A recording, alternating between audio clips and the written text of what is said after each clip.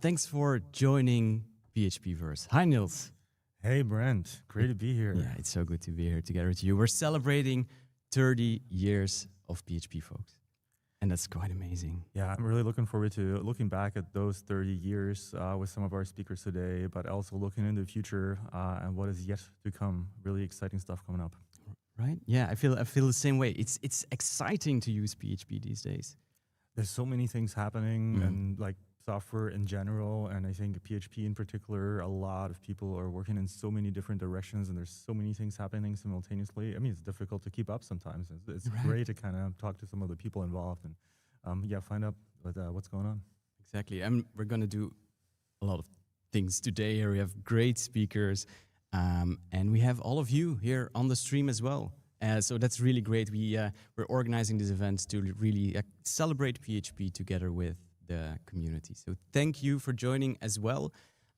Maybe before we dive into some practical stuff, let me introduce my co-host here today. In case you don't know him, this is Niels. And I was talking to Niels yesterday and I realized he's kind of like the backbone, together with Jordi, who's somewhere in the room as well, kind of the backbone of the modern PHP ecosystem. Isn't that right, Niels? I mean, in a way, but I think, we're providing some infrastructure and there's all of these amazing things that are then provided through that are built on top of Composer and packages. And it's great to be a part of that ecosystem. But sure, thanks for putting all that on our shoulders. I mean, if something goes wrong on your end, a lot of people will notice, right? Yeah, I mean, we try and take a lot of precautions for that not to happen. Yeah. But yeah, sure. In the worst case, it would impact a lot of people, yeah.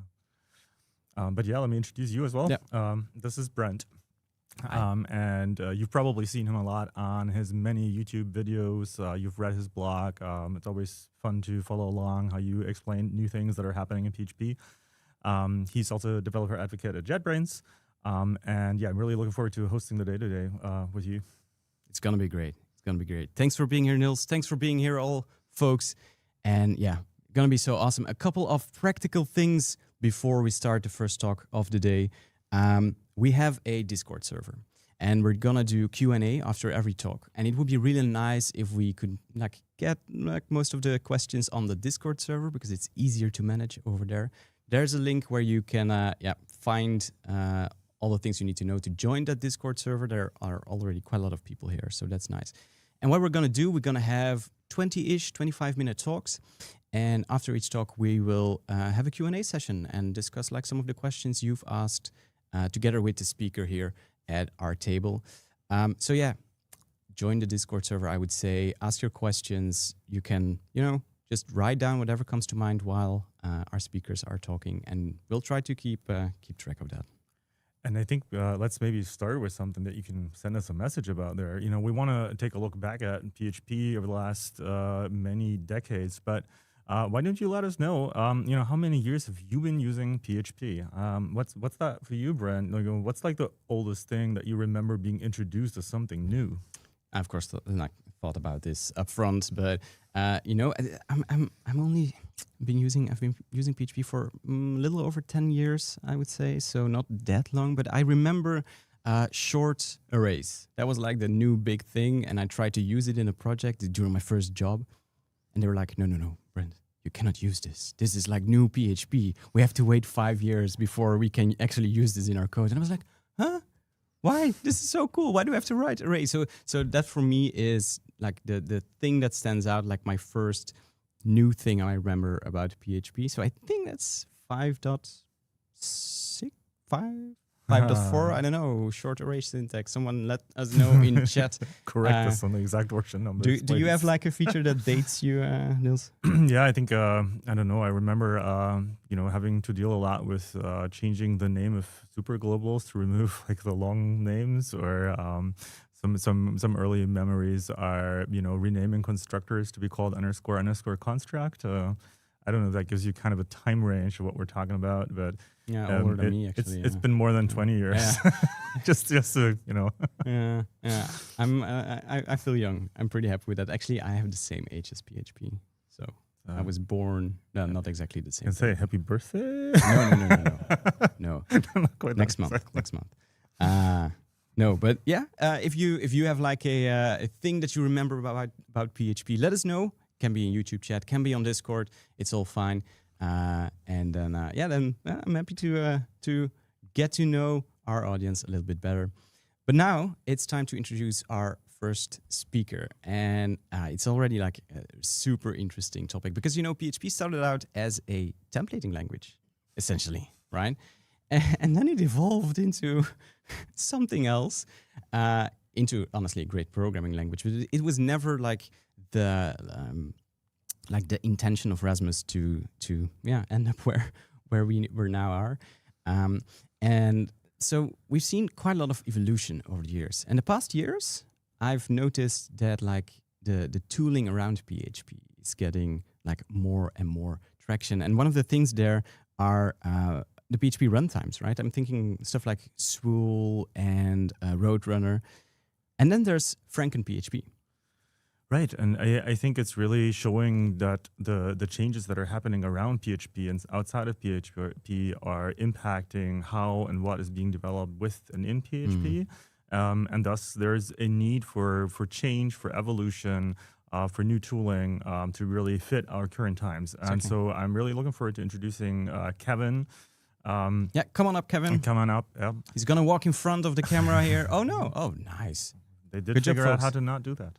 Nice. Awesome. Hi. Kevin, good morning, midday, afternoon. Like people are watching from different time zones.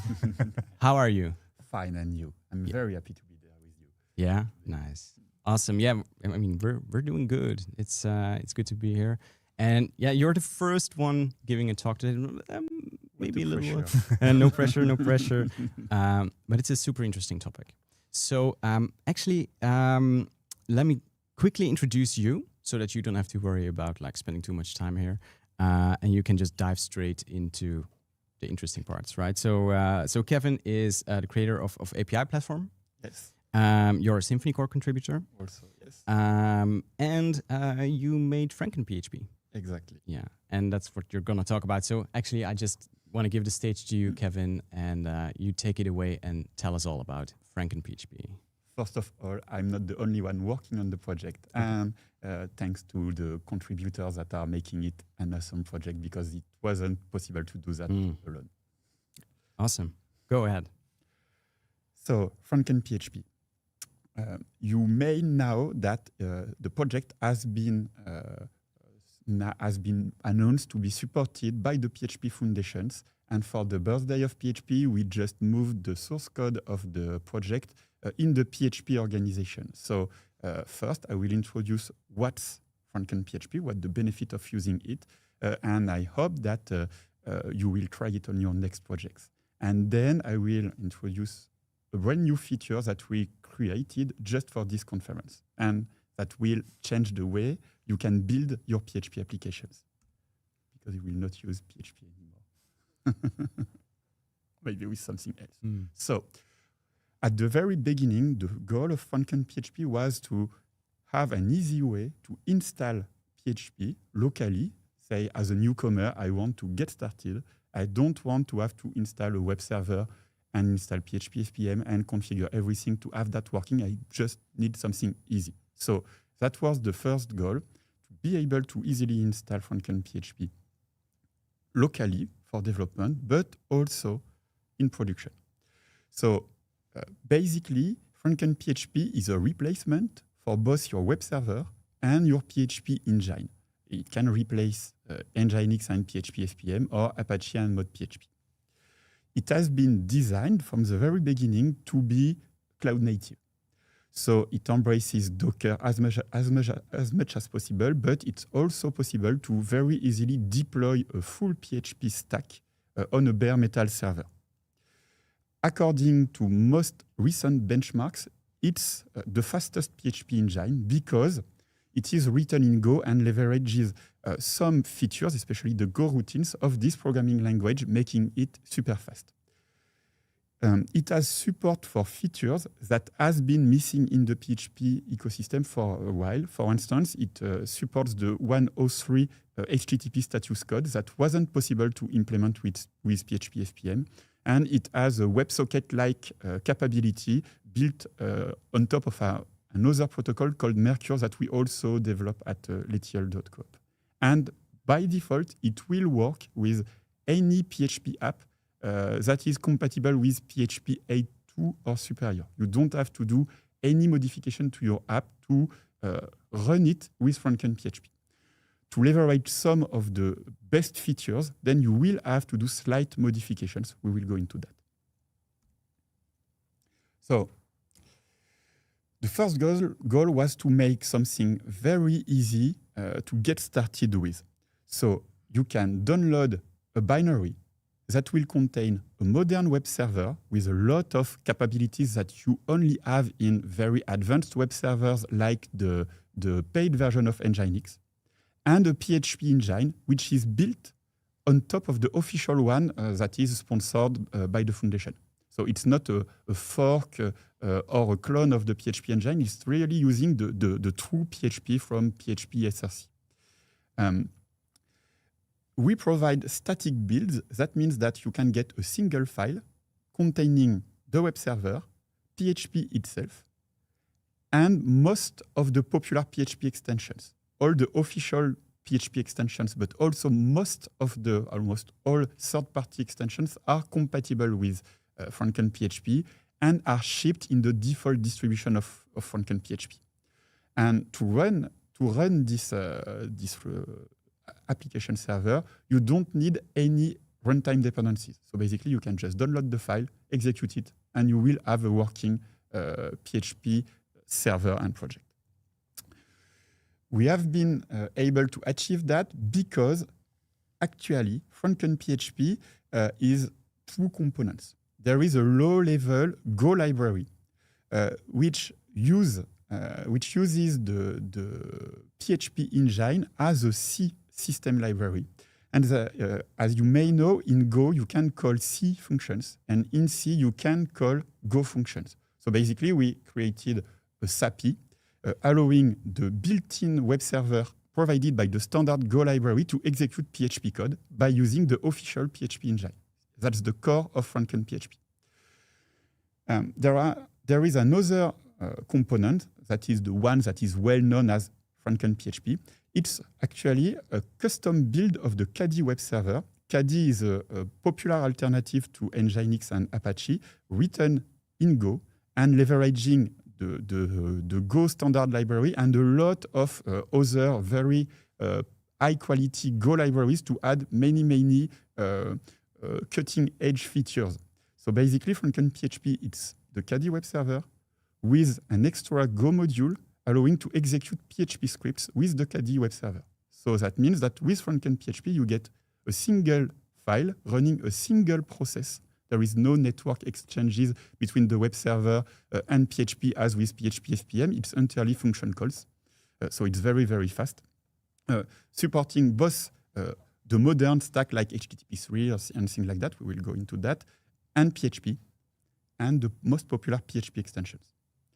You can use all the features provided by KDE, by PHP, and by the PHP extensions.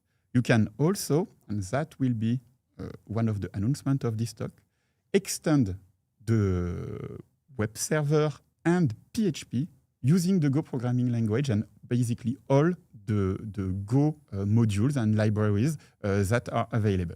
And that has been designed for to be used locally, but also in production.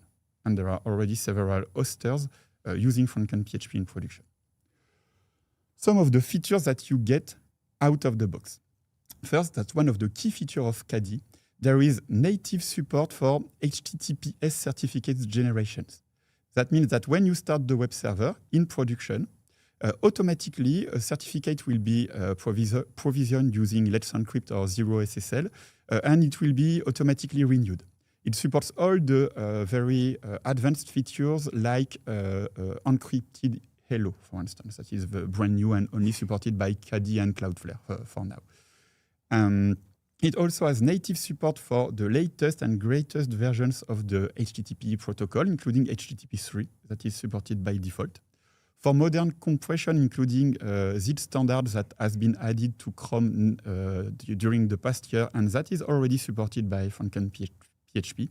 And it has out of the box a lot of modern features that are very popular in other ecosystems, especially in the Kubernetes ecosystem, for instance, but not that much in the PHP ecosystem, like structured logs in JSON, open metrics and open telemetry that is built in with a lot of insights that you can get on your application, an API that you can use to change the configuration of your PHP app or your web server directly through HTTP, native support for the 12-factor methodology, graceful reload, and a lot of other features that are built into the tool, mostly because it's built on top of KDE, and KDE has a lot of very powerful features.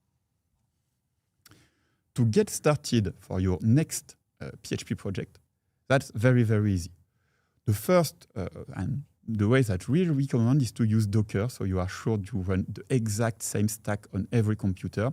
So we provide official Docker images. You just have to share the directory containing your PHP code to the app directory of the official Docker container, and to expose the standard HTTP, HTTPS, and HTTP3 using UDP ports.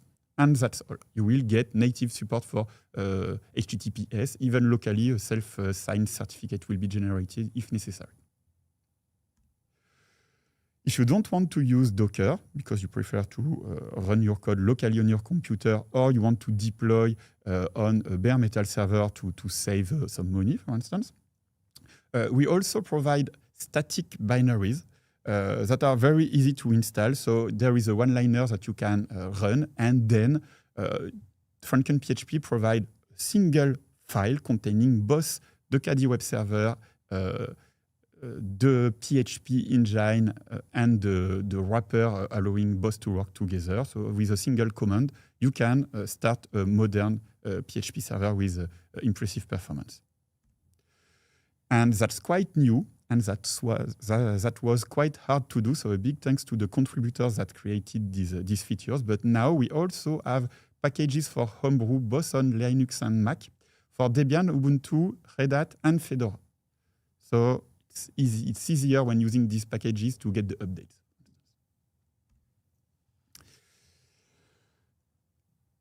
Everything that is enabled by default in FrankenPHP works with any existing PHP app. But we have an extra feature that can be enabled that is opt-in. So you need to make it explicit that you want to use this mode to improve the performance of your application. It's what we call the worker mode, and it's quite similar to what you can achieve with Roadrunner or Swool, but it's built into the engine, and it's closer. It's written entirely in C, and it's faster and closer than what you can do, especially with Roadrunner. So this mode is entirely optional and opt-in. You need to enable it, but you can enable it with only very slight modifications to your PHP code. And we will see that if you are using Symfony or Laravel, you don't have to change the code at all. So the main idea behind the worker mode is that, let's say that you create a hello world using Symfony or Laravel, and you profile it using a profiler like Tideways or Blackfire. You will see that most of the time is taken autoloading the classes using the autoloader provided by Composer, and initializing the objects, the services that are needed for all requests by all requests by using the dependency injection container provided by these frameworks. So basically, there is a boot time for every request that can be quite slow, and that is useless because it's always doing the same thing for every request. The main idea of the worker mode is to be able to start a script at the same time at the web server, initialize everything that can be shared between requests, for instance, autoloading the classes and initializing the global services needed for your Laravel or Symfony application, but there is no hard dependency to Symfony or Laravel. And then let this script handle the HTTP request when they flow, and reuse the objects that has been created to handle the next request. So this feature has been possible to implement because FrankenPHP itself is written in Go. And under the hood, we provide a new PHP function allowing to do that will reset the superglobals, the stream handlers and things like that, but keep some global variables in memory. That's the main idea. And it's using the iconic feature of the features of the Go programming language, the Go routines and the channels that allow to leverage the CPUs, the multiple CPUs that you have in modern computer, and to do concurrent programming very efficiently. This mode is automatically supported by Symfony. If you use a recent version of Symfony, it will be enabled by default as long as Symfony will detect that you are using the worker mode of FrankenPHP, and will also be automatically enabled with Laravel if you install the Octane package. It's also supported by many cloud providers, including Laravel Cloud, Clever Cloud, and Platform.sh that has official support for FrankenPHP and this mode if you want to use it. So to enable the worker mode of FrankenPHP, basically you just have to write a simple config file. It's using the format of the KDE the configuration format of the KDE web server. So you need to specify a worker file that's a PHP script designed to start at the same time as the web server and to handle the request with the same running script. With both Symfony and Laravel, basically you need to point the file to the worker to the front controller of the application. And usually, that's all you need to do.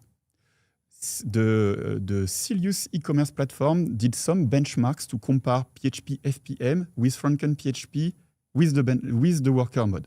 So Silius is based on Symfony, so it's basically a Symfony application.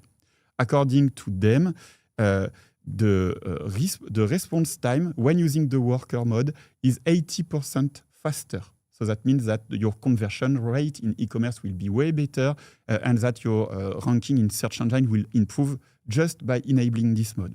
And also according to them, you can save something like $1,000 per month on your EC2 bill just by enabling the worker mode because it's way more efficient than the standard mode for a typical e-commerce website with not that much traffic. So, of course, it's a benchmark, so you need to try on your own infrastructure with your own code to see the performance, but there are the performance gains, but it's way faster than PHP FPM.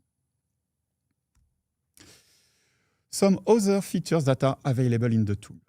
Support for the 103 status code. The main idea is to be able to preload the assets needed by the web page. Let's say that you are generating an e-commerce page in PHP. To do that, you will usually run a lot of slow SQL queries and do a lot of computations. In this example, this will take 200 milliseconds. And at the end of that, you will generate some HTML page that will be sent to the web browser. The web browser will parse the HTML, detect that it needs some extra resources, in this case, a CSS file. Then it will download this CSS file, 25 milliseconds. And finally, it will render the page. But us, as web developers, we know that the client will need the CSS file. So that's the main idea of this new status code. The web server or the PHP app, if it is smart enough, can immediately send a temporary and informative response telling the web browser that it will need these assets. In this example, the command.css file. So it can do that before doing the hard work, the slow SQL queries in my example. So the web browser will be able to download these assets while the server is generating the rest of the HTML. So in this example, at the end, the server will send the final 200 HTTP response, but the CSS file will already be there. So the latency will improve a lot. That's cool. That works in Node.js, for instance, but it's not possible to implement that with PHP FPM because of technical limitations. The fast CGI protocol is not compatible with sending multiple HTTP responses to a single HTTP request. That's not possible. So this is a problem with SPA. With Apache, it could be possible when using the Apache module, but it's very hard to do because we would have to refactor the Apache engine and the Apache module a lot, and nobody has done that so far. With FrankenPHP, because the built-in web server of Go supports this status code, it has been easy to implement. And so we provide a PHP function called headers send, and you can just set the headers containing the assets to preload, call this function, a temporary response will be sent to the web browser, then generate your HTML as usual, and a final 200 response will be sent to the web browser. So with FrankenPHP, you can use this new capability of the HTTP protocol, and that's the only PHP engine supporting that. If you are using the Symfony HTTP Foundation component, that means if you are using Symfony or Laravel or Drupal or PrestaShop or things like that, then there is an helper for that directly in this component. And so you have some helper methods to generate that. If you are not running FrankenPHP, then the informative 103 response will just be skipped. There will be no errors. Another interesting feature is the support for the Mercure protocol. It will be a bit hard to go deep into that during this talk, but you can find everything in the documentation on the website, and there are a lot of videos on YouTube explaining how it works. Basically, it allows your server to push data to the clients, and the clients will receive in real time JavaScript events to update the view. So it allows to create real-time applications, and it's built into FrankenPHP too. You can also, if you don't want to use Docker, package your PHP apps as standalone binaries. That means that you will have a single file containing the web server, PHP itself, the extensions that you need, the FrankenPHP SAPI, your PHP code, your assets, basically everything that is needed to run your app. To do that, it's quite easy. Install your dependencies in prod mode, clone the FrankenPHP directory, execute the script that we provide, and set an environment variable to the path of your PHP code. And you get a binary that you can start, that will start your application without having to distribute the PHP code and the assets separately. Another interesting feature. And let's finish with a brand new feature that we created with Alexandre Daubois from the Symfony core team, just for this conference. This brand new feature is a new way to write PHP extensions using only Go and without having to write C code. It's still possible, of course, to write C code, but it's not mandatory. The main idea behind that is to be able to use the key features of the Go programming languages in your PHP apps and write some, let's say, performance-sensitive performance-sensitive code directly in Go, but call it from PHP.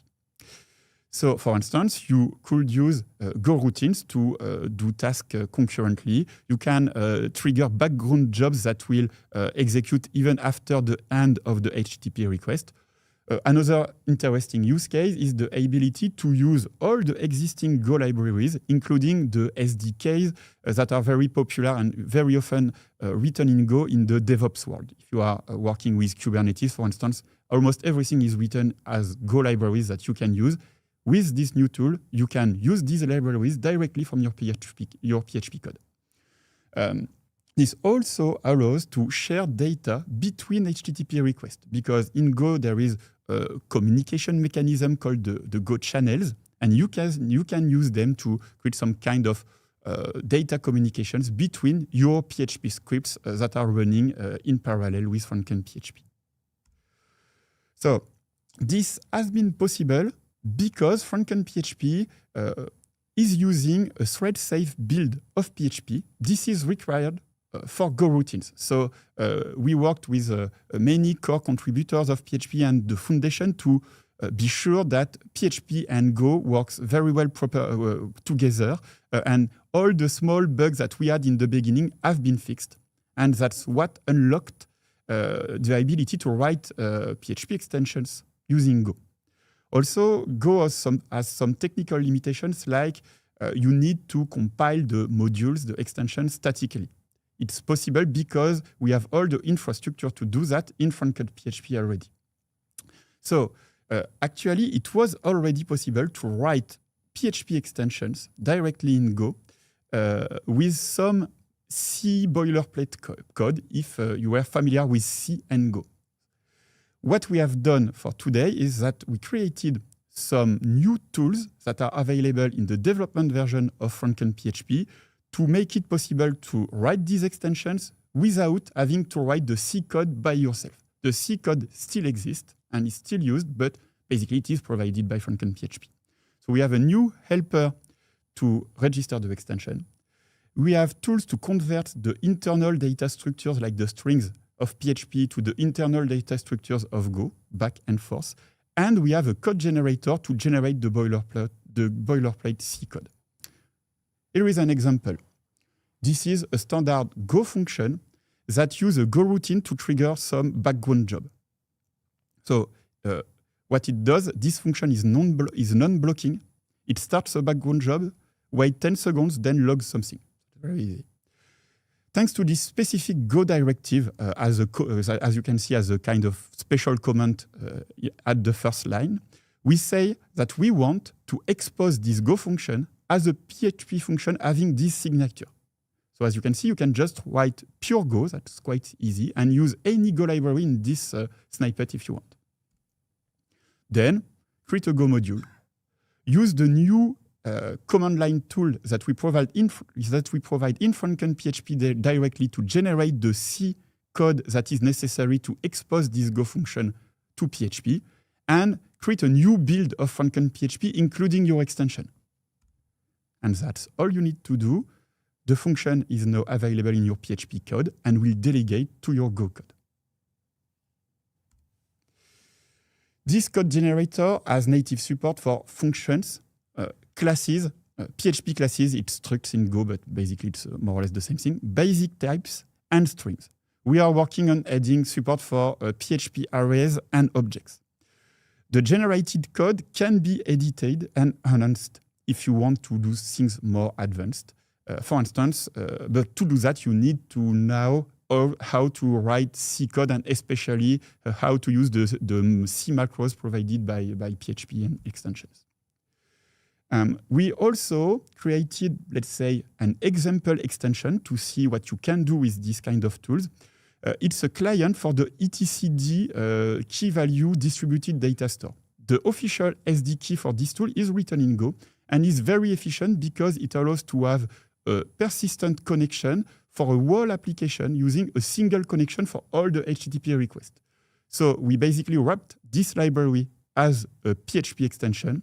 And so you can find this demo extension on GitHub, and it showcases all the best practices to write PHP extensions in Go, including how to have global objects in Go reused by all the HTTP requests handled by PHP, how to write tests, how to convert the data structure. So it's a quite complete example.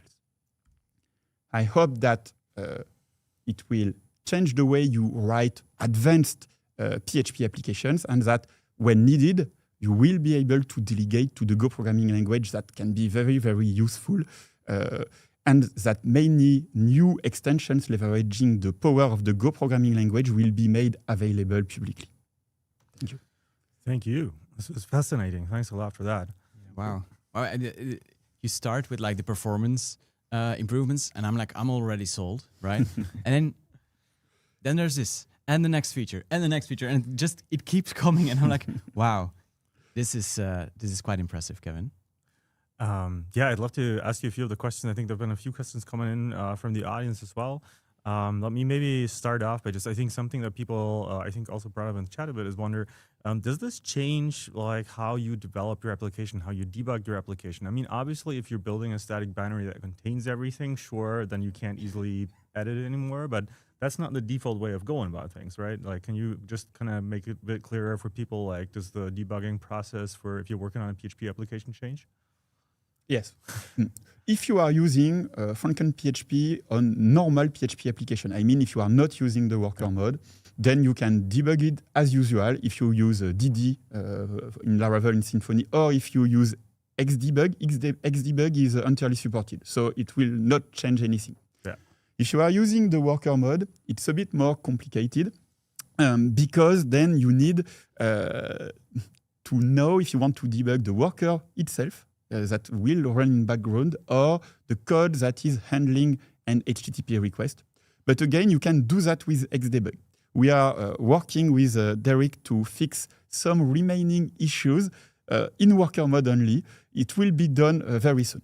For DD and dump that are popular in Symfony and Laravel, it's already entirely supported, and we fixed some issues with the worker mode very recently, but now you can use the usual tools. If you are writing, let's say, extensions using this new feature in Go, then you can just use the debugging tools provided by the Go programming language itself, and it's how we debug that, to be honest. And there is a debugger called Valve that is shipped with the standard Go distribution, and it works out of the box with FrankenPHP if you want to debug the Go code. If you want to debug the C code, if you are really going in the advanced way, then you need to use the GDB. Yeah, I understand. I think that's just a good thing for people to kind of understand that it's easy to get started with, right? Because it seems like this, like, you know, like you said, like, oh, there's all these amazing things, and I think it's easy to kind of come in and go like, oh my god, like so many different changes. But I think it's really easy to get started, and then you can start thinking about, okay, what else can I make use of and build on top of that? But I mean, I was trying out FrankenPHP last week because I knew you were coming, Kevin, and I wanted to have tried it out at least once. And I know it was just like simply just running FrankenPHP without the worker mode, and it just worked. And indeed, but this was local, of course, and like no absolute benchmarks here, but like 25% performance increase just out of nothing. Cool. So that's really nice. Yeah, I think that's something I would be fascinated. I mean, I think the worker mode, that's one thing, but like just by itself, how does this compare? Are there a lot of benchmarks people can find? Is that something that we need like ask for help with the audience maybe to produce a bit more? So there are a lot of benchmarks available, but there is one from the Laravel core team that is available on the Laravel website. There is one from Cilius, and both benchmarks say that FrankenPHP is the fastest engine. But the thing is that we optimized a lot of things since then this benchmark, and now it's even faster. My colleague Antoine Blichet is working on a new set of benchmarks that will be up to date for the Cilius conference. So in the next few weeks, there will be new benchmarks with up-to-date numbers that will be publicly available. Yeah, look forward to that. So there's time for one more question, and I just noticed something on the Discord here. By the way, if you're watching and you want to pitch in with the Q&A, you can just come to Discord. There are a lot of people talking here. We won't be able to answer all questions on streams, but Kevin, you're invited or required to go into Discord after your talk and to take a look at all the questions here. So they will be answered.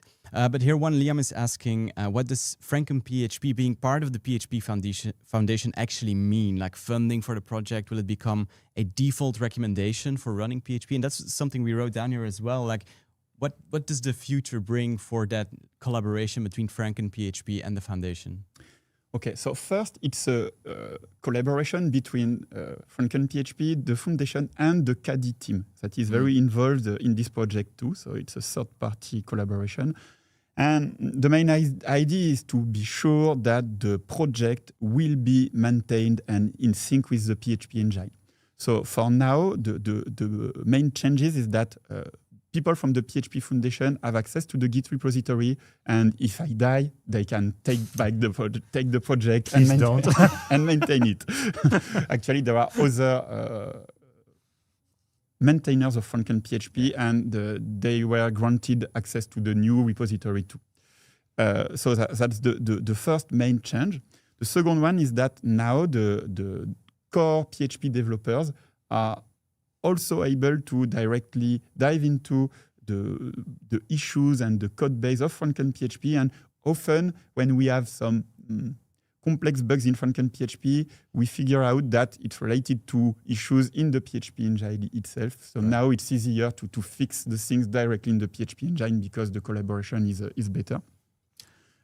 And at some point, indeed, there will likely be funding to work specifically on FrankenPHP itself. Regarding the official status and how to promote that on the website, it's topics that are being discussed, but no decision has been made so far. Is that something you'd like to see, like FrankenPHP as the default way, advertise how to install PHP and get started? If you ask me, yes, I would be very proud of that, but I'm not the one that can make this decision. Yeah, I think you're doing a good job already, like familiarizing people with it. And I think that's a big step toward it, is just people trying it out, working with it, and seeing that it works the way it's supposed to. Thank you. One more very important question: will there be a FrankenPHP elephant? Simply yes or no to suffice. Yes, I see you. Yep. Okay. We already said that if the GitHub repository has 10,000 stars, we are know what to do. 8,000. We will make an elephant. So 2,000 more, and there will be an elephant. With some luck, right? That's later today. Folks, you know what to do. Go to the GitHub repository. Kevin is going into the Discord server to answer all the questions, and we are going to our next speaker. Thank you a lot, Kevin, for being here and for working on FrankenPHP. Super cool. Thank you. Enjoy the conference. Thank you. Hey, speaking of, the folks in the room here, give a little clapping. Nice, that's nice. Speaking of elephants, we also have something pretty cool coming up later.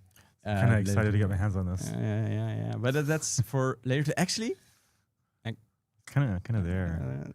We're there. Nicolas, this is your time to come. We're like we're filling the void, and Nicolas is just like sitting there waiting. I guess he needs a personal invitation. Hey, Nicolas. Hey. Welcome. You cannot move the chair. I cannot move the chair. Please move a bit closer to the mic. Perfect. Okay, this way. And your audience is going to be right there. Yes, okay, I need to speak here. And the slides, I need to... Oh, yeah. change. That I should actually do. Oh, that's your job. Okay, I didn't know. No, actually, it's Nicolas' job. Okay. I don't know how to do it. I'm not qualified.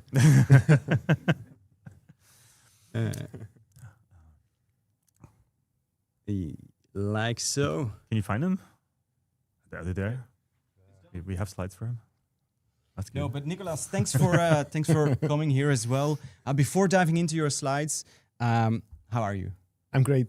Yeah. Really great. Happy to be here. Yeah, you just had a conference last week. Yeah, absolutely. Symfony Online. Going from one to another. Yes. Are you feeling tired or? No, still? not at all. I'm very stimulated by every conference. So I've been doing like 15 conferences this year. It's the last one of the 24-25 season, and right. Yeah. I'm really great. Wow. Yeah. A lot. Yeah. Nicolas, you do a lot, man.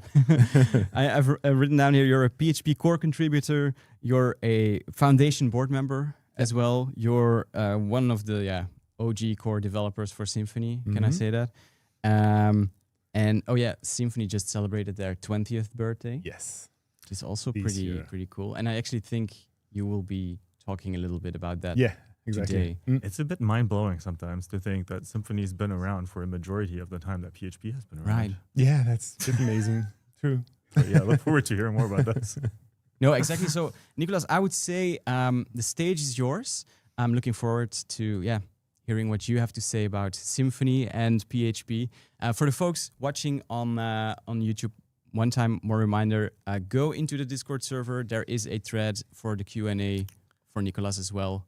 Also, if you're using Symfony, maybe let us know with, I think we don't have a pony emoji for the Symfony, but maybe use Look at this one. This is nice. Like everyone is doing elephants, right?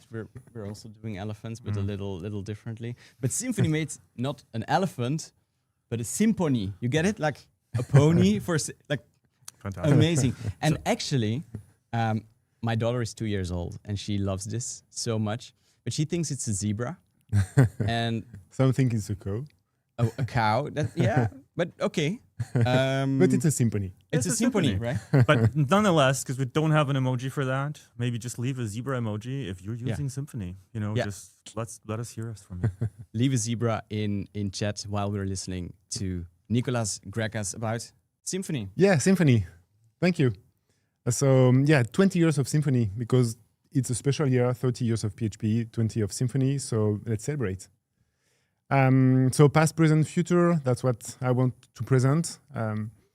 So as you know, I guess already, Symfony is two things. It's both a set of building blocks like the components and a framework. And so when we talk about Symfony, we can talk about both. So I'm going to talk about both. I focus mostly on the framework, but we have true core values that make us work on components first and then build the framework on top.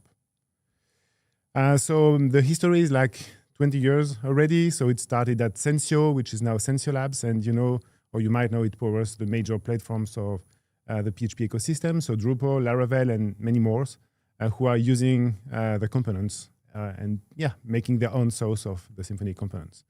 So Symfony is designed to be modern, fast, and developer first. We are all working really, really hard to achieve this promise. So I hope we kind of achieve this limit. We're working hard on that. So Symfony, one true low-level and really core principle is not exactly the code, it's the set of processes. And that's something that's really, really important. And it gives, I think,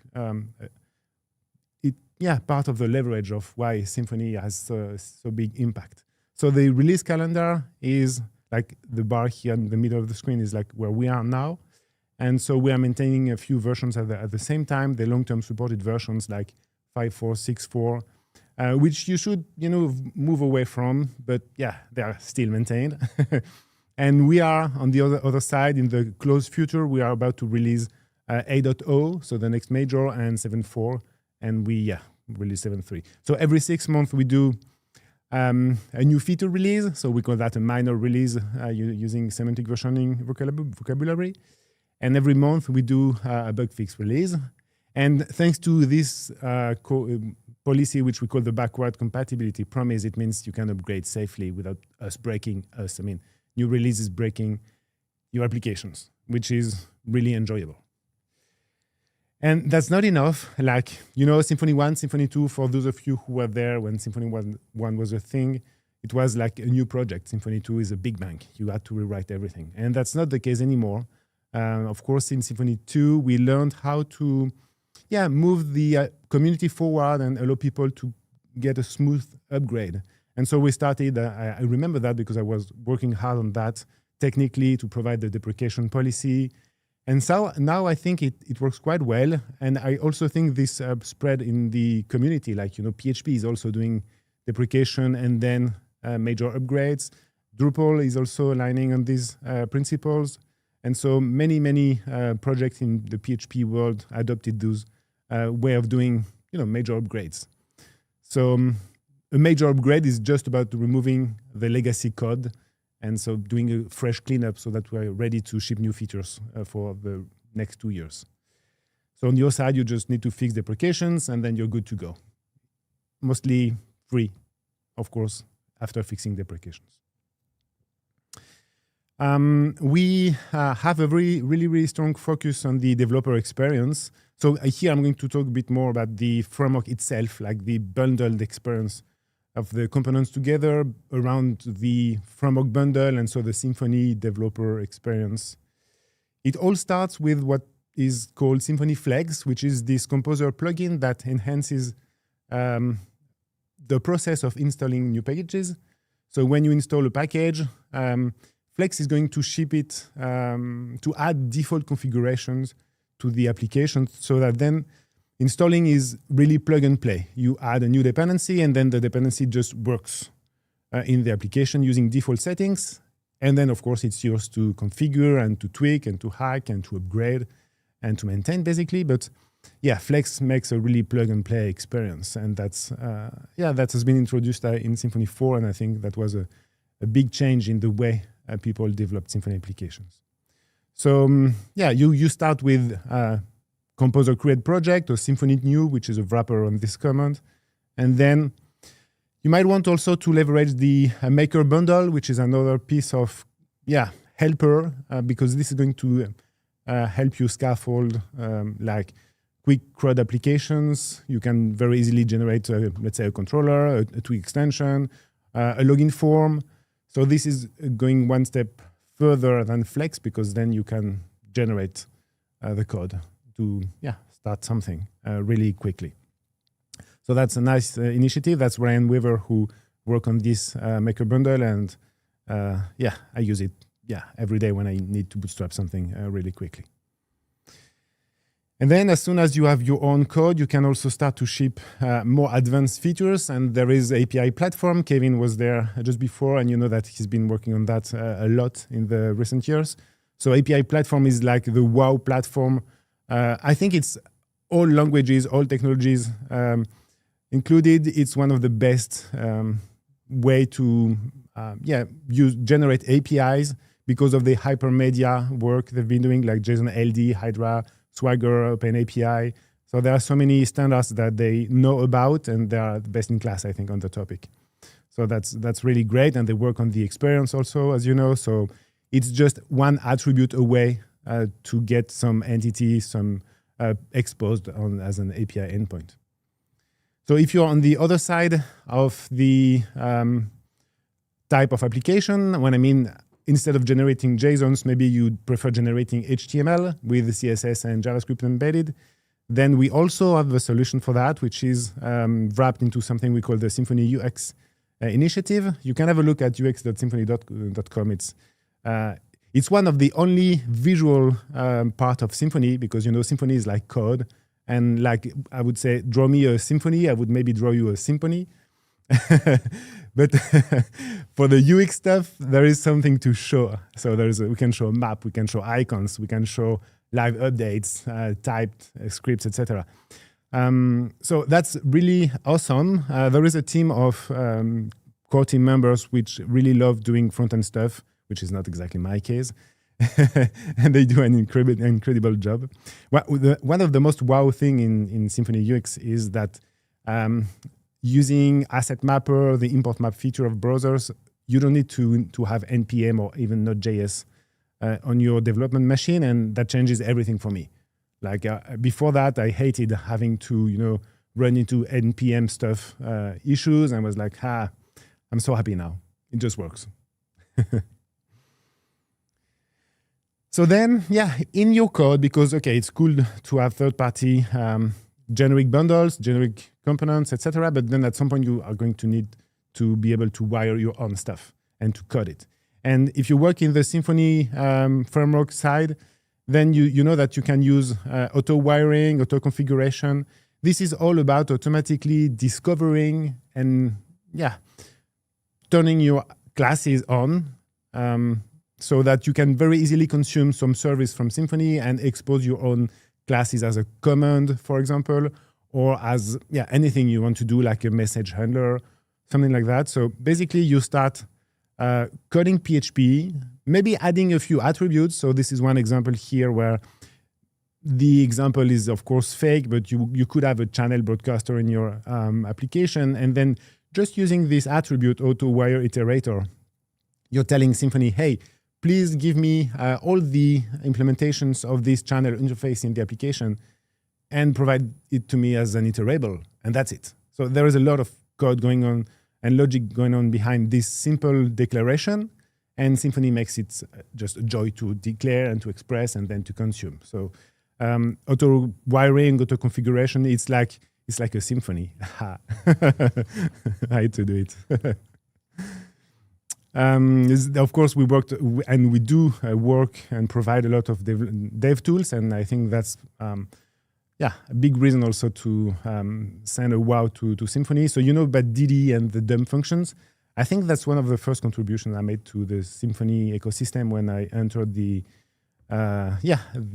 group or the repository a few years ago, more than 10 years ago.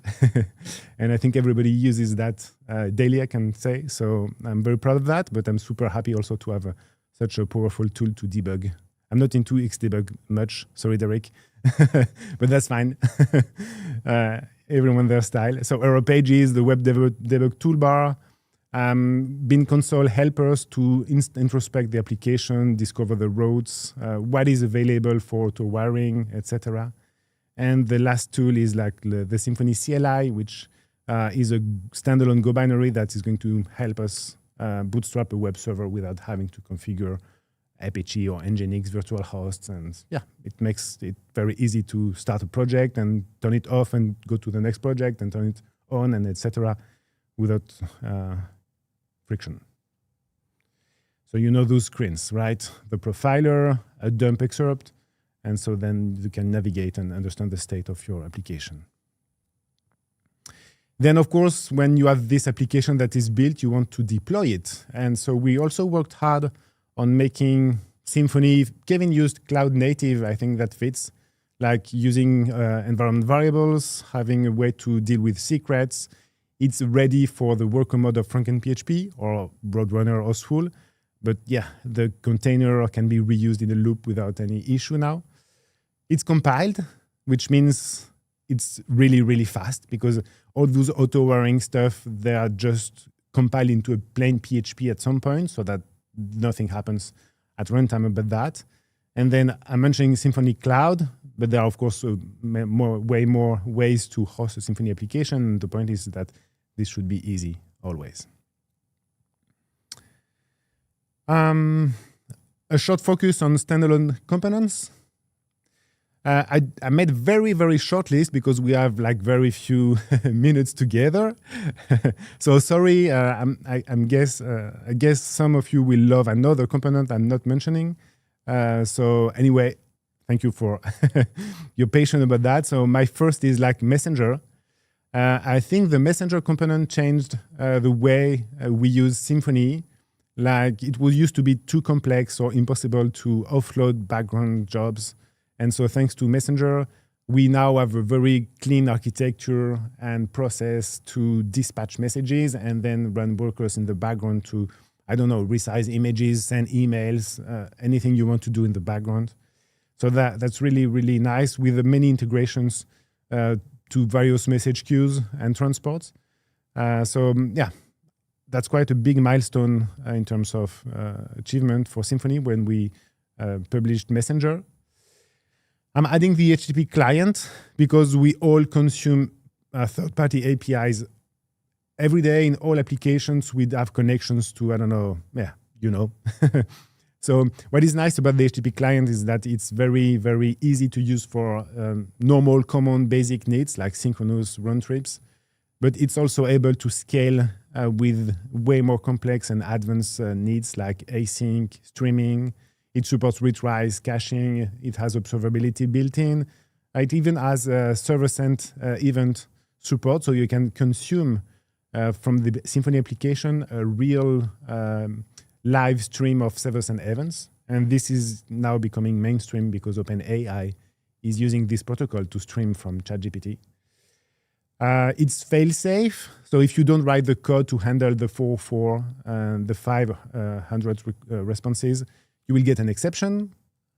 It's secure because TLS is tweaked to the maximum level, which is not the case by default in PHP. So by default, PHP is not super secure in that regard. So something we could improve maybe with the foundation.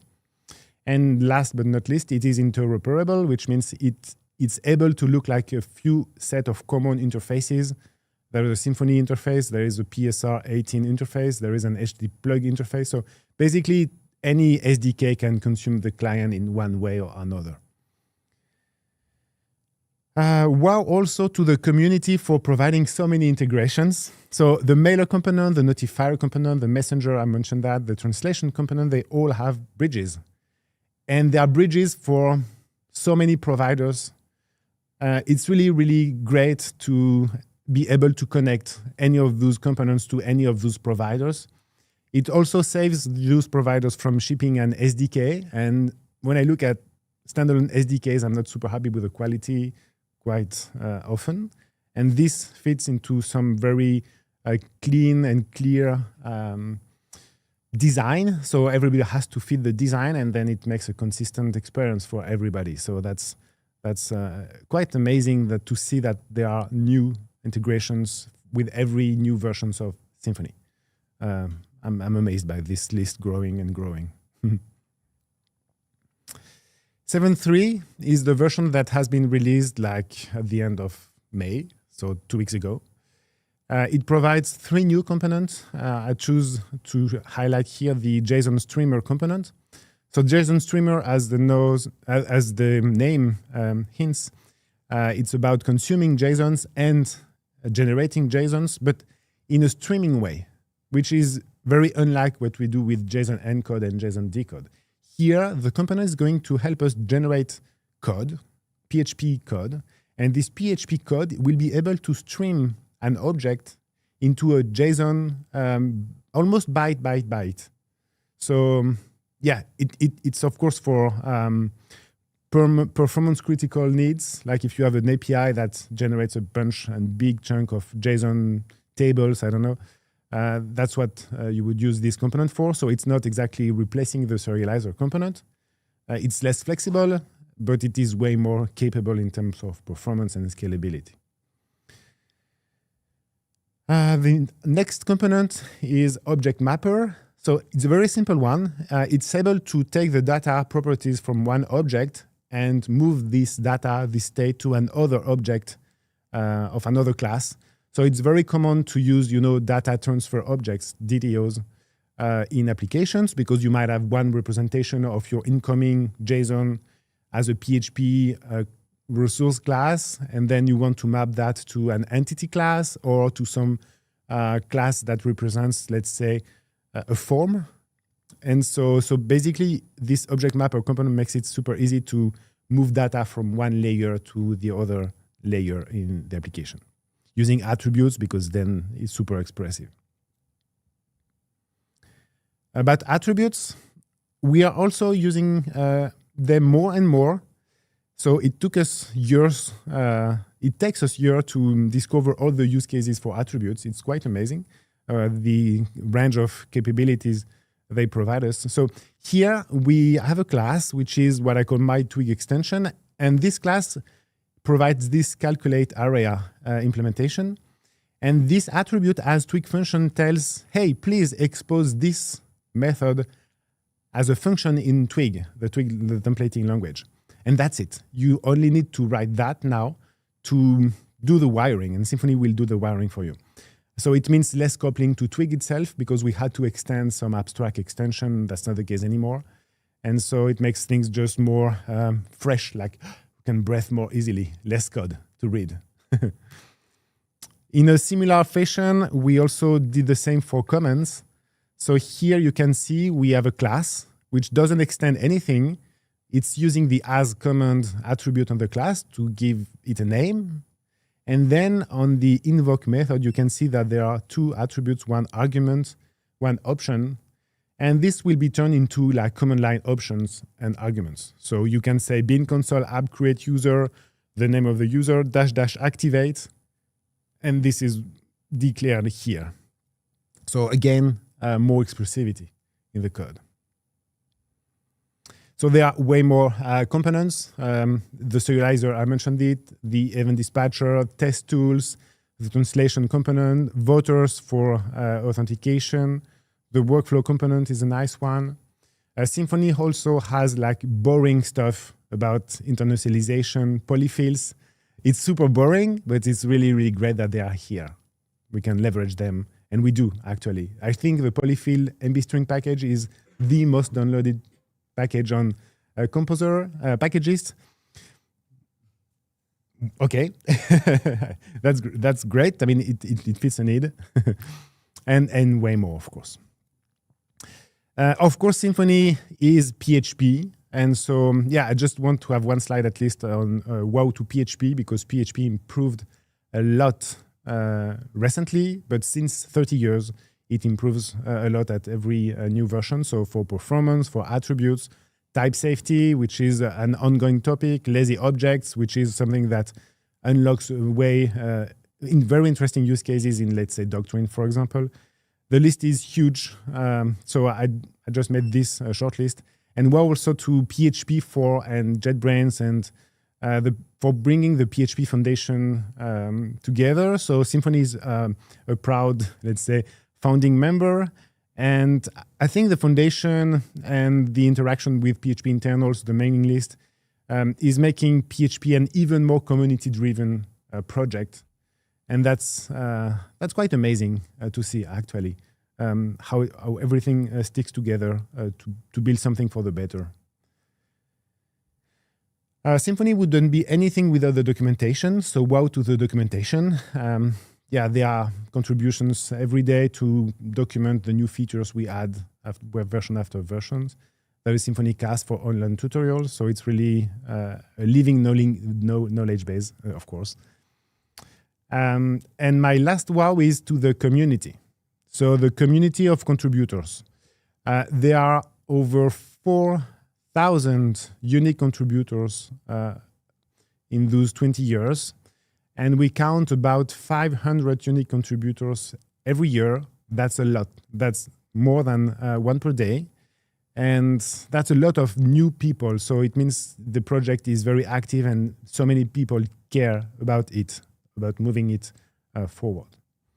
So the community of contributors is led by this team, so the core team.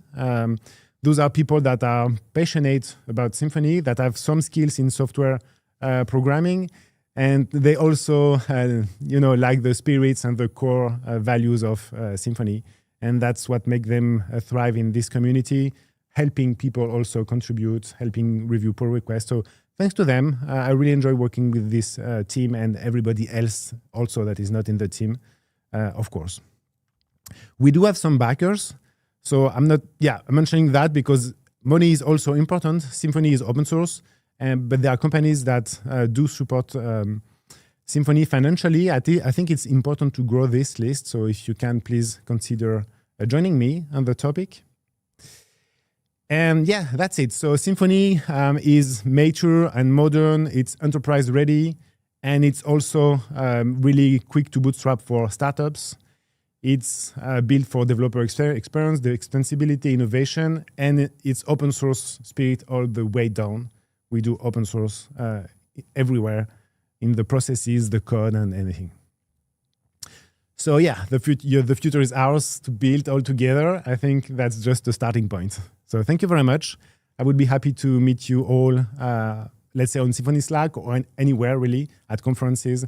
Thank you. Thank you, Nicolas. Wow. Thank you. Yeah, and thank you for all the work that you do on Symfony. Wow to you as well. I think, Symfony's impacted PHP in so many positive, different ways. It's really cool to kind of see the broad overview of that. Yeah, people are clapping here. Yeah, that's fine. I don't think that it picks up on the microphones, but go wild. Go wild. Wow. It's an impressive list. I mean, and it's only the tip of the iceberg, as you said. There's so much going on in the Symfony community. I think that's also leads me to like a first interesting question a bit is, I think about the direction of Symfony going in the future. Because I mean, like you said, you have this pretty big core team. Symfony is a lot of different things to different people for different reasons, right? You say it's enterprise ready. It's great for a startup to build their first app. And is there like a focus, a particular direction you're trying to take this in? Or is it more of a, we're a big community, we can kind of divide and conquer, we kind of do different parts simultaneously? And especially considering the timeline of those 20 years, do you feel like the focus has shifted over that time?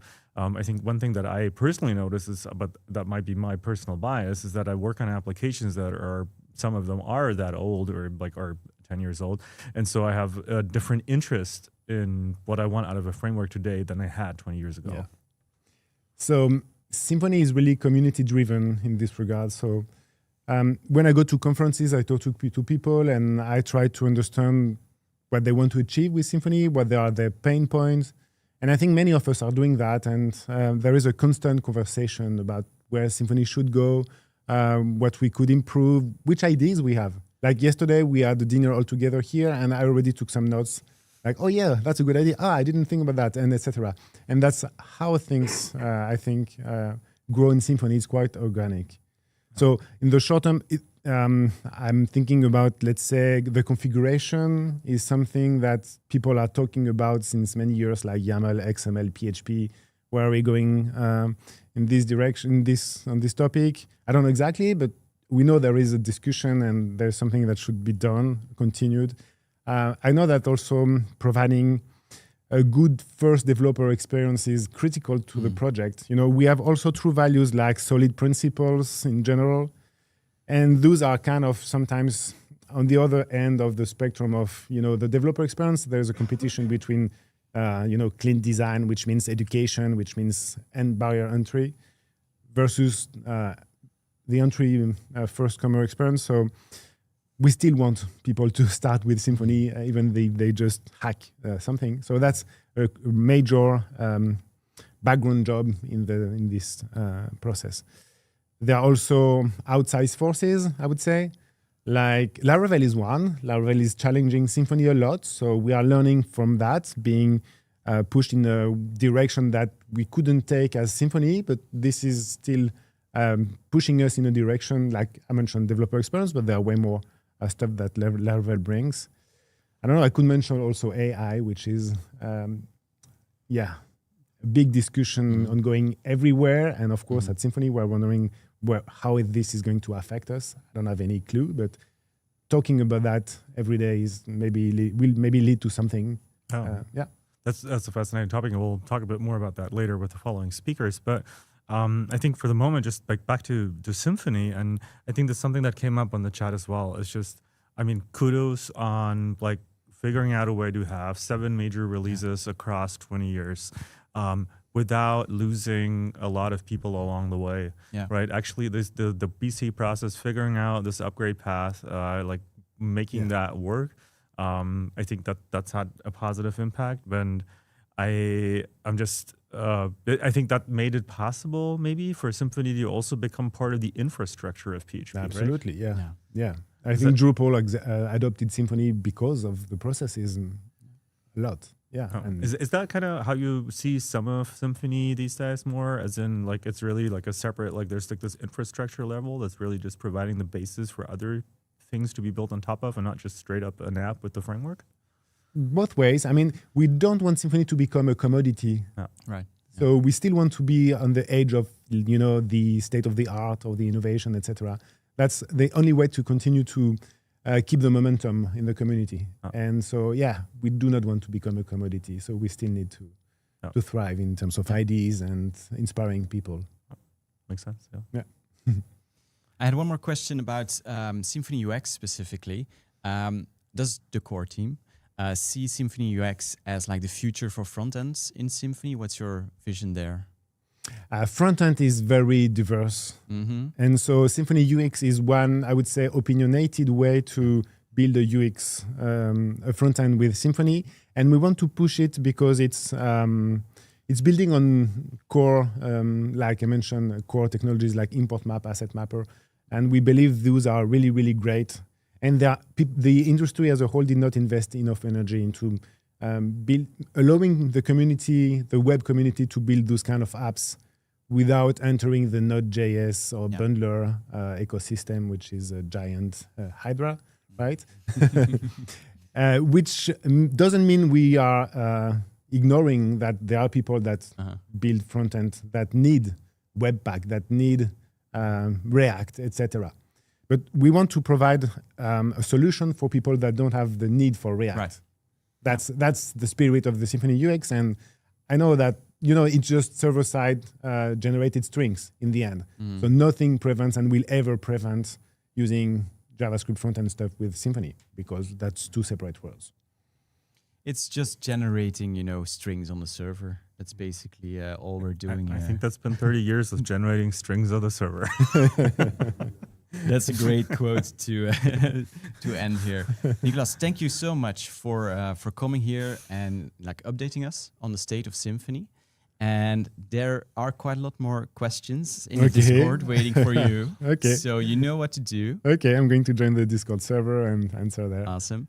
And then, we will move on to our next speaker, actually. And I feel like Nicolas kind of did the intro for us there, didn't he? Like with the AI stuff, right? Yeah, because we are there goes Nicolas in front of the camera. That's totally fine. Thank you. The next talk is a little bit something different, right? It's a talk by Marcel Potziot. But I have to say up front, he couldn't make it in person today because he has been sick for a whole week actually, and he didn't feel good enough to travel. If all is well, he will be here via call after the talk to answer some Q&A as well. But he actually sent a recording of his talk. He's talking about MCP, which honestly I don't know much about. So I'm really curious.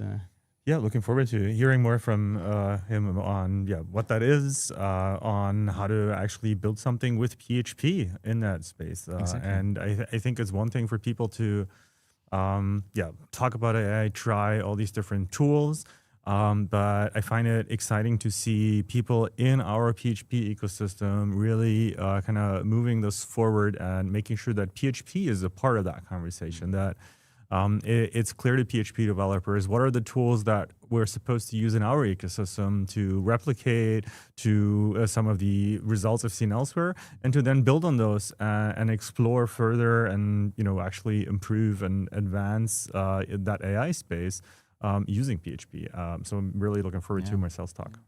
Exactly. Now, before we switch to Marcel here, I'm looking at our screen there, and I just noticed that the one elephant over there that's a little bit different than the others, and I'm so looking forward to. Nope, that's the wrong side. Come on, there. But we're keeping it in the background for now, and I think that's for later today. But for now, we're gonna switch to Marcel, who's gonna talk about MCP, and he's gonna do a little bit of introduction as well. So enjoy, and again, you can leave your questions in Discord as well. If Marcel isn't able to make it in the call, then he can scroll through it afterwards. So we hope that your question will be answered. Anyway, here's Marcel. Hey, welcome to my talk about MCP servers with PHP, what they are, how we can use them, how we can build them. My name is Marcel Pulciot. I'm the CTO at Beyond Code, where we create software tools for PHP developers, people like ourselves, people like you. If you want to follow me on social media, feel free to do that on all kinds of socials using that handle.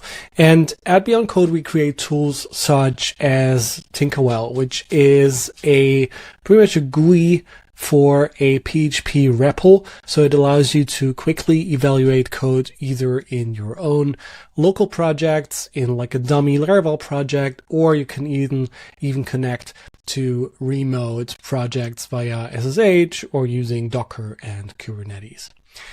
Then we have built Expose, which is an open source tunneling solution. So it's kind of like Ngrok.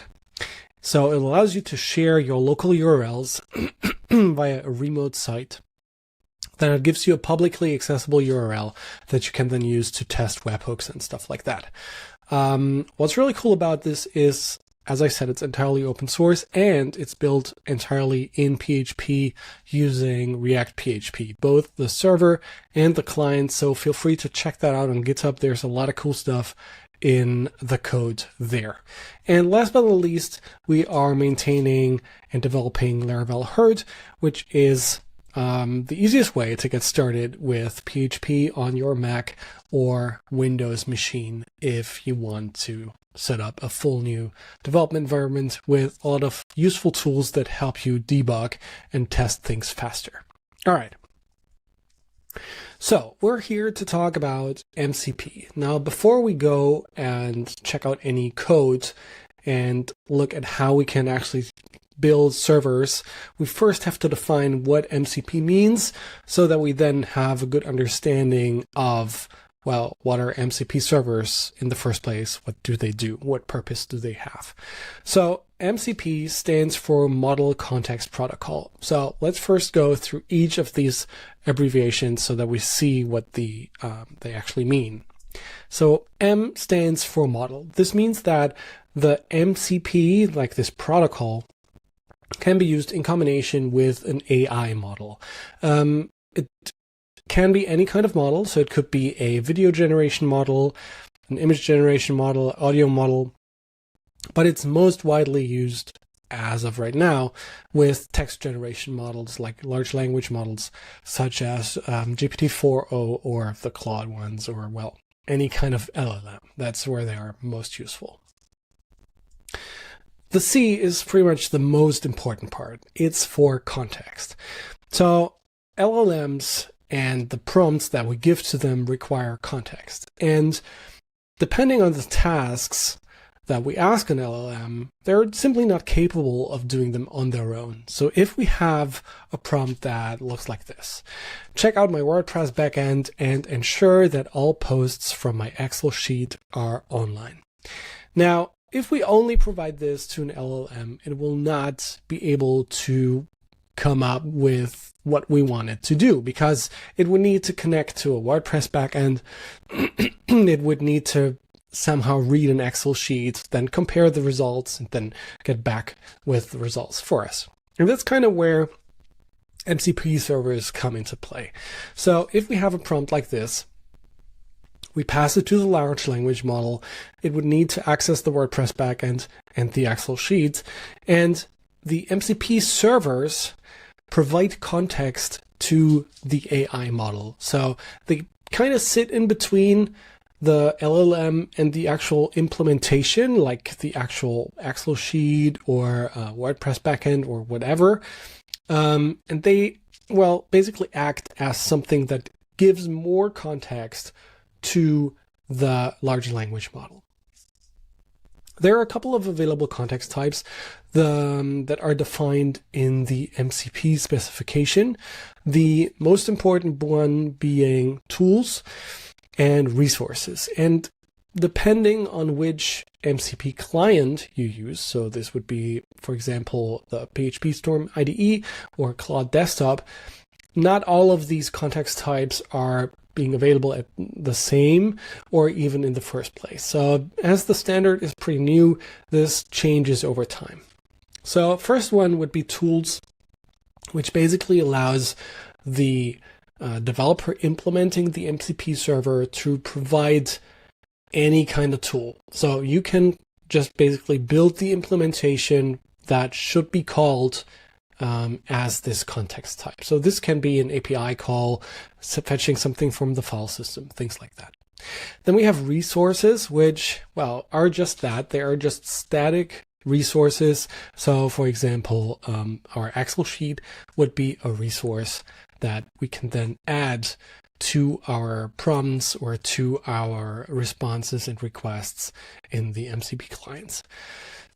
Then we have prompts and sampling. Those are not really used as of right now, but they are defined in the MCP protocol. We are going to focus on tools and resources for now. And this is basically the flow, how it looks like if you interact with an MCP client. So as I said, MCP client would be PHP Storm, for example, or Cursor, VS Code, Claude, Desktop, anything like that. And when you add a prompt in there, it's going to see which MCP servers are available, use the tools and resources that are available.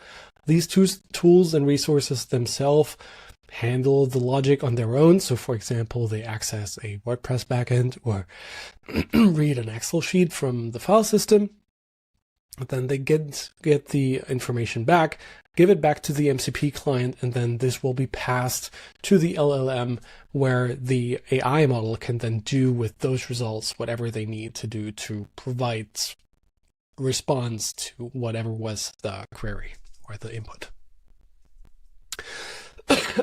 There are a couple of MCP clients out there. And if you're somehow a bit aware of the whole AI space, you might see that new ones pop up every now and then. So as I said, these are IDEs or like desktop tools. So anything that can interact with these MCP servers.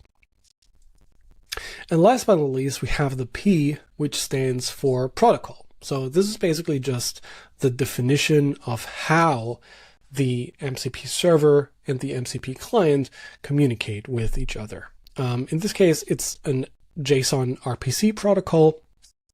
So this means that there's a defined protocol in JSON format in which the client sends messages to the server, and the server then sends messages back to the client. And there are a couple of transports available. Transport basically means that, well, these are ways that you can start your MCP server. So if you want to start a local MCP server, the default one would be the standard input, standard output transport. This means that when the MCP client, your IDE, sends information to the server, it's just going to write it into the standard input of a program. And then if your MCP server wants to send back information to the client, it's going to write it to the standard output. So, for example, like an echo call in PHP. And this works fine for local MCP servers, but there are also transports available that allow you to host MCP servers over the internet or over local network, which is really cool. So this one would be server sent events. So then instead of calling just a single program on your computer, you would just access the MCP server via a URL. And then once the client connects, it's going to open one connection, and then via server sent events, the messages get passed back and forth. And last but not least, there's WebSocket support as well. I haven't really seen WebSocket transport being used that much yet, but it's defined in the specification. So it's definitely possible, and it somehow reduces the load on the server compared to server sent events. So might be useful if you want to build something that you want to make publicly available. All right, so now we know what MCP stands for, how clients and servers interact with each other. How can we actually use them? Again, this is all pretty new, so there's no real definition out there that all clients use in the same way. Right now, most of the configuration happens in JSON format. So if you want to add an MCP server to Cloud Desktop, for example, you would need to add it to this JSON object configuration. But I saw that in the latest update from VS Code, they also added the ability that VS Code plugins allow you to basically ship an MCP server, which is really interesting. Okay, so then you can basically define a command. In the example of the WordPress server, it would be npx. Then you provide arguments, and then you can provide environment variables to further configure the MCP server. All right, now once that's added, you can see the MCP server and all of the registered and available tools, for example, here in Cloud Desktop. So we can get access to the get post method, we can add posts and things like that. And well, just to show you basically an example, here I have added this to Cursor, to Cloud Desktop, write and publish a blog post to my local WordPress installation. So it found the add post tool. Then I have to basically approve the tool usage. We can see the parameters that are passed to this tool. And now the MCP server automatically published and posted a blog post for us about PHP's 30th birthday. And well, there it is. So this was all just by connecting the WordPress MCP server with Cloud Desktop, and then just this one-shot prompt, which I think is pretty cool. And like that, you can just add more functionality into tools like Cloud Desktop or other IDEs. All right, so much about the theory of MCP servers, but we're celebrating PHP's 30th birthday, so let's see how we can actually build an MCP server on our own. So there are a couple packages out there that that do this for us. I'm using the PHP MCP server package because I think this one solves it really nicely. So you just compose or require this in your application. So for example, let's say that you want to add some MCP server functionality to your own application. So you want to expose more functionality, more tools to MCP clients. So you just require that package. And then I just added a class. Right now it's called fetch downloads. And what it does, or the idea here, is basically it retrieves the number of heard downloads and then gives it back. So I could ask the MCP client how many downloads heard has. So this is just a class and a public function count. And as you can see, this count function makes use of the MCP tool attribute. And within this attribute, we provide a name called fetch downloads. So this is just the, well, kind of internal name of the tool, the one that the MCP client sees. And now what's really cool about the PHP MCP server package is that the information in the doc block is also being parsed and made available to the MCP client. So here the MCP client would see there is a tool called fetch downloads.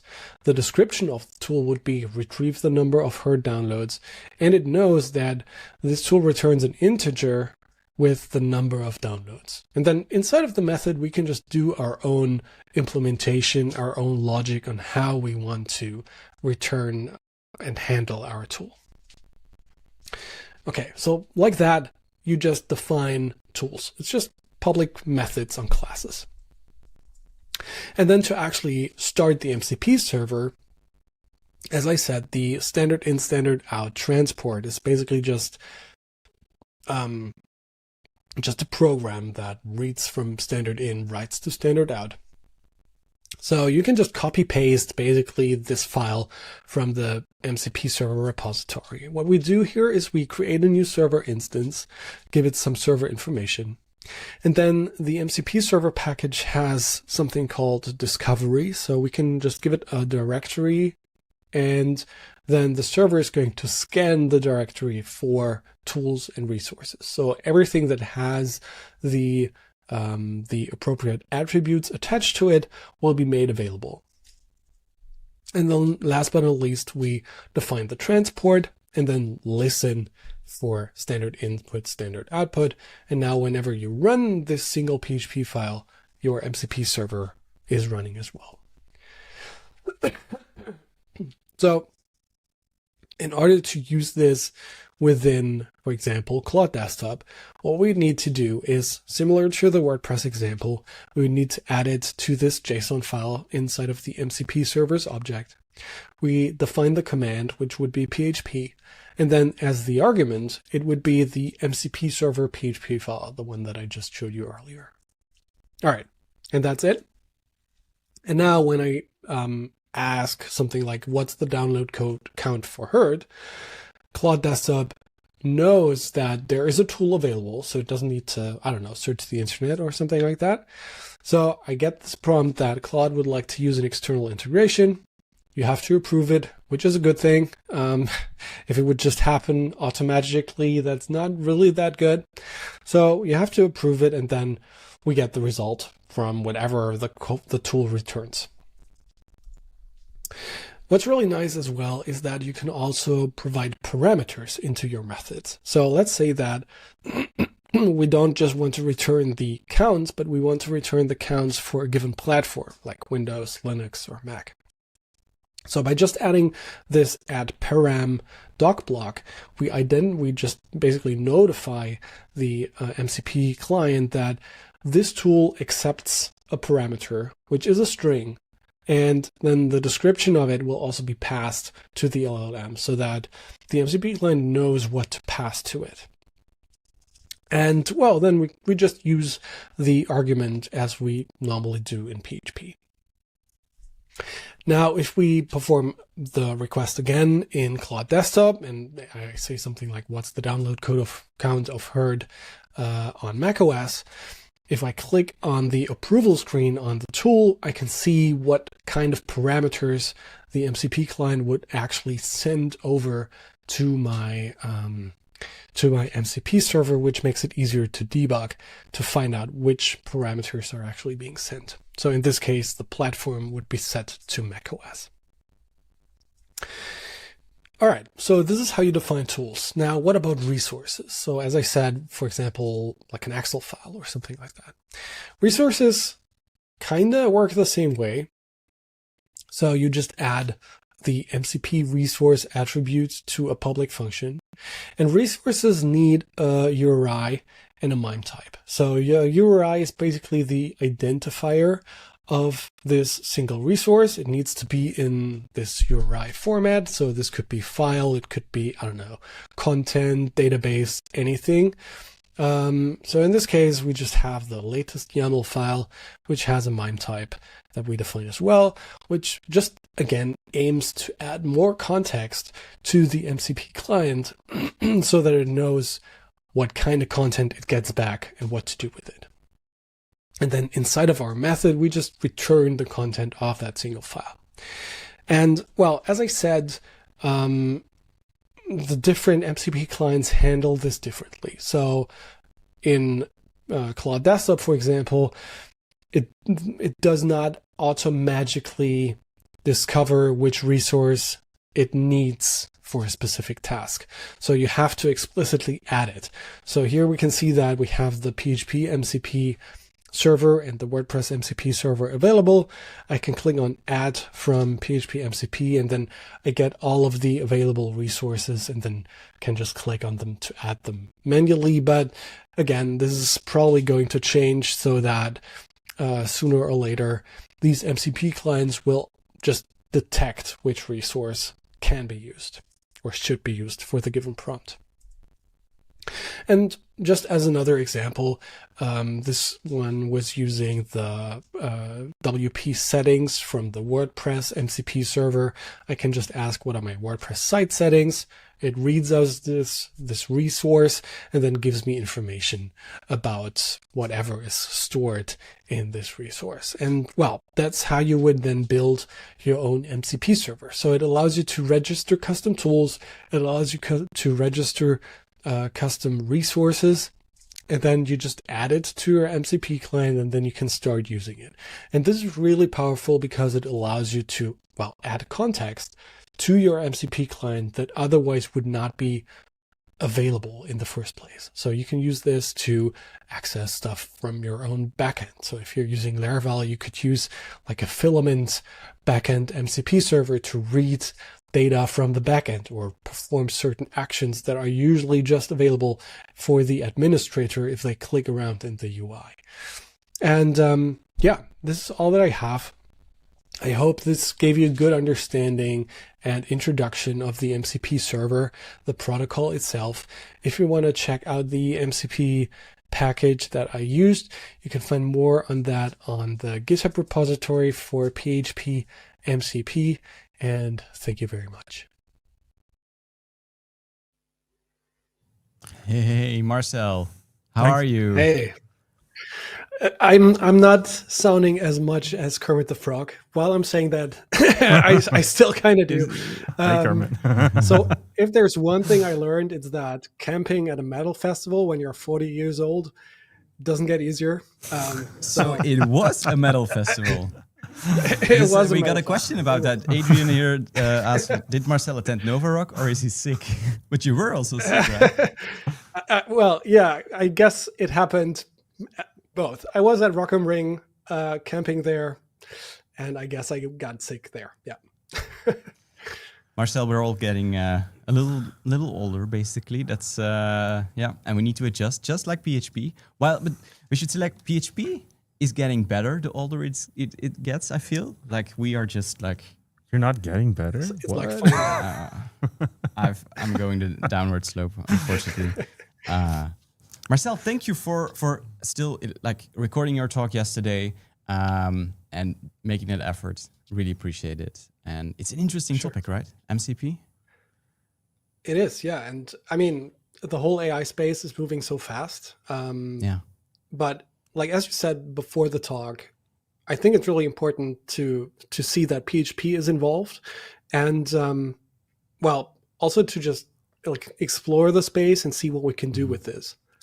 I'd love to follow up on that actually. Like, I mean, you showed us these examples with WordPress. Are there like any other fun experiments you've done? Like anything you practically use this for on a regular basis already, or kind of like where are you on like making this a part of workflows that you have? Yeah.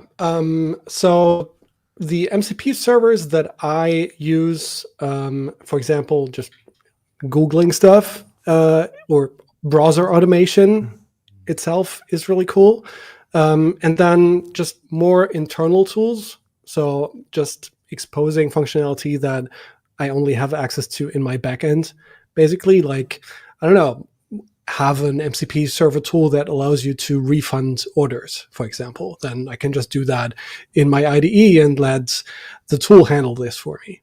But I'm also exploring this with Herd, because I think this is just a powerful combination of having like a PHP development environment and then combine it with, well, kind of exposing tools of your local sites.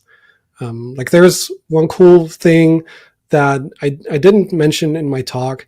The MCP server can also dynamically add tools. So you have like these predefined tools, but you can also define and add tools at runtime and then notify the client, hey, there are new tools available, which I think is really powerful. So as you are working with different projects, then kind of the IDE can detect that new tools are available depending on which project you're on and things like that. So do you see this like, you know, thinking ahead a little bit, is this just a standard thing that anything that has an API today will also have an MCP server? Or like, do you see this as a slightly different kind of approach to accessing some kind of software system?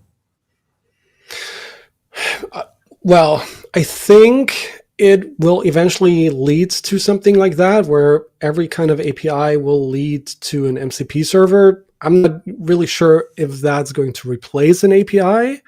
But so, for example, I saw Paddle using this in one of their demos, and it was kind of a marketing demo, but it was still pretty cool that they basically had an MCP server for their Paddle API, and then in the IDE, you could basically spin up the whole payment flow and let the MCP server create like products on the Paddle backend and change pricing and things like that. So I think it just streamlines the whole development if you can do a lot of things just in your IDE and let your IDE communicate with APIs for you. I think that's really cool. But I guess it also depends on what APIs there is. Yeah. Yeah, I think on one side, the fact that a lot of things have APIs today, and then like having AI on the other side, and like it really seems exciting to be able to kind of finally connect them together, right? Like kind of seeing a way where you don't have to rebuild everything to kind of work with AI, but that maybe there's kind of like a middle ground where we can just connect these systems together, right? And that's kind of what MCP turns out to be. It's really interesting. Yeah, also for reporting, like you don't have to manually dig through JSON array structures to figure out some reporting because the AI can just do that. It's like it's a whole other way of interacting with code in a much more human friendly way, or at least that's what it felt to me. Like, for example, you gave that example with where you passed in the platform to the function, right? And someone in chat here asked as well, like, can I ask Cloud Desktop in the example which platforms are available based on the doc blocks, for example? But I think you mentioned that is in fact the case, that it reads like all the metadata as well. Yeah, the MCP client gets information about the available tools, which is the description, the parameter description itself. So you could ask questions about the tool. Yeah. But I think maybe leading back to PHP a bit more, like in your experience building some of these things, like how have you found the tooling so far? Like, has it been like, you showed us PHP, MCP, the GitHub work, and that seemed to be working fine. Like where was that a lot of effort involved and things kind of not as like well documented yet, or were they incomplete parts? Or are they things that, we need to focus on and make it easier for more people to start working with this? I mean, as usual with any kind of open source project, documentation is something that people can just jump in and help improve. But I felt like the whole thing is so new that there are like a lot of competing packages out there. Like the other day, someone on X said that there should be like a PHP leak package to unify these things, which I think would be a great idea. So I think it still comes down to figuring out which package will win, so to say. And then make it more of a coordinated effort, is what you're saying? Yeah, right. Yeah. And on the other hand, with all these different MCP clients, it's still like there are so many things that only Cloud Desktop supports, and only these, like this specific part of the protocol is only supported in Cursor. Like there are so many things, and they change all the time, that it's kind of hard to keep up with which part of it should we focus on. But I think that's like an important thing to keep in mind with this. Like there's so many news stories right now about like this new thing, like this AI thing here, this AI thing there. This is all really early and new. And while yes, there are some people that are advancing that field, it's, you know, like if they do something with some other programming language, that doesn't mean that somehow PHP is too late or something. Like it's early days. I think like if, you know, enough people in the PHP space get together and work on this kind of tooling, like there's a very real probability of PHP being one of the choices that you work on these types of systems with. And I think especially on something like MCP servers that were specifically now with the remote capabilities made to interact with classic web applications and not just some other kinds of systems as initially. Yep. Yeah, I think, I mean, if we want to add, like logic to MCP servers that lives in our PHP applications, we should write the servers in PHP itself. I had one more question, Marcel, from Discord here, because this was on the back of my mind as well. Like, is there a risk in using MCP servers for company project repositories? Like, source code must be protected and make sure it will not be used by any other AIs, right? Are there any certainties here? Well, it's kind of like you have to know which kind of servers you're using and kind of trust the author, I would say, because once you approve the tool, like this approval screen that you had, the tool can just do whatever it wants with whatever the LLM gives it. Like if there are some tools that require as a parameter private information, the LLM might just give it to you without you knowing it. So you would need to at least trust the author, check the MCP server code a bit and like click as long as the IDE allows that, click on the actual tool calls to see what actually is being sent to this third party, because even though it runs on your local device, it is a third party that kind of accesses your code. I mean, in lots of ways, it's the same way as if you're installing some PHP package, right? You kind of want to make sure that before you execute that code, you at least trust the authors or whoever you got this from. And I think this is no different than that. Right. Yeah. Hey Marcel, there are a couple more questions in the chat. I don't know if you were able to follow the previous talks, but I'm inviting all speakers to go into Discord and read through their thread because we don't have the time to like discuss all the questions here on stream. It'll also be a bit better for your voice maybe to be able to write instead of talk. But there were also a lot of people wishing you like to get better soon. So yeah. Thank you. I wish you that as well, and I really appreciate that you were able to make it here. And thank you for having me. Yeah, thanks for the talk. Thanks for the insights. Really, it's challenging, right? It's a new. I think it's exciting mostly, and I look forward to seeing a lot more and kind of like the real use case that people come up with, like that this ends up being super useful for. Really, really looking forward to that. All right, Marcel. With all of that being said, thanks for joining and get well soon. See you next time. Thank you. Meanwhile, we're going to continue to our next speaker of today. And that's another AI-related topic. Yeah, I think we figured we kind of follow this up with like, I guess like framing this a bit in a broader context. And yeah, like you go ahead and introduce her. Yeah, Chuk, you can come over here. Your slides should be ready. And this is Chuk, folks. She's one of my colleagues here at JetBrains, She's a developer advocate as well for AI. And well, actually not anymore for Python now, but Well, I mean, the message is we are all going to do AI. right, So exactly. you can't escape that. Yeah. Like same thing for Chuk as well. There's a thread on Discord where you can leave questions. It's a very interesting topic, and we asked you today to talk about AI in general, basically, because I feel like there are a lot of questions there as well, and we actually see that quite a lot of PHP developers are interested in the topic and are experimenting with it a lot.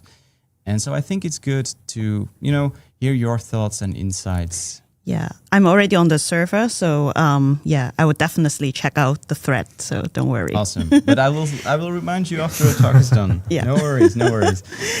Let's see. Right. Chuk, the stage is yours. Take it away. Okay, I'll just go ahead then. So, yep.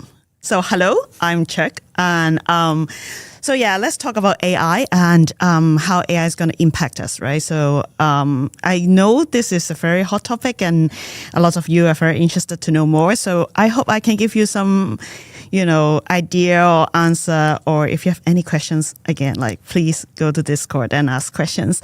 So let's just jump into it if the computer would let me. Okay, I have to scroll. Okay, I don't know how to use this computer. Anyway, so Brett, I have a question for you. Can you name 5 technologies that you use every day? Technologies as in like PHP or? I mean, things is so mundane that it's not just like a coder would use.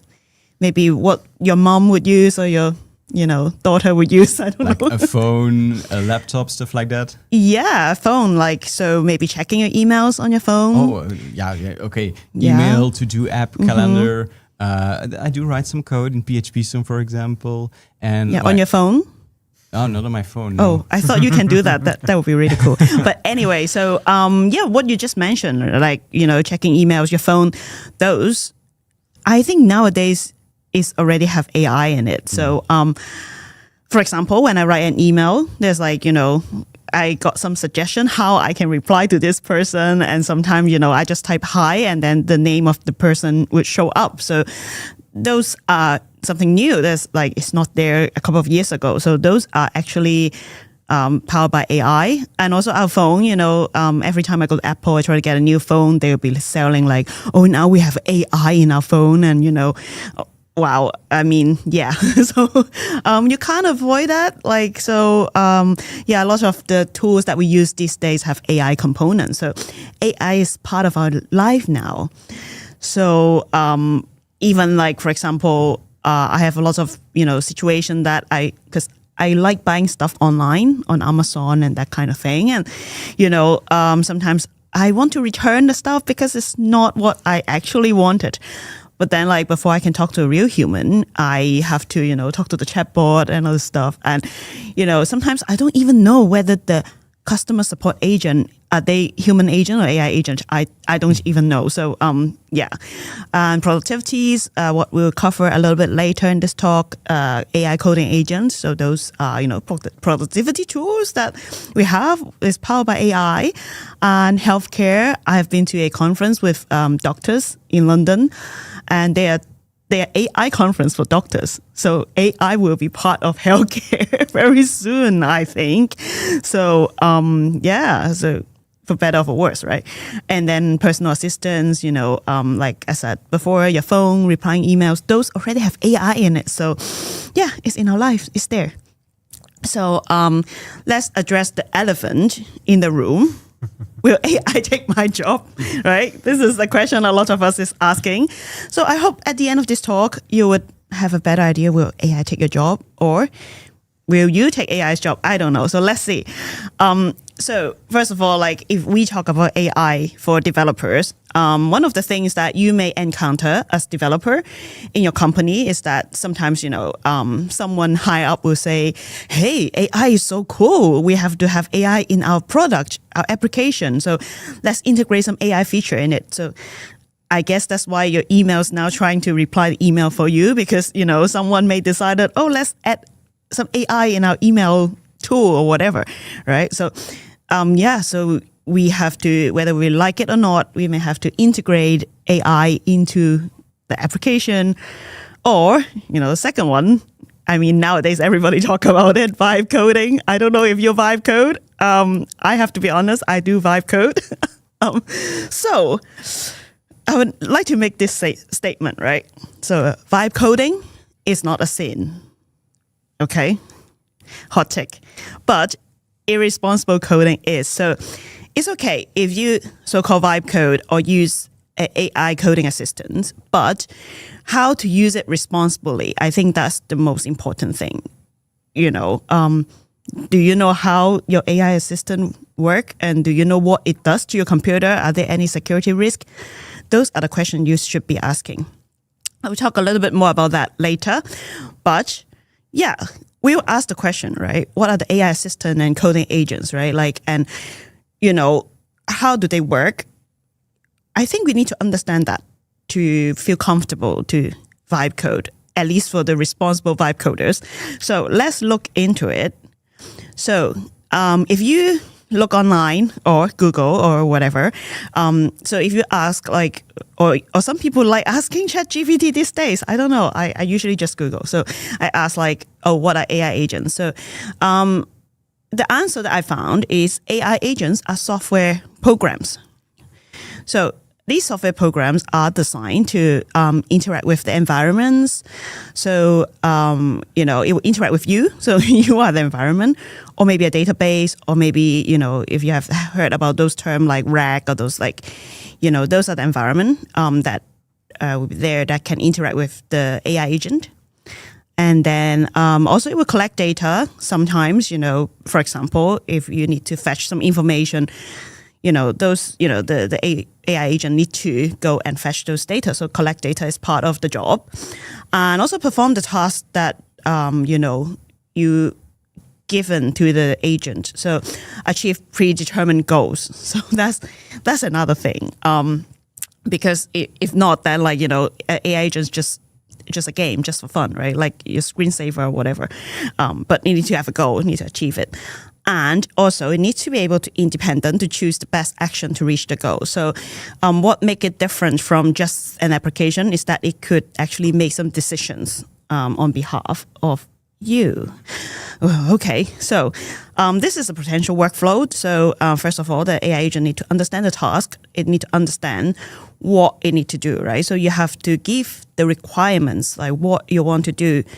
And other than what you want the AI agents to do, you also need to provide the requirement, for example, right? Like use, I want to write a program to do this, but use PHP, right? don't use other things, like don't use C, don't use Java, use PHP. So like that is the requirement. Or use certain libraries that, you want, the agent to use to write the code for you. So that is the first step.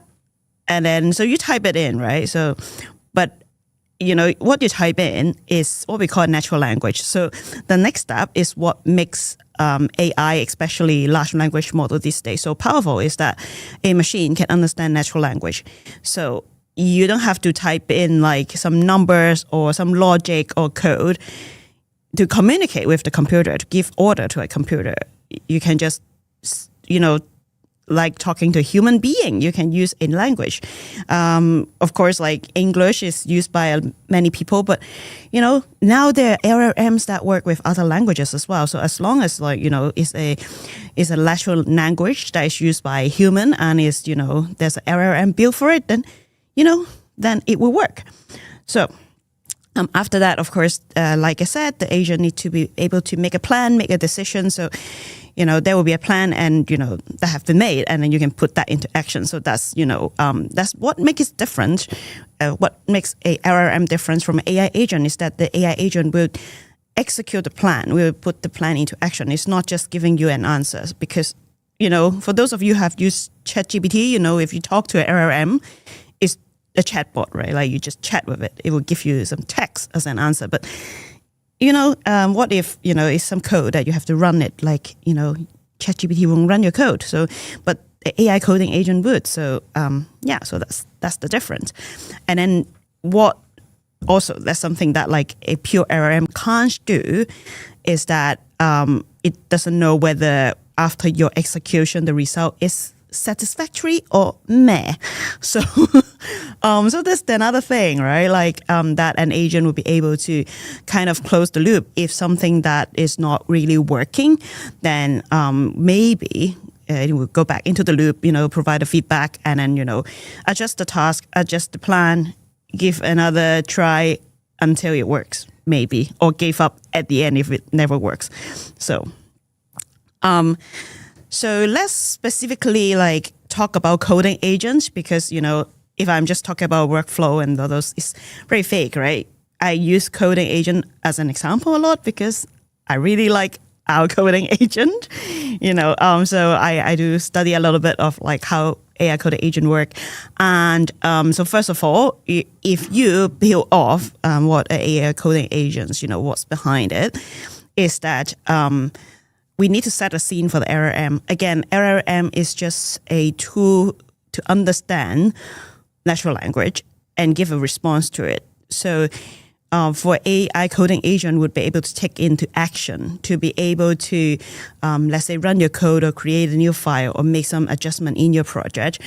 You need to give the tool to the agent. So, for example, the tool could be deleting a file, adding a file, or even just like list what file you have in your project. So those are the tools.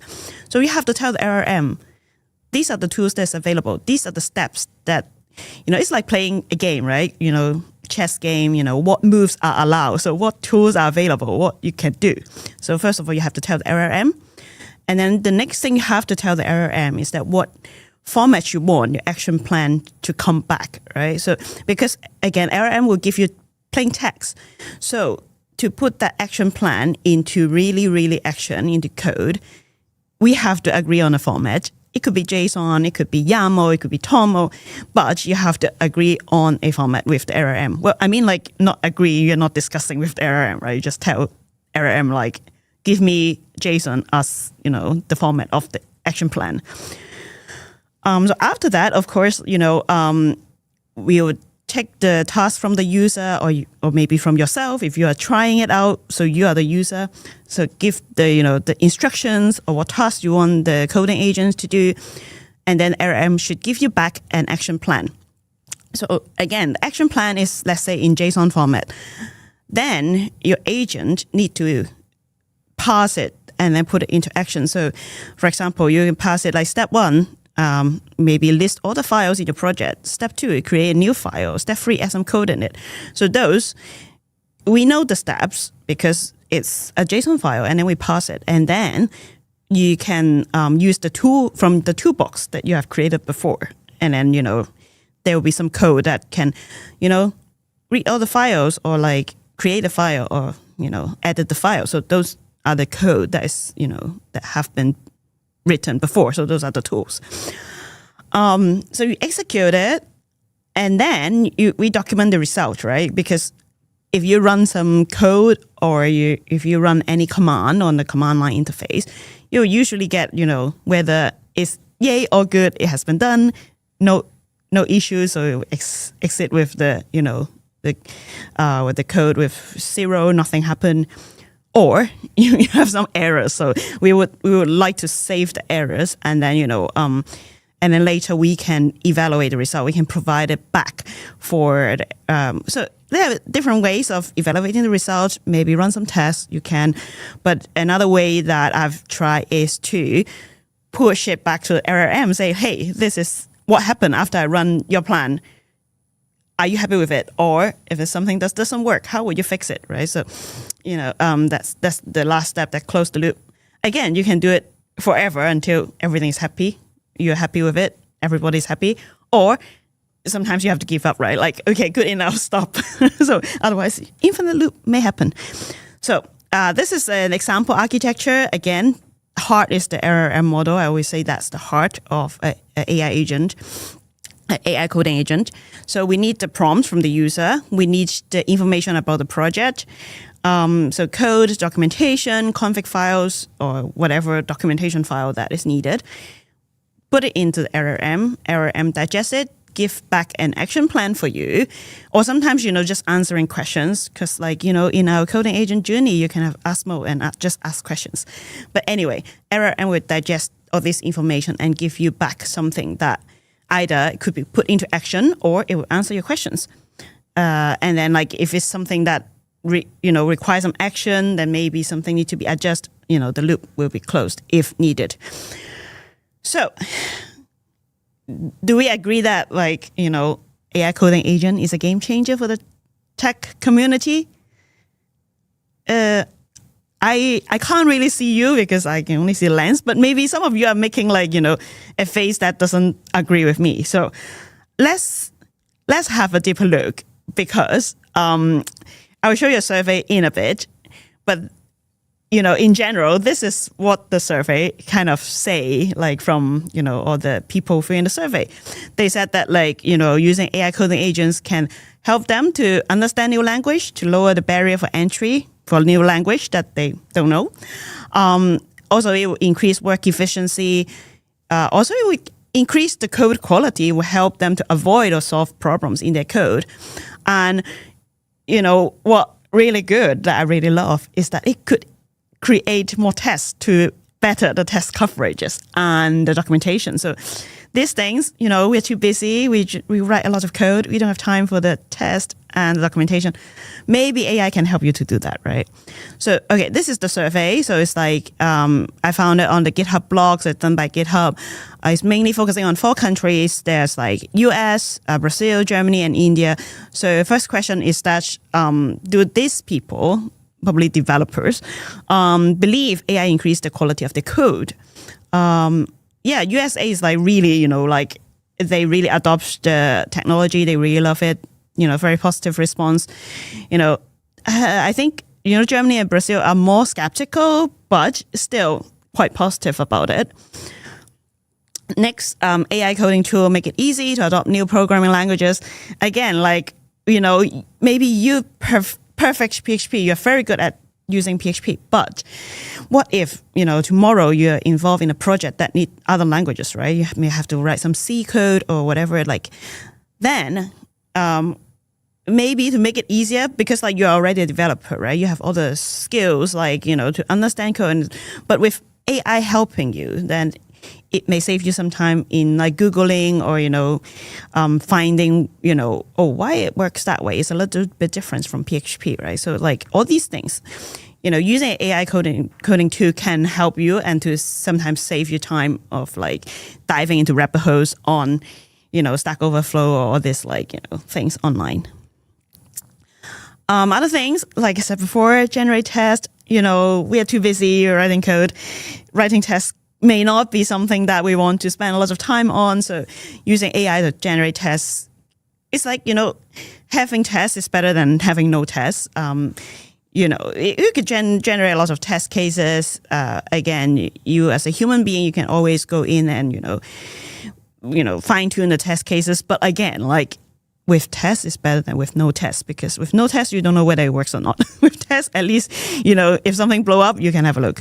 So yeah, most of the people that answered the survey say they use AI to generate tests. Yay, we are all happy. So this proved the point. If you can't beat them, join them. Do you think you can beat AI in coding?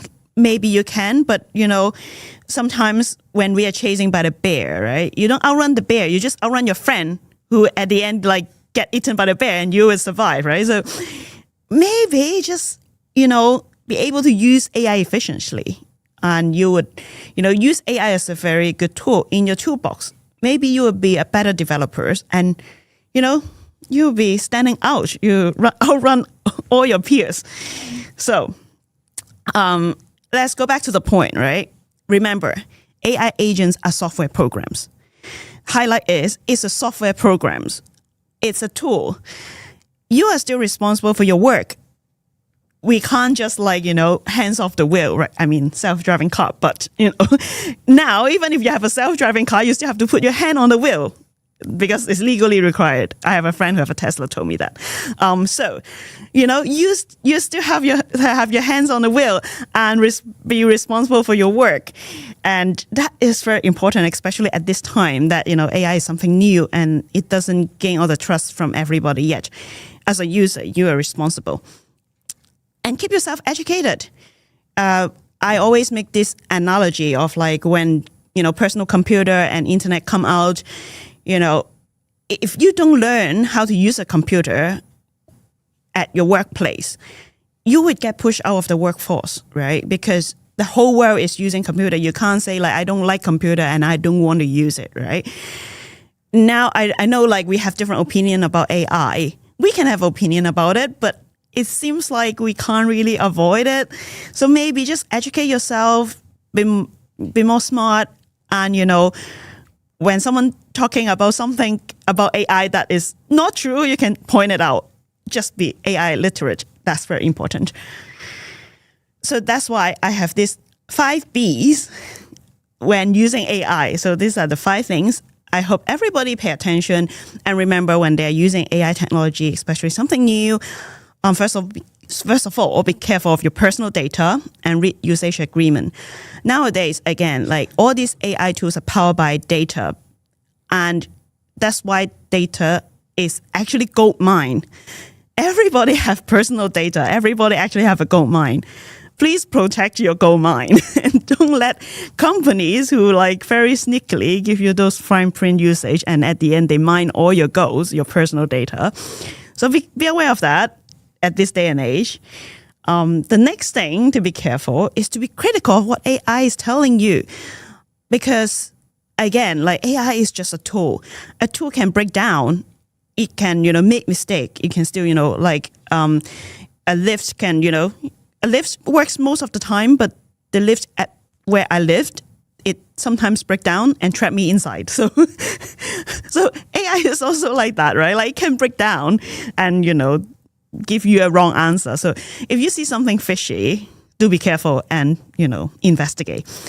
Next is more related to when people use, AI to generate some creative media, be respectful. Sometimes, it's fun to make some meme that's copying whatever, like the artist style, but, be respectful of the original author. Maybe like, either give them credit or if, don't use it at commercial work or like, just be careful of like what copyright that you are dealing with. Another thing very important, especially for students, be honest about using AI. If your teacher tell you don't use AI for this homework, don't use it. But if you're allowed to use AI, then make it clear that you use AI and what you use AI for, right? For example, I use AI to spell check to correct my English because it's not my native language.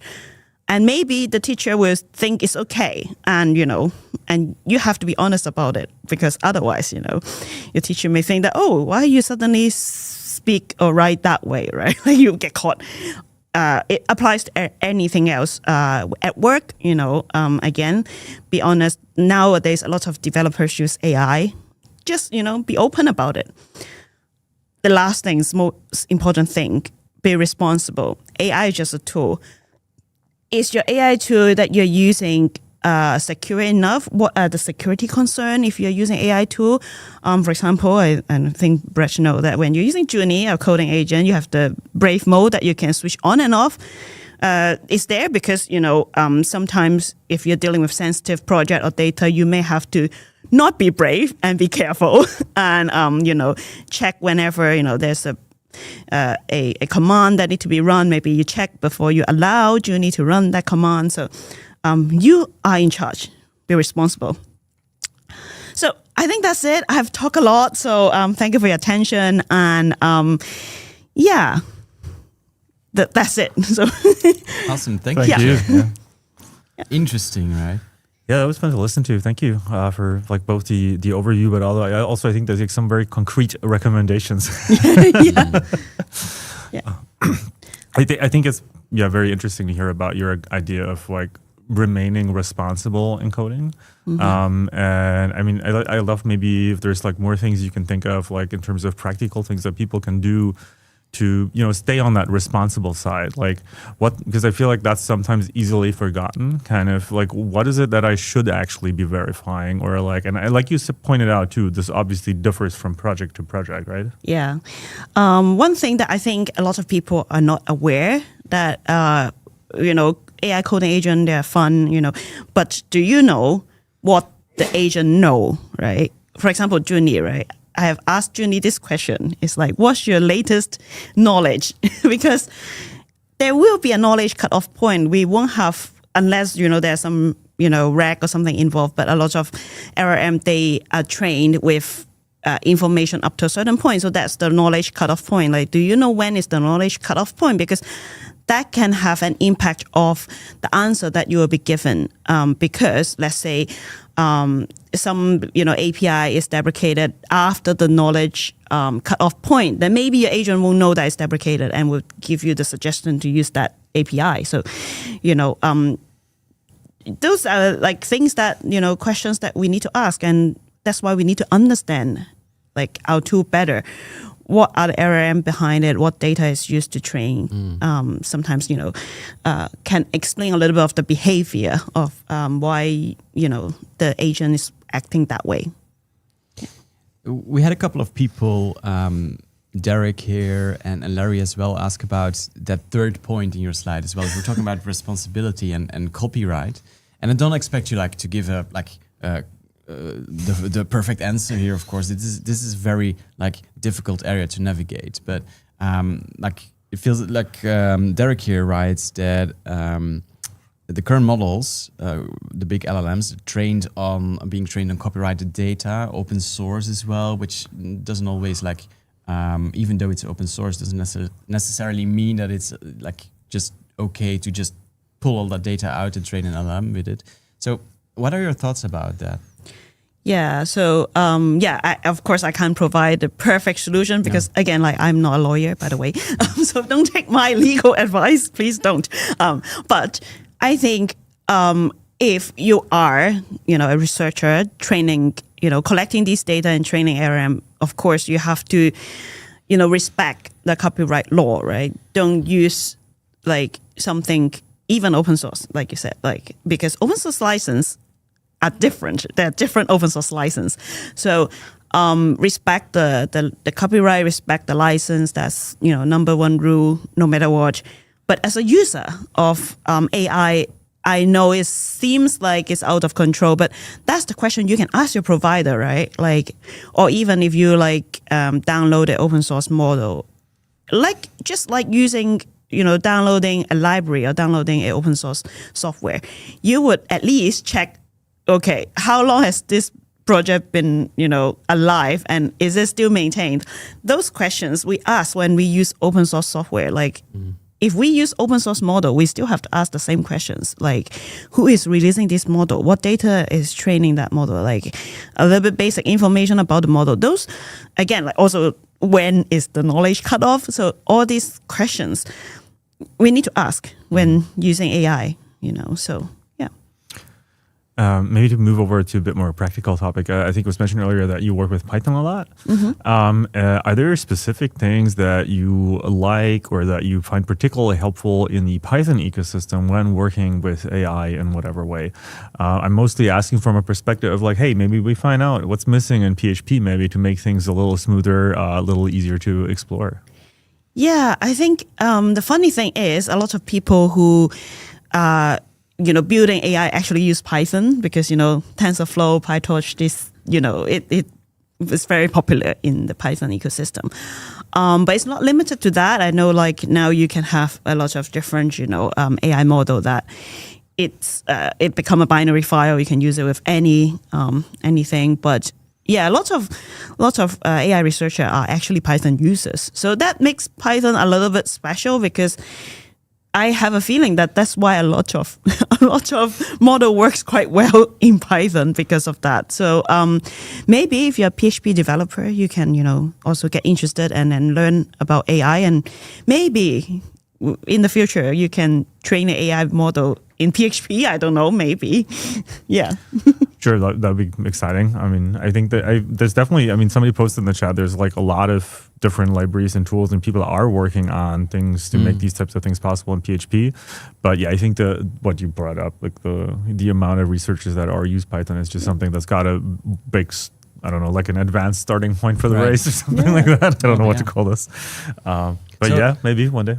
It's, if I understand you correctly, it's not because Python is like the greatest language, but it's just happened to be like the language of choice of many people involved. Yeah. Well, I mean, We're at again, PHPverse here. I'm just saying. well, I don't want to get into those like debate of what language is better. Like each language is good at something. They have, it's just like different flavor ice cream. I like all of them. It's like very hard for me to just eat one flavor of ice cream forever. So yeah, again, like even I mainly work in Python. I also learn other languages. I learn Rust. Maybe I'll learn PHP soon because I got really inspired by being here. So oh, that's great. We're converting Python devs to PHP. That's nice. So I think we've got to scale this up though. I don't know, like how many people can we invite on stage at the same time? But yeah, more practical question again. Do you have information on the I guess like the quality of the results of the using an agent to help you code? Because I think I like your survey results in terms of like people judging their own improvement, I suppose. I don't know, maybe that's something you've seen with JetBrains, or you just know some other research that looks a bit at is there comparisons between AI generated code and that code that wasn't, and are there significant quality differences on an objective level? Yeah, I think there are actually multiple layers in these questions because so sometimes the quality of the code generated also depending on the information you gave, right? If you are more precise about what is the design of the code, what step to take, and what requirements are, and that would usually give you the code that you're actually expecting, that you think it works well. So sometimes it's like, your prompting technique, which again is a communication technique, is not something new that if you're very good at communicating with your colleague, this is what I want you to do, it's the same. This is what you want Junie to do. And then it will give you something that you are expecting. So, of course, there is, the error M also sometimes make a difference of whether this is completely not usable or this is actually very good code. I think that would have a little bit difference, but from my experience with Junie, because they're all benchmark, at least the one that we claim to be supported, they're all benchmark. So they have go through this, jump through this hood. So it's already been tested, it's working, the quality is meeting certain requirements before it got pushed out. So, I think, that has already been done. That's why most users they're happy about it, But again, the slight difference is how you use it. I can have a very expensive chef knife that is made in Japan, but it doesn't mean that I can, slice the salmon very thin like the sushi chef because I don't have the technique. So, even sometimes a very good tool, if it's not in a, a good hand, then it could still be a bit useless. So, so experiment yourself how you can use it. And I think, you may find a way that how you can efficiently use the coding tool. So it may take some time, but it's like anything, it would have some learning curve, and after a while, or maybe watch more tutorials or YouTube videos or tips that is given out by our developer advocates. Yay! Then you can maybe you use it very well. Makes a lot of sense. So, would you go as far as, I think some people compare this to something like the Industrial Revolution, which maybe maybe way over the top, but I think the comparison there too still is kind of interesting. Would you consider somebody who's just working, like writing software themselves, kind of like a traditional handcrafting of things, and then like this just generating things is just like the machinery that speeds this up and that's going to overtake the other thing? And I mean, even today, we still buy handcrafted goods because we enjoy the effort that's been put in them. But like, is that a fair comparison, or is that like an entirely different thing? Yeah, I think it's. Yeah, I think it's definitely changed our life to a certain extent. Some people think like, oh, it's like, a craftsman, in the past they only used chisels and like hammer and chisel, and now they have electric saw, but the electric saw is more efficient, but they are still like making stuff. So I think it's a little bit like that for coding, because the goal for a coder, right, what you want to achieve is very clear. You want it to work and work well and easy to maintain. So for those things, I think it's like having electric saw. It will help you to make your craft more efficient, more precise, and faster. But I think for what you mentioned, like, oh, people now still like handcrafted stuff, I think it's more applied to, for example, generated art medium, like, generated picture, generated music. They are still not having the novelty as an artist creating art, because they are just, a collection of ideas that has been trained with. So, that makes sense. Yeah. Thanks. We are running out of time here, and okay. I did notice some like good questions on Discord still. I'm going to send you in there, Chuck. Okay. Some people are carrying pitchforks, I saw. Oh, wow. Okay. But what I want to end up here with is that what I appreciate is that you try to bring some balance and some responsibility and communicate, like teach us about that part of AI as well. And we got to appreciate that you don't have all the answers. I definitely don't have all the answers, folks. So I feel like this is where we're in this phase where we're discovering a lot of things still together. And yeah, it's we need to keep educating ourselves. Just we as need to you keep Yeah. educating ourselves. It's So, changing so fast. So, yeah, just keep watching the space. Chuck, thank you very much for Thank you. for joining us. Right. And well, it's clear that you triggered a lot of thoughts here on Discord as well. You just So take a you can just exit? walk Okay. by if you want Okay. to. That's Thank you. fine. I hope I don't damage anything. So. It will be fine. Our next speaker will be online as well. That's Taylor Otwell from Laravel. And instead of doing a talk, we will have an interactive Q&A session with him. So he will be here in a second. And I want to again point people to Discord, because now is the time.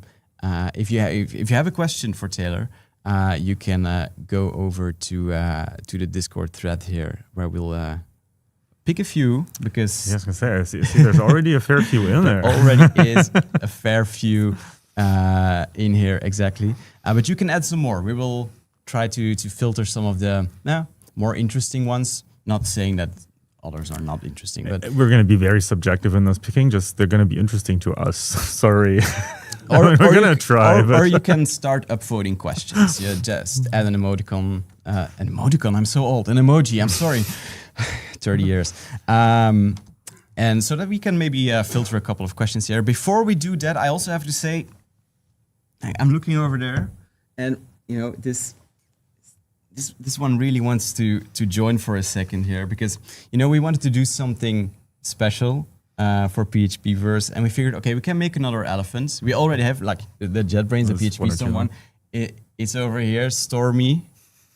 That's a pretty cool one as well. But the Lego one I'm really excited about. We had these custom made, custom designed, but they are like Lego kits that we have 50, Roman, something around that, but we're only giving away 10-ish today. So we want to keep Not some quite yet. to use on other occasions. And after Taylor's Q&A, we will explain you how you can win one of those. You don't have to do much for it. So I would suggest to stick around, and yeah, hopefully you'll be able to get one here. Do you want one of these? Oh, finally! Thank you. You can leave it over here. It's fine. I might get busy just focusing on this. I think it's nice, isn't it? I have to say, I promised my kids I would take one home as well. They yeah. So that's what I'm gonna do anyway. But it's totally not in the center of the frame now. Kirill, I'm sorry.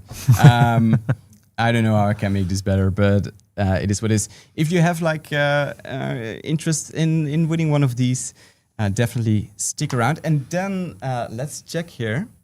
I believe Taylor should be with us. Actually, I'm putting in my in-ear here. Taylor, hi. yes. Hey. What's up, guys? Hey, Taylor. Can you hear me?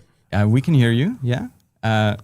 Maybe a little bit quiet, but I don't know. Let me turn it up. Yeah. What about? Is it getting louder? Yeah, that nice. sounds good. Thank you. Better. Yeah. Perfect. All Taylor, right, how are what's you? Up? Yeah, I'm like good. we're having a great Good. day here. And I noticed that Laravel released Nightwatch yesterday evening, or I don't know what about time? Yeah, Because that's last full-time night. Australia? Last night in the U.S. But yeah, I guess in the middle of very early in the morning, maybe for Europe. Was it like a marketing thing to do it during the night because it's Nightwatch? I'll say yes, but Okay. the reality is Nightwatch was built primarily by our APAC team in Australia and Japan. So for them, they were launching in the morning, which was kind of the best time they could be around to monitor everything. But we did try to spin it into a little bit of a opportune marketing moment. Right. Yeah, it's really interesting. I was scrolling through the website today. It looks really nice, to be honest. Yeah, thanks. Appreciate It's clear it. that you've put a lot big of project. Yeah, you've put a lot of time and effort into it, right? I think that's something I generally really appreciate about Laravel, like the effort that you put into design and like like how much that matters to the people that end up using your software. I'd love to hear a few words from you on that. Yeah, I mean, good design has always been something that has been personally inspiring to me from the very beginning.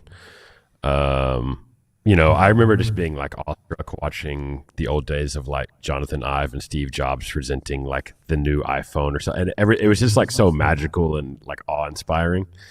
And it left such a big impact on me. So design has always played a pivotal role in everything we do at Laravel. And thankfully, we have full-time designers at the company now, which are awesome. We didn't always have that in the history of Laravel. It was sort of trying to beg and plead for designers to help us in their free time. But now we have a great design team, and yeah, they really knock it out of the park with a lot of the work they do. Yeah, it's great to see that and to kind of see like how well, at least from my perspective, the marketing around the Laravel brand works. And I think a part of that is that you're pushing PHP forward with it, right? Like that's my perception of it. But I think that leads me a bit to the question of like, do you have a vision for PHP as a part of what you're doing with Laravel? Like, how does this link together? And like, how do you think about that a lot? And what are your thoughts on that? Yeah, I do. I think PHP is it's a really simple language to learn. It's really fast to get started. It's very easy to run. So I think it's actually a super productive stack for someone to get into if they want to get into web development. Playing off the last talk with AI, PHP's been around a long time, which is why we're here, right? For 30 years of PHP. So LLMs are very good at writing PHP because there's so much PHP out there in the world. And they're good at writing mature PHP frameworks like Laravel and Symfony and others. So I think PHP is still a great choice for full stack web development. I think paired with like a modern PHP framework is the most productive stack you can actually choose for full stack web development, which is amazing 30 years later. So I'm still very bullish on PHP in general. And I think more teams would do well to choose it more often if you're starting a new company or a new startup. Some words of wisdom there. Oh, yeah. What actually, I'm curious, Taylor, like, what was the reason you chose PHP? Because if I remember correctly, you were in the .NET community, right? Yeah, that's true. So, so I graduated from Arkansas Tech University in 2008, and I immediately was hired by an enterprise trucking company here in the U.S., publicly traded company, lots of programmers. And I was an enterprise.NET and COBOL developer. So yeah, you're right. I did start on .NET and classic ASP and a lot of COBOL as well. And I just always had like side project ideas, side business ideas. And back then, I'm sure it's much easier now, but back then hosting .NET for your side project just wasn't the easiest thing in the world, right? You had to buy Visual Studio, you had to figure out what you were going to pay for to run your .NET application. It just wasn't super easy. And of course, PHP has always been, easy to host, to throw up on a shared host. It was everywhere at the time on GoDaddy and DreamHost and all of the kind of shared hosting platforms back at that time. And so I had used PHP a little bit in college for an assignment actually, and knew that it was like very easy to code. It was very easy to understand. The documentation was good. And I was like, okay, I'll just go back to that and give it a shot. And, started building my side project ideas. And like every good PHP programmer realized, I need to build a framework for creating these ideas, of course. Worked on that for probably between like 6 and 8 months before, what became Laravel came out of that. But honestly, Laravel was never I didn't set out with the intention to create a framework. I was always really just trying to create a business so that I could work from home and have freedom and whatever else the goals were. But Laravel kind of became the business in this meta kind of way. Yeah, like I've always thought that you were like the most genius programmer marketing out there because like you managed to like just not only build your own product, but also the framework that runs the product. And it sounds like the dream, honestly, for many PHP developers. I appreciate. I've always seen it kind of like not genius, but I'm a very average programmer that creates solutions for average developers, and that I think is what struck a chord, And I think also just having a low pain tolerance at the very beginning when I first created Laravel. Anything I tried to like really make my experience smooth, and having a very low threshold for what was considered annoying, I think it made Laravel, it was a breath of fresh air for a lot of developers at the time. So Laravel is now, if my count is correct, 14 years old. Am I? Yeah, that is correct. 2011 was the public release of Laravel. So also kind of like half of PHP, right? That's kind of, again, like an impressive number. Yeah. Yeah. Actually, last week would be the 14th anniversary, I think, of Laravel. Oh, wow. Yeah. So you've seen like PHP and the ecosystem evolve quite a bit, right? What are some of the things that stand out to you? Oh gosh, Laravel came into PHP at a very opportune moment in history, and that was PHP 5.3, which I think. Maybe I'm biased because that's when I came into PHP, but for me, it marks a very modern turning point in PHP because we got namespaces, we got anonymous functions, late static binding was in PHP 5.3, which made Eloquent possible. Even just the API of Eloquent was not fully possible before that feature. And then PHP 5.4 brought traits, which have been used fairly extensively in Laravel, I would say, in various packages. So it came into PHP at a very interesting moment. I think it also came in when a lot of the frameworks that had come before were built not with those features in mind. And Laravel was just kind of at the right place at the right time to maybe utilize and capitalize on some of that new stuff that was coming to PHP. But yeah, I've seen PHP come a long way, but also I was not there for so many of the, let's say older period of PHP, PHP 3, PHP 4. I have no experience with that, which is always, so funny. So I almost feel lucky that I really walked into PHP in a very modern iteration of the language. Right, I kind of feel the same way. I don't like. I've never experienced you didn't the pain miss days. No. One of the questions we got on Discord here is, well, Laravel has been going for 14 years now. What are some of the areas of the framework that you feel might the writer says might have been neglected, but that might be too strong of a word here. But might need a little bit of love. Are there some parts of the framework that you're like, The things that come to mind would be more like UI related. So like we have packages like Laravel, Horizon, and Telescope, and anything you put a UI on, after a couple of years, like people start to feel like it's dated. You know, it just doesn't matter if it is or not, but people want to see that UI changing. So I think I've got it on our list to give those a little bit of a facelift this year. But as far as like the core framework functionality, you know, I still work on that for several hours a day. Even 14 years later, I still merge all the pull requests. So, you know, it's still just like my passion, and that's what I love to do. So most of that stays fairly well maintained, I would like to think. But those UIs, we got to stay on top of them. You know, people always want the fresh bells and whistles on those things. But is that something that's changed for you over time? Because you say you're still, you know, you're doing all of that by yourself. But like, I mean, obviously the thing has grown. There are a lot more different parts of it. So isn't there kind of naturally a shift to do more maintenance and less kind of new and fun things? But then at the flip side, I do see that you managed to accomplish that somehow. Yes. There's been so many times in Laravel's history where I've been like, I'm out of ideas. You know, like we've done everything that I could think of to do, you know, whether it was open source features or Forge or Envoy or Vapor and all of that. And it was like, there has been times, I remember this was particularly during COVID. I think I was like, I'm out, you know, like I don't have any more ideas for Laravel. And then a month later, Laravel Octane came to mind, which, you know, became a different way to run Laravel apps using FrankenPHP and Swool and others. So I just tend to operate with a little bit of faith that ideas will surface, you know, like over time, when it's the right time, the ideas, either through community feedback or through talking to people that are using the framework or through our own needs, it just seems to happen that stuff shows up that is an interesting problem to solve.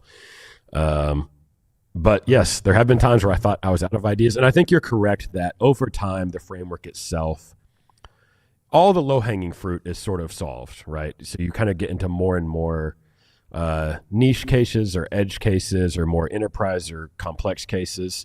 But you're right that you do eventually run out of just the most obvious improvements.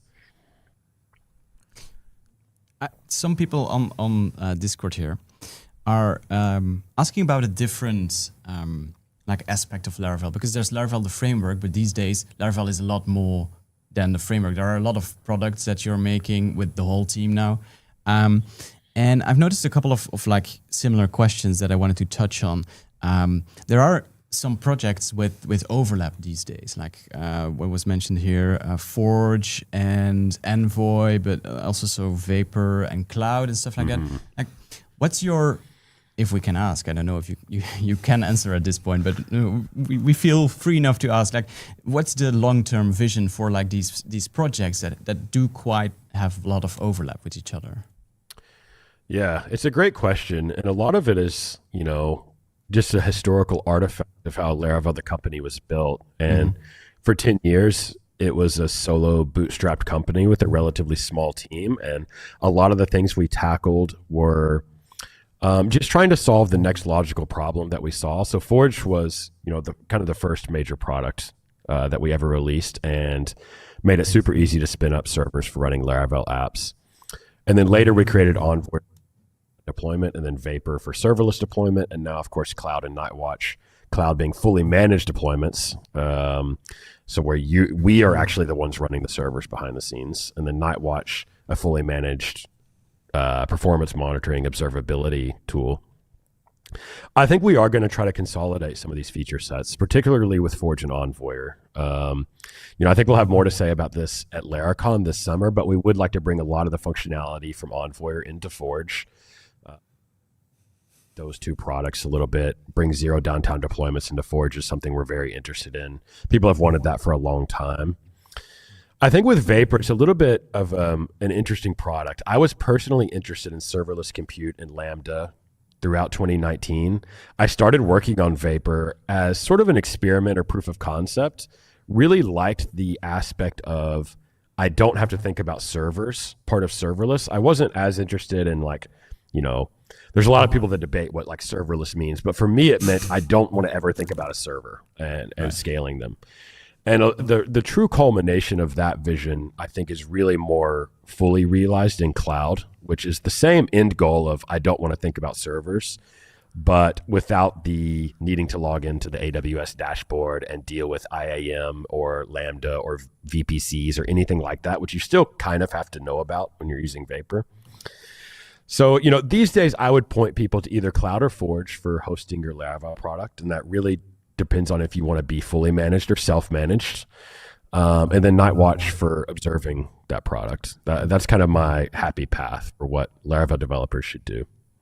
I mean, I think as you're talking about these different products and the parts you've had on that, and like how you've built this business from being like a solopreneur through like a small team for a long time, like kind of how's your job changed in the recent times? Like you still managed to go and GitHub, but I'm sure that a lot of other things have changed around you, right? Yeah, right. So, back when I was solo bootstrapping Laravel, we were notoriously like anti-call. I think I went years without having a single call, like a Zoom meeting, a Google Meet, anything like that. So, to give some context, early 2024, Laravel was roughly a 10-person company. We're now roughly a 70-person company. A lot of that's in engineering, of course, but also design and marketing and sort of business operations. And, to be honest, we have a few more meetings, but my day-to-day is a lot of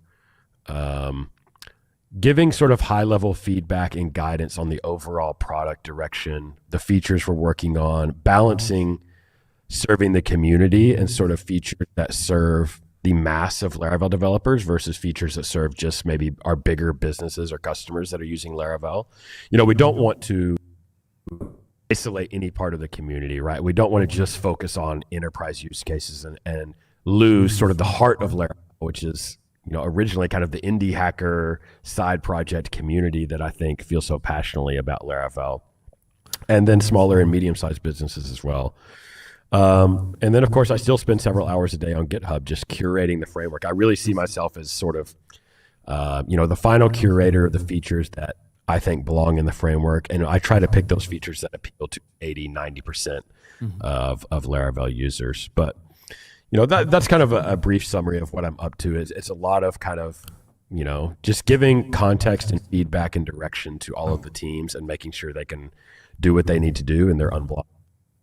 Yeah, so I think that seems to require a fair bit of like foresight and strategic thinking about where things are moving in terms of development in general. And I think this kind of ties in a bit with both things that you've mentioned about previous talks we've had today. So I think Laravel Octane and FrankenPHP, there's like a question that came up on the Discord as well. It's like, do you see this as kind of a standard future way of installing PHP? Is that kind of where things are going? Or is this just kind of like one thing that's going to coexist with the others? Do you have a feeling about this, like where you would direct in regards resources? to like FrankenPHP and that kind of approach to running PHP? Yeah. Yeah, we see it a lot, honestly. It's pretty popular. We have an Octane option on Laravel Cloud. It's definitely used by quite a few people. I like it. I think it's a simpler way, like mental model of running PHP to just like start this application server and not really have like Nginx and FPM necessarily and trying to figure all that out. So to me, I'm a big fan. I hope it continues to gain in popularity. We're actually working with the FrankenPHP team a little bit here at Laravel, just sort of collaborating on how we can get the best performance out of Octane and FrankenPHP on Laravel Cloud. So, yeah, I would say I'm bullish on that as an overall way of running PHP. And I think anything you can do to make your system faster is always a popular improvement to make, right? Yeah, for sure. And I think simultaneously, the other subject that we already covered a little bit on AI, and I think, I've seen that you've been looking at like what the part of a PHP framework in that context even is. I think, do you have an answer to that at this point? Like, where is this going? Yeah, at Laravel, there's a few things on our mind, I guess. We want to have a really good AI SDK story so that people that want to integrate with whether it's OpenAI or Anthropic or Gemini models, they can do that really easily in PHP. There's community efforts around this already, right? AI SDKs written in PHP and even for Laravel. Another thing we're thinking about is like I said, the models are already really good at writing PHP and Laravel for that matter as well, just because of the history and amount of content that is out there that they're trained on. We're pretty interested in exploring, and this may be an MCP powered thing actually, local coding assistants that are always feeding the models the most up-to-date documentation on Laravel, but also on like peripheral projects to Laravel, like Inertia, Livewire, Alpine.js, things like that. And maybe trying to inject a little bit of stylized opinion into how they write Laravel so that, when you have a framework that's 14 years old, sort of conventions change and best practices change from the community, and just sort of like the vibe of what people, how they prefer to write Laravel in 2025 might look a little bit different than it did in 2016. And trying to get the models to sort of respect, what do we think is the best way to write Laravel applications? So we're interested in experimenting with that. And we've kind of kicked off some prototype work to see how can we pair you with an MCP server local coding assistant that makes it even better writing Laravel with LLMs and coding agents. Interesting. A totally different question, Taylor, here. I found this, I don't know, it stood out to me, but someone writes, how would you try to invite Symfony veterans into Laravel? Now, Nicolas is here in the room as well, so I don't know how happy he's about that. But the follow-up question is, what are the strengths that you're proud of that could be appealing to Symfony developers? It's funny because I've never actually used Symfony as a framework. My experience with Symfony, I've never used any other PHP framework actually, right. or CMS or anything. Because I came into PHP so accidentally, right, from .NET, and I didn't have this history of using PHP. Right. But what I will say is that Symfony is like one of the most incredibly well-maintained open source projects probably in the world. Mm-hmm. The Symfony components are incredibly bulletproof. I think we use maybe 8 to 10 Symfony components in Laravel. The biggest, the most popular of which, the one people interact with the most, is probably the HTTP and console components. The HTTP component sort of is the underpinning for our request and response objects in Laravel, and the console component, of course, powers Artisan, which every Laravel developer uses. Mm-hmm. As far as Symfony developers experimenting with Laravel, maybe that would be a point of familiarity to them. They have HTTP Foundation, they have Symfony console sort of available to them. But if you're interested in giving it a shot, there's lots of material out there on Laracast and things like that. But I think PHP is lucky to have two very well maintained and developed frameworks. Some languages never get such a framework. Okay. Right. And we have two that are very stable, mature choices for people to use, which is, we're incredibly lucky to have that in the PHP ecosystem. And then combined, I'd be remiss not to mention Composer and packages itself, right, which is really the foundation for making almost any of this possible. So I owe an incredible debt of gratitude to Symfony, to Composer, to packages, to all of the foundational work in PHP that was done, that I had nothing to do with. Oh. Well, thanks, I guess, for the little part that was me there. Like I said at the beginning, that's the backbone of the modern PHP ecosystem here. Yeah, but I think that's why I find it so fascinating to also participate in an event like this, just because you see all the different people that are involved in this, and you see the size of this and the different aspects of it, right? And I think that's, in hindsight, that wasn't the reason why I built anything like Composer packages, but that's the cool thing about running this today, is where it's like a part of all of these different ecosystems, and it's really fun and interesting to kind of have a little hand in most of them and kind of see and compare. And I think that the question you asked about what might be interesting to Symfony developers and Laravel kind of goes in this direction of I think there's a lot to be gained from people looking into the other PHP ecosystems tools and kind of seeing how do things work there, and I don't know, not stay just within your own thing. There's value from that too, because if you have a lot of familiarity with the tool, and I think you just become more effective at it. But I think this leads me a bit to another question that, maybe topic we're going to talk about later too, is education. And I think that's something I'm a bit curious on your perspective on, because my perception is that Laravel is one of the, I guess, current few drivers that people like really get started with PHP, or like why people get started with PHP, and where do you kind of both see your role in this path to getting people to work with PHP and Laravel at the same time, and yeah, what do you plan on doing about that? Are there things you plan on working in that direction? Yeah, it's a good question. We've tried to think about this from a few different angles. One is just getting started with PHP itself, getting the language installed. So we collaborated. Collaborated's probably a strong word. I encouraged Marcel to develop this thing called php.new, which is, if you go to laravel.com/install, or maybe installation, whatever the getting started page is on our documentation, it actually walks you through installing PHP as a self-contained binary, and that comes through this service that Marcel created called php.new. And that binary contains PHP Composer and the Laravel installer, and no dependencies. So you don't need like Homebrew or Docker or anything like that. It's just a self-contained thing.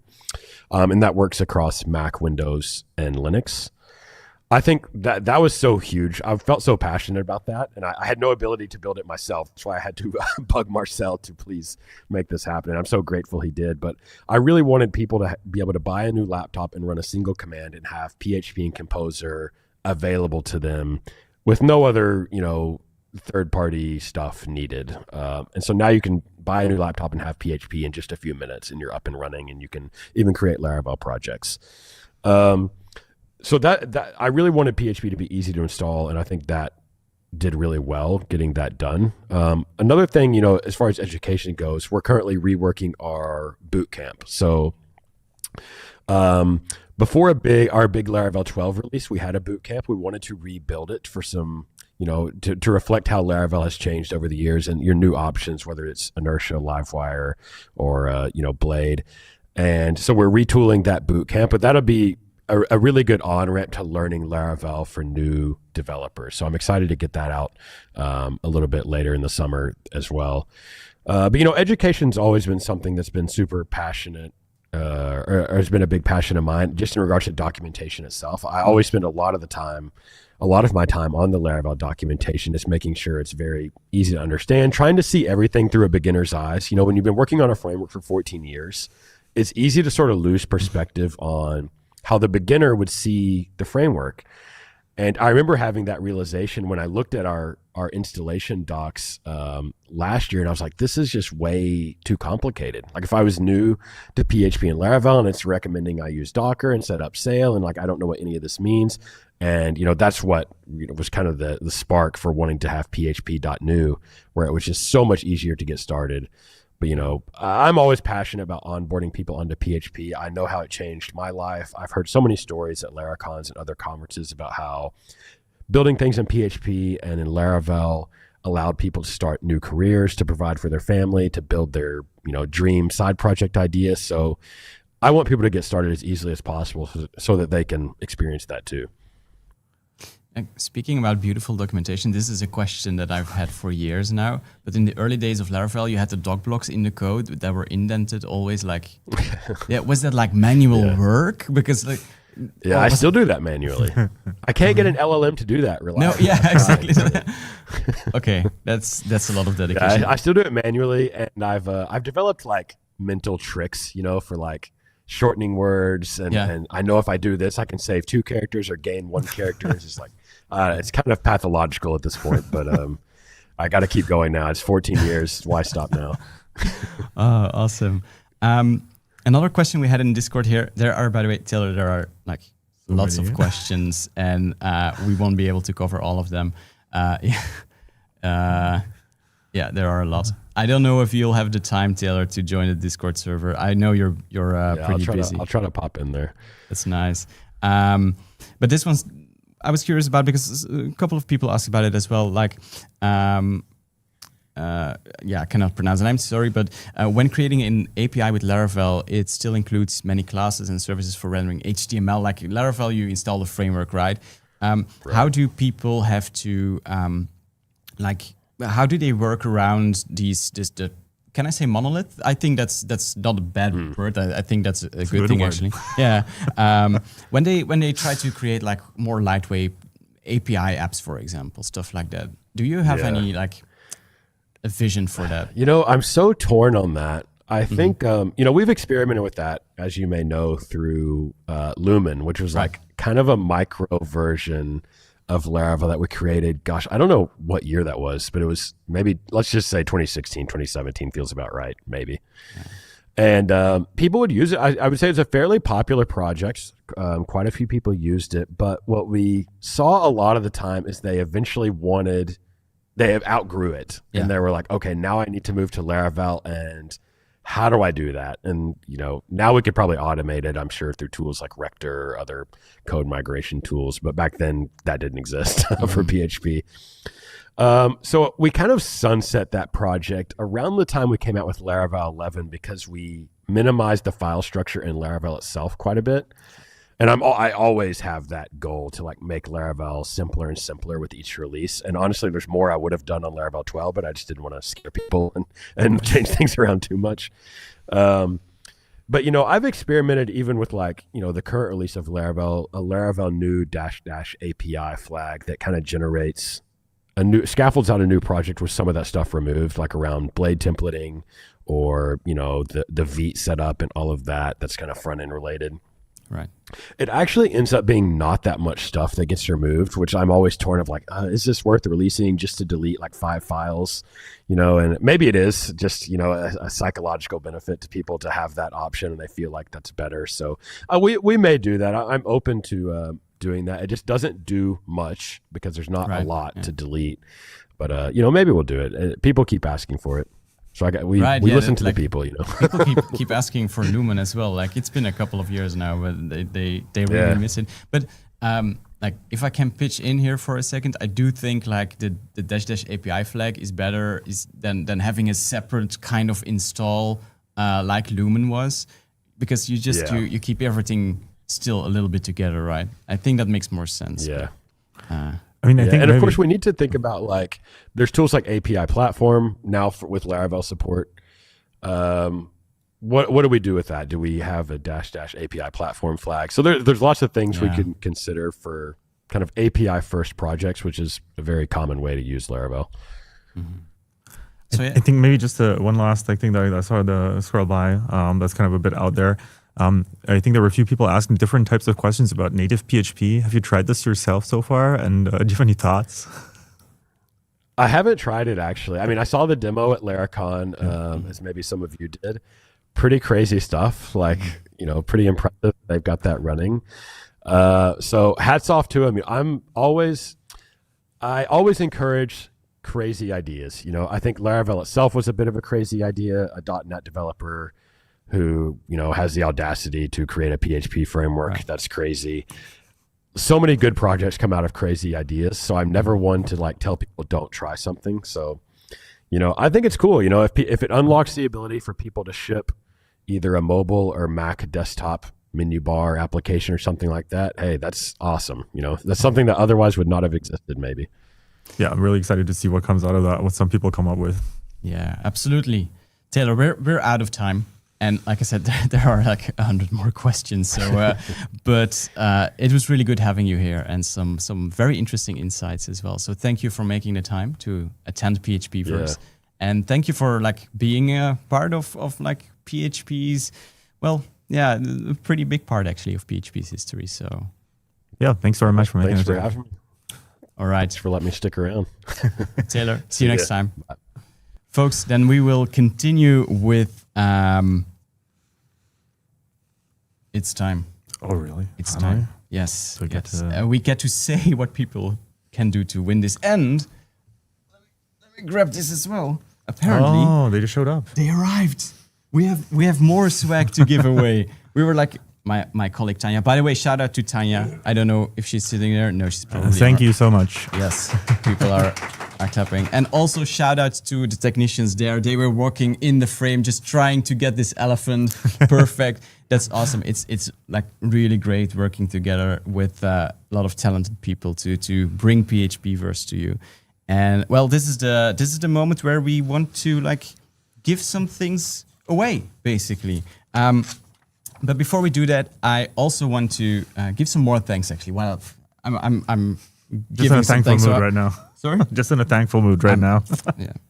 It says sponsored. No, no. But we did have some people and companies helping us out with like spreading the word about PHPverse, and we do want to like give them a shout out as well, because we're really thankful that we were able to host this event and to have so many people from the PHP community from all around the world show up and just celebrate PHP together. So I want to take a moment to name a couple of companies and foundations here, because we start with the PHP Foundation. Then there's the Dutch and Swiss Laravel Foundation. I said it right, yes. Symfony, of course, Laracast, Laravel News, Native PHP, Typo3, Midwall Private Packagist, Laravel. Did I say Symfony as well? Yeah. Awesome. So thank you, folks, for just, supporting the event and making it into what it is today. I hope people are still enjoying it. There are so many messages. I think I'm just really glad that we managed to put together an event where we get all these different groups onto the same page and to work on something together. And I think some people often forget this. And I think there was like a question earlier somewhere about like some community isolating too much. But I think there is a broader PHP community. And yes, obviously on a daily basis, you work with your specific tools, but it's really cool to see the entirety of the space and just like how large this community is.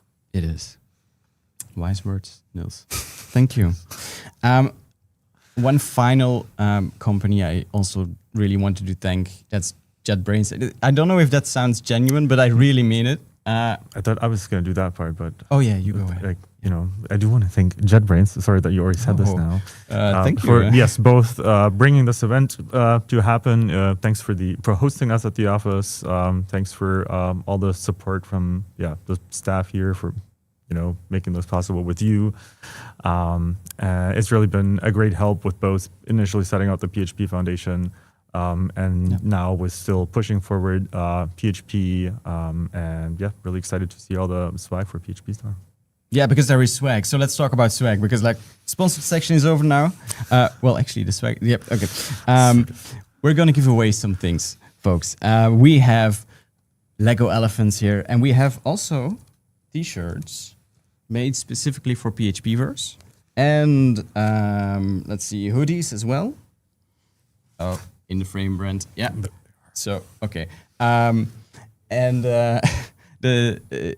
the t-shirts and the hoodies, by the way, we're going to give away, I think, 5 hoodies, 10 t-shirts. They are also available on our JetBrains merch store. Actually, let me see if I can. I didn't prepare that. Merch. Quick. JetBrains. We'll manage. We're fine. So it's on the web. It's There we go. there we go. Let's see, something like this, yes, and then like this, and then they can. The awesome technicians can share my screen, or There we go. Okay, there we are. So if you don't get to win one today, they are still available. Just go to search for JetBrains merch, basically, and you'll find it. So, okay, what do we have to do to win some things? Because I've been babbling for 5 minutes now, and people just want to know, how do I get an elephant and some other swag? The t-shirts and the sweater, for those, we will have a small Google form, just one question, also your email address, but that's just to be able to contact you. We won't reveal it publicly, and your nickname, which if you win, we will reveal publicly. So, don't share anything in that field, but it's written there as well. The link to that Google form will be posted on the Discord server on, let's see here, the Welcome to PHPverse announcement channel. It's called Welcome to PHPverse, yeah. We will link that. We will post that link in 2 minutes, probably. Tanya will do that. Tanya is awesome. And so that's for the t-shirts and the hoodies. But then the elephants. For this, many of you have already been participating in the giveaway without actually knowing it, because we asked our speakers of today to pick their favorite question for their session. And they will each pick one winner, basically. And we will send the elephant, the Lego elephant, to the ones our speakers big. So if you still want a chance to win one, you can stick around because there are a couple more talks coming. And yeah, we will contact you via Discord. So make sure to stick around as well. I'm not going to say tonight because all our speakers need to go to all the questions, of course, but probably tomorrow. But I'm not making any hard promises. But you will be Find out about it. You will find out about it when it's ready. So yeah, if you want to win one of these, just stay here, ask more questions. The best question for every session will get an elephant, and then maybe, just maybe, we will find a way to sell these as well via the foundation. Maybe, I don't know if I was allowed to say that. I don't know where Roman is, but maybe the foundation can do something with these as well because they are pretty cool. Right? Do you want? No, that's mine. That's mine. That's mine. Now, you have some time to fill in the form. Let me see. Did Tanya already? No, she didn't post a link. Okay, if Tanya doesn't do it, I'll do it in a second. You have let's see, until 15 minutes, until 5 minutes before 5. Yeah, but time zones, right?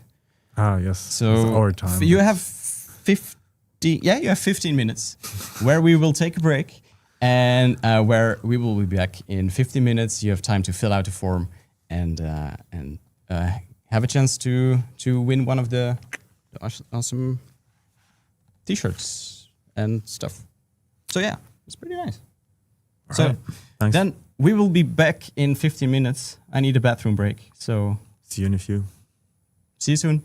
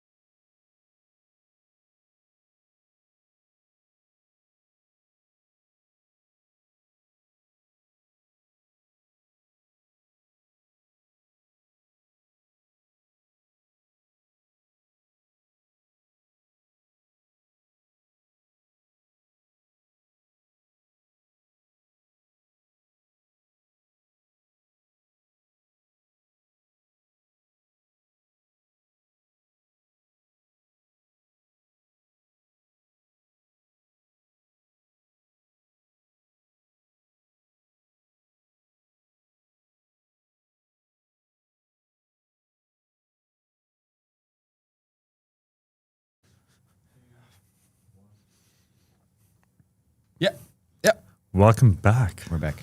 We're back. I just noticed. Yay! Awesome. Okay. There he is. Because we're back because we want to announce raffle winners, and I really hope, Roman, are you ready for that? You know, maybe you can just come over here, and you announce it. That works as well. Spontaneous change of plans always good. Right. Just don't throw anything over. No way over here. You can grab a microphone. That one. This one. Yes. Okay, cool. I'll be with my own laptop to see the results. So Yeah. the question was, what are the top 5 functions? Actually, the documentation pages for functions that are most popular, the most visited on PHP.net website. And we do have analytics for that. And we have only one person who guessed all 5. All right. Oh, wow. Yes, just one. So the correct answer is date, str replace, in array, explode, and str contains. Contain. Yes, so these are the 5 most popular PHP functions on PHP.net. So the documentation. And we have about, I don't know, should I say the names? You know, there are 15 winners in total, right? Okay, yeah. Yeah, so you can say their names, don't like their nicknames, don't share their email address, but we will contact them like privately via email, basically. So Some nicknames look very random, so it's the Dover, Foji, Mint, Rambi, C, Der Gott, Frosane, Hendrix, Vladimir Jans. Oh, I know Vladimir. Shout out to Vladimir. Yeah. Fosron, Grumpy, Seed, Roman. Probably You? Probably me. I don't know. John, Mopolo. That's it. we're at All right. 15? Yes. Awesome. Thank you. We should make every speaker do this. Like read out 15 random usernames. Just like see them struggle. We're in a professional setting here with like all professional PHP developers with professional nicknames. This is Discord, right? So I reckon many people do have accounts there and just use their gamer tag or something like that. But that's fine. We have their perfectly email fine. addresses as well. We know how to reach them. If your name or something that sounded like your name was in that list, then we will contact you and you will get some t-shirts or sweaters. And well, the Lego elephant thing is still like work in progress. You can still ask some good questions, and I think it worked because like for the next session there already are like 16 new messages. People really want the elephant here. So Roman, thank you for helping out with the raffle. And well, you will be back shortly, but you can take a small Thank you. break. Not you should like watch the talks, but yeah. See you soon. Awesome. So, with all that being said, it is time for our next session, and that's a panel discussion with 3 like super awesome people. And I'm like, this is the session where I'm like, my comfort zone. These are my fellow YouTuber video makers. You know, this will be great. Let's see if we can get them on the call. Hello. Hey everyone. Hello. Hey, everybody. Good to fantastic. see you folks. Good to see you folks. Let me introduce you real quickly because we have people from different places and communities here. I go from I guess it's the same for everyone, right? Yeah, should be, I hope. I start at the top there with Jeffrey. Jeffrey, you can wave for a second or say hi. You're with Laracasts. Well, you're the Laracasts person, right?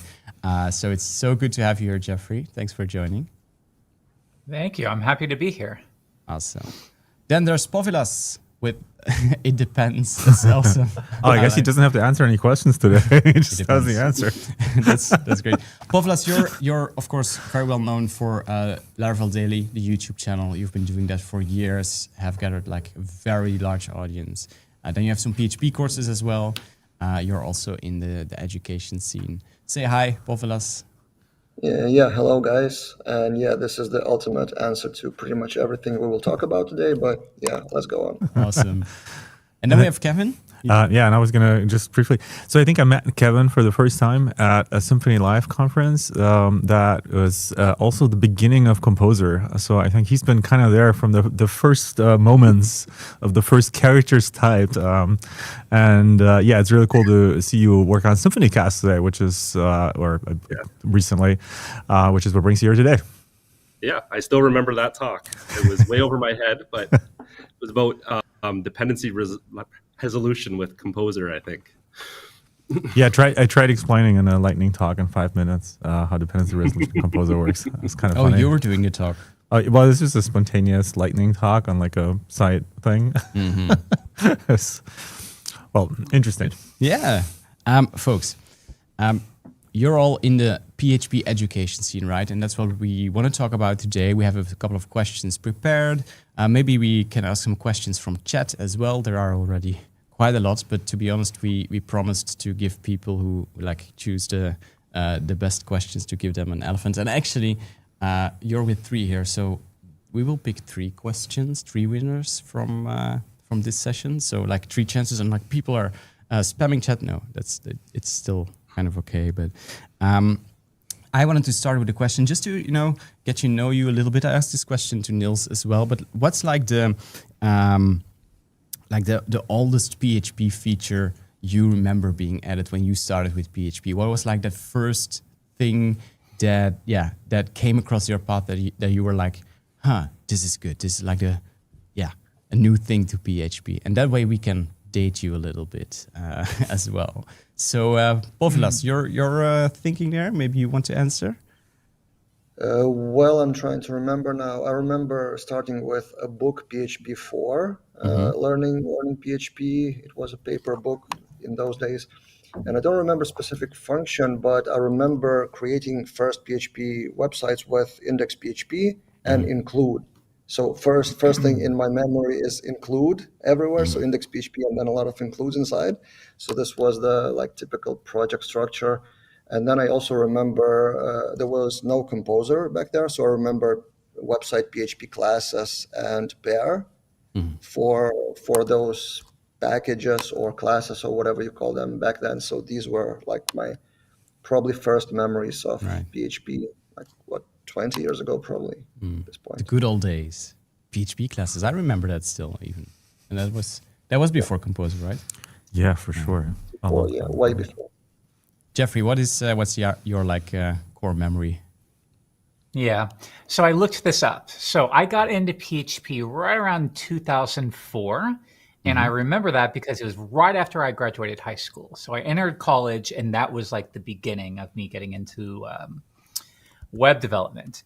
And so it turns out that PHP 5 came out in 2004. And if anyone can't remember, PHP 5 is sort of what introduced the modern object syntax that we're familiar with. Before that, you didn't have visibility on your classes. So everything was just public by default. So you could create a class in PHP 4, but of course, you were using the var keyword for all of your properties, and all of your methods were public. So yeah, back then, we had little conventions like use an underscore to indicate that the method should be treated as private. And to be honest, I kind of still like that a little bit. But nonetheless, it introduced all of the modern stuff that we're used to these days. But my point is, when I was learning, I didn't know any of that. I didn't know that I was learning PHP 5. I was just learning PHP. I had no concept that a big release had just come out because I was so young. Now, here's the thing I do remember, though. MySQL_connect. That was how we connected to the database. And I remember that because every tutorial was full of SQL injection problems. And the release of PHP 5 introduced the PDO API, and MySQL improved. And all of those were, or both of those were intended to solve that problem, right?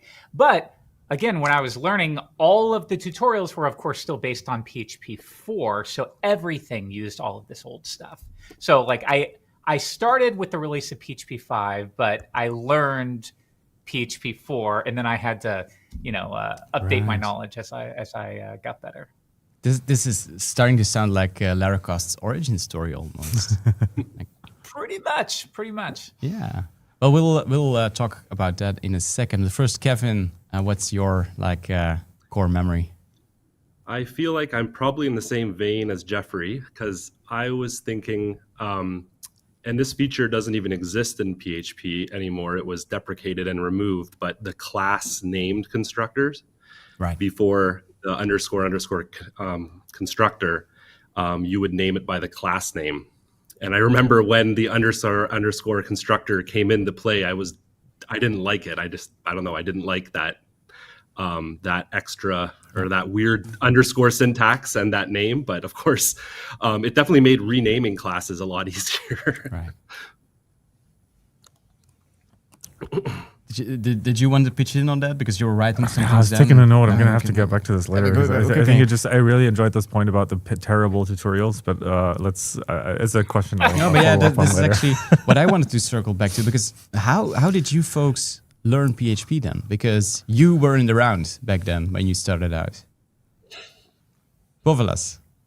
Share it with us. Library, high school library actually was my first place to learn with books again. Right. I had limited internet access even back then. So yeah, I just, the book example, I type it in and it works or it doesn't. And then I panic or I don't. This is like totally alien to me, actually, like having to do it like that. Wow. Okay. How about like Jeffrey, Kevin? Do you remember? So when I was first getting started, I was learning from blog. Like blogs were a bigger thing back then. And you know what? I sort of miss them. Even like when I was younger, I managed a site called NetTouch. And I learned from NetTouch before I even joined it. And yeah, that was kind of nice. They would post like daily tutorials and they would spotlight PHP because, of course, WordPress was, I mean, it still is gigantic today. But back then, if you were working with PHP, there was a really good chance that you were building WordPress themes. So that's kind of how I was learning, is just figuring it out. And it was frustrating. I don't know. It's like today, any problem you have, you can instantly solve. Somebody on YouTube has solved your problem, right? Or AI can instantly tell you the solution to your problem. But back then, you just didn't know the answer. So if you're like, I don't know how to do this, then you just didn't know how. I talk about this with my wife all the time, by the way. It's like in the 90s, if you disagreed on anything you want, if I think it's this and you think it's that, there was no way to know who was right back in the 80s or the 90s. You just had to be like, well, we'll call my mom and she will be the tiebreaker. But there was no way to actually figure out what the answer was back then. And that's sort of how it felt learning programming. It's just you aggregated as many tutorials and books as you can, and then you just sort of pieced it all together. And that's my memory. Yeah. Kevin, how did I you... definitely remember a big PHP 4 and MySQL book that I had and I was referencing all the time when I first started. And then it was absolutely the Symfony 0.9 documentation, reading through that. And they had a lot of these full app tutorials that you would do. They used to do like this advent calendar around Christmas for, I think 2 or 3 they did for sure, of like full apps, and you could kind of follow through each day. You get a new chapter, and that was my main source for understanding how to build apps in or that weren't like the ones that were built in that book, basically. Also, I want to mention forums. We don't talk enough about forums, including like Laracast forum much later. But before that, it was Stack Overflow and local forums and Facebook groups, even for me. So like human interaction was on forums back in the day. I have a funny note about forums. So when I was first getting started, of course, I would ask every dumb question I had on the forums. And my brother, who's also a programmer, he gave me this advice. And this would have been like 2004. And he was like, just be careful about the questions you ask on the forum because the internet has no memory. You know, it's cliche now, but he said that back then. And I was like, oh, it's fine. I love that I can ask a question and get an answer. And what I didn't realize was like, oh, 5 years later, you're going to be wildly embarrassed about some of the questions you asked. So I bet if I went back to some of these old forums, it would just be excruciating to see how ignorant some of my questions were. I think I went back and deleted a bunch of them for this very reason. Oh, really? No, but you're all now in like on the other side of the education balance, right? You're in the teaching position now, and you're all with Laracasts and Laravel Daily and Symfonycast. You're like getting in touch with new like junior people who've never written a line of PHP code, maybe.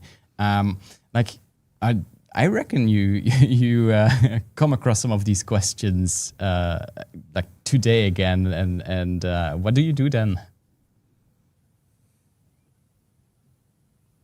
Well, I can start. I get a lot of questions on YouTube, actually a lot on Twitter, YouTube, email, social. We have a Discord, and this becomes actually my main source of topics for future videos. So people are feeding me questions and I'm trying to pick the topics. So this is still happening. But what I'm noticing now is people are asking questions less, probably because they're asking something else, like not even someone else, but ChatGPT these days. So I would say that forums maybe become less popular and less active. Probably Jeffrey can say about Laracast, are there any numbers lower or something? And yeah, I do get a lot of questions, but they are now different because a lot of questions are pre-filtered by ChatGPT, I think. Is that an experience that two of you share? I have, basically the same experience. I would find that we still get questions, but the beginner questions are almost non-existent, or very rare now. We always get, most of our questions are for more advanced topics that probably an AI didn't answer correctly. Yeah, I would say it's roughly the same. I don't know. Things are getting a little bit tricky with AI. I think, especially for education, we need to sort of mold or adapt to where people are. Because again, those sorts of questions, it's just not useful to ask on Laravel Daily or Laracast or Symfonycast a question and then wait a day potentially for somebody to reply. It's like, I wouldn't do that, right? I would go to ChatGPT and have an answer in 12 seconds. That's what's interesting. 12 seconds is a long time to wait. We've already reached that point. We've gotten beyond, oh my gosh, look what ChatGPT can do. We are now at the point where we say, oh my gosh, 12 seconds. I just sat there for 12 seconds for a response. But yeah, I've been talking with my team at Laracast about like how we should change our content, considering the fact that it's so easy to get the answer to your question these days. And should we be focusing on different styles of content, workflow, the process of being a developer and what that looks like day to day? We're tinkering with different ways to provide content. I would say it's something we're thinking about quite a bit. I think based on that, I'm kind of curious. Have you, apart from realizing that people clearly are asking questions to AI clients, did you notice that there's a change in how people consume educational materials?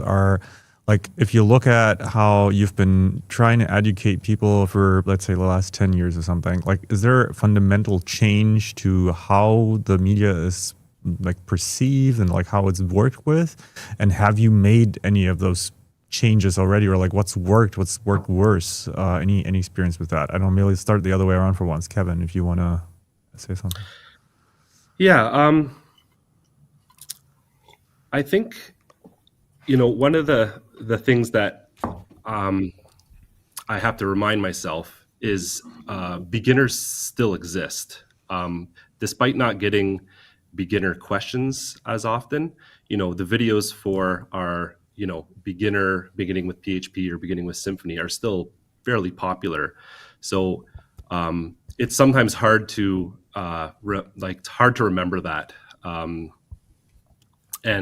of course, from my perspective, I want to cover super advanced stuff all the time because that's kind of my wheelhouse and what I enjoy. But having to step back and think about how someone today is starting with PHP is very different than how I was starting 20 years ago. And having to come to terms with that or just think about that. I don't necessarily have an answer for what the best way is, but it absolutely involves AI for the most part, I would say. Jeffrey, you have anything to add to that? Well, what I've noticed is, sorry. Okay. Yeah, I'll go on probably. Shame on you. How dare you interrupt me? No, I'm just kidding. I've noticed a very distinct difference in how people are learning.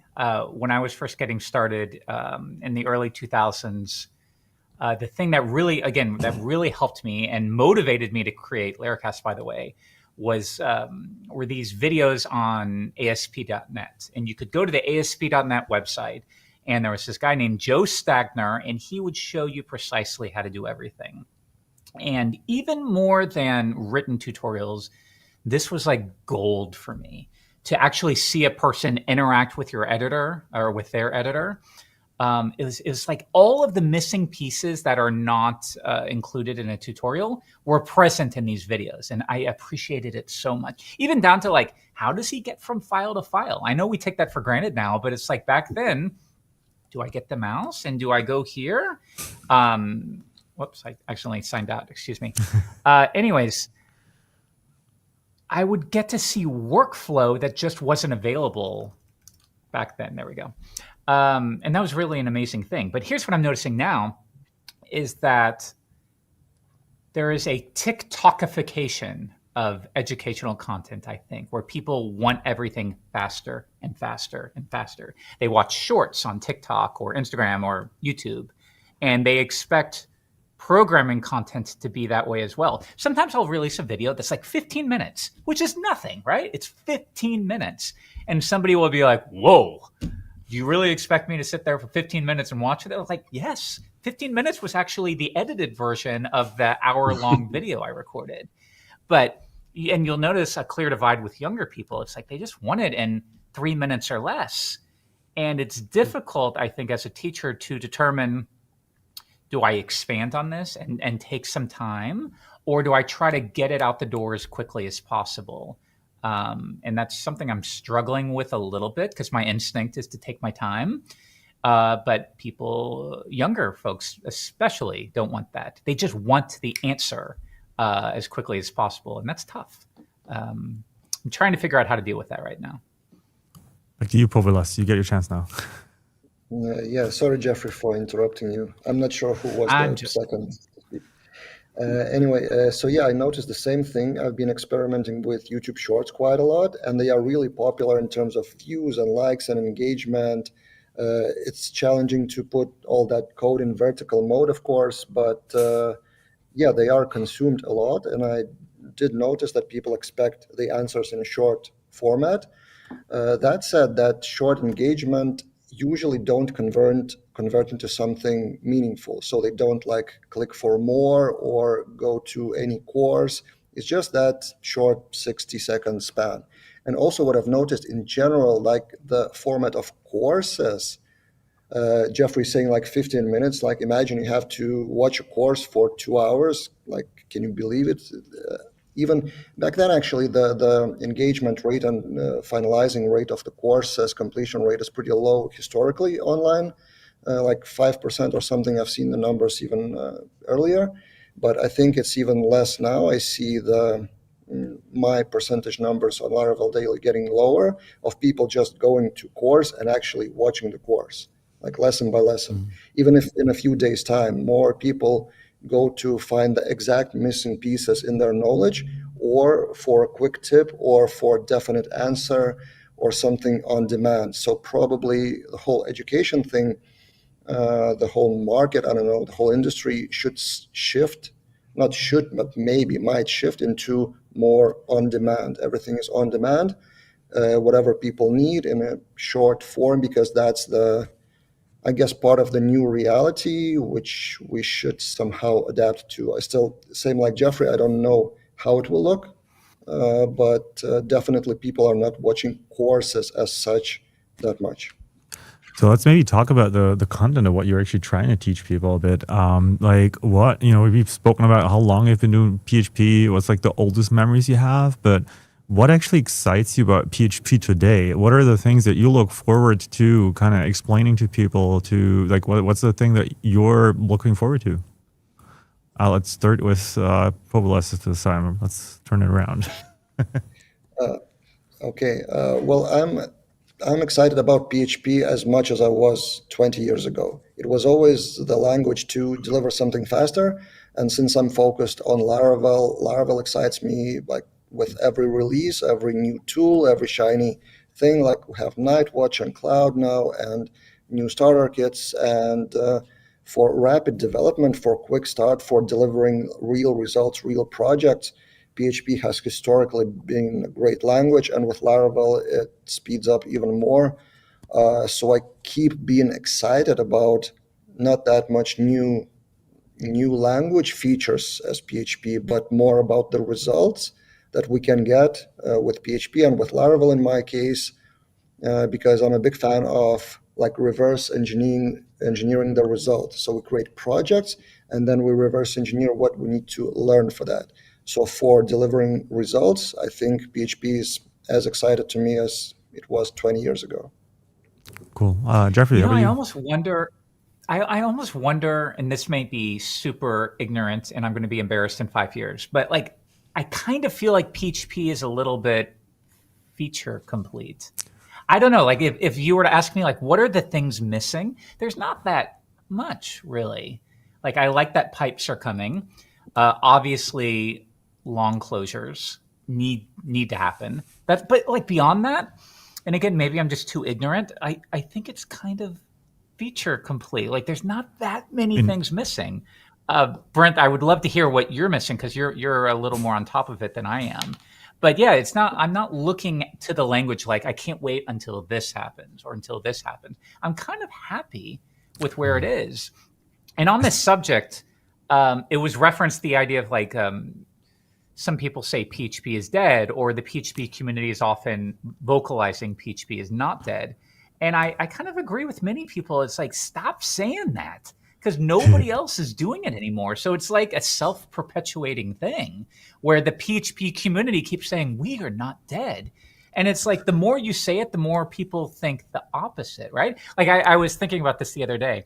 Imagine you're in high school and you keep telling everyone in the school, like, I am not a loser every day. And it's like, well, eventually they're going to think, oh, maybe you are because you keep telling us that you're not one. You know what I mean? I think that's something we've had on our list. We've had on our list here too. And I think there's Liam Hammett, who's actually in the chat right now watching this and did ask a question in this direction, wrote a blog post on this recently after a PHP UK panel discussion in which I made this very point that you're making as well right now. And I think he he explained this very well. There's actually a concept called the pink elephant paradox. That's also something about how you think about statements. So like in order to process a negated statement, you need to first materialize the positive statement. So if I tell you, don't think about the pink elephant. Don't think about the pink elephant. Like obviously you're thinking about the, because in order to process the not doing something, you have to first think about the thing. And so anybody who's trying to do a favor to PHP, like do not use a statement like PHP is not dead as the title of anything you're writing, because all you're communicating is that PHP may be dead. Yeah, who knows? Like that's what sticks and it's the with opposite, people. right? PHP is alive and kicking. Yeah, I mean, look at this event today. Go ahead, Jeffrey.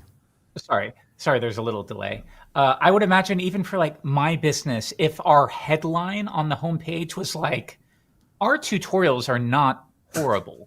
You know what I mean? It's like, okay, I am saying they're good, but now all you hear is like, oh, well, I guess somebody thought they were bad, right? And especially for newcomers, if they hear that line, PHP is not dead, yeah, all they're taking from that is, oh, well, some people think it's dead, clearly. And it's just a horrible marketing technique, and I don't know why people keep repeating it at this point. Yeah, it's super And I think self-perpetuating at this point.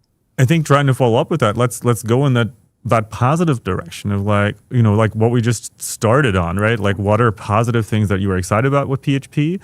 But also I think a good question here is like, what are things that might, you know, not like you said, you consider PHP mostly feature complete, but what are things that could change in PHP or the PHP ecosystem from your perception to invite more new people from outside of PHP to join and try it out? That is a good question. Maybe let's try with Kevin if you have an idea how to answer this.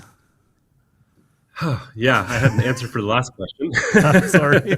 I just wanted to quickly say about go the feature complete. I do kind of agree, but I really like how the direction of core is now taking sort of user land concepts. Like a good example is like annotations.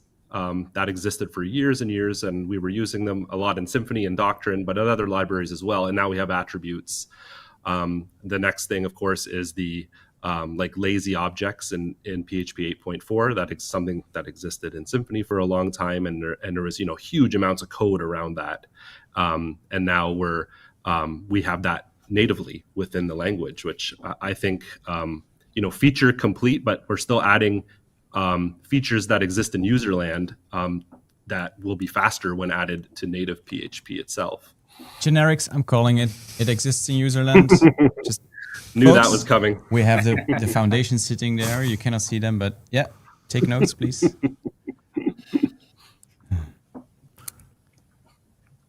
You had another question, right? Yeah, I think the question was a bit more in the like, what can we change about PHP to attract more people from outside of PHP to be interested in the language? Like, is there something that you have in mind on, you know, how to accomplish that, or maybe something from the experiences you've had trying to teach people PHP, something that you think might need improvement? I'll say one. The PHP website needs to be updated. I'd be curious to know the reality of why. I'm taking a look at it right now. I'd be curious to know why it hasn't seemingly been updated too much over the years. But I feel like especially younger people maybe aren't gravitating to it quite as much. I don't know. I feel like when I was learning D, there were so many young people. I was surrounded by people in their early 20s getting into it.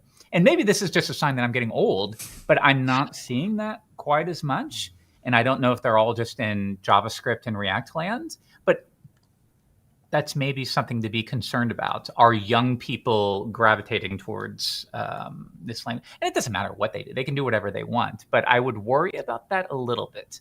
I'm not seeing the 18-year-olds and the 19-year-olds in this community quite as much. But I would love to be corrected if I'm wrong. But I think that's maybe a big problem.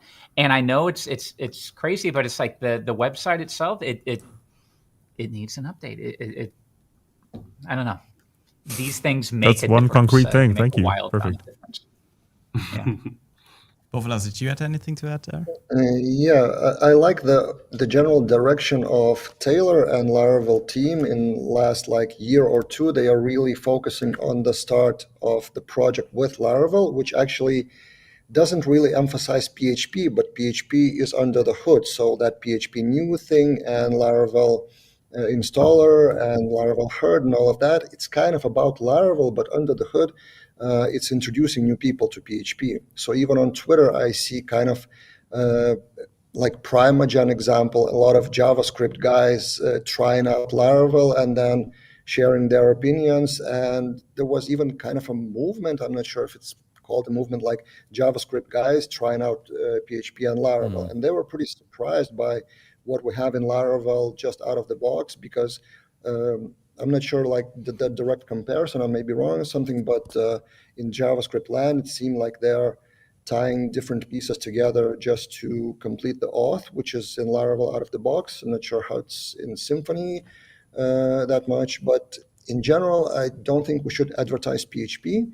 We should advertise the tools, Laravel or Symfony or others, which would help people to deliver projects, and then later they may fall in love with that and then learn PHP under the hood with the things that they need.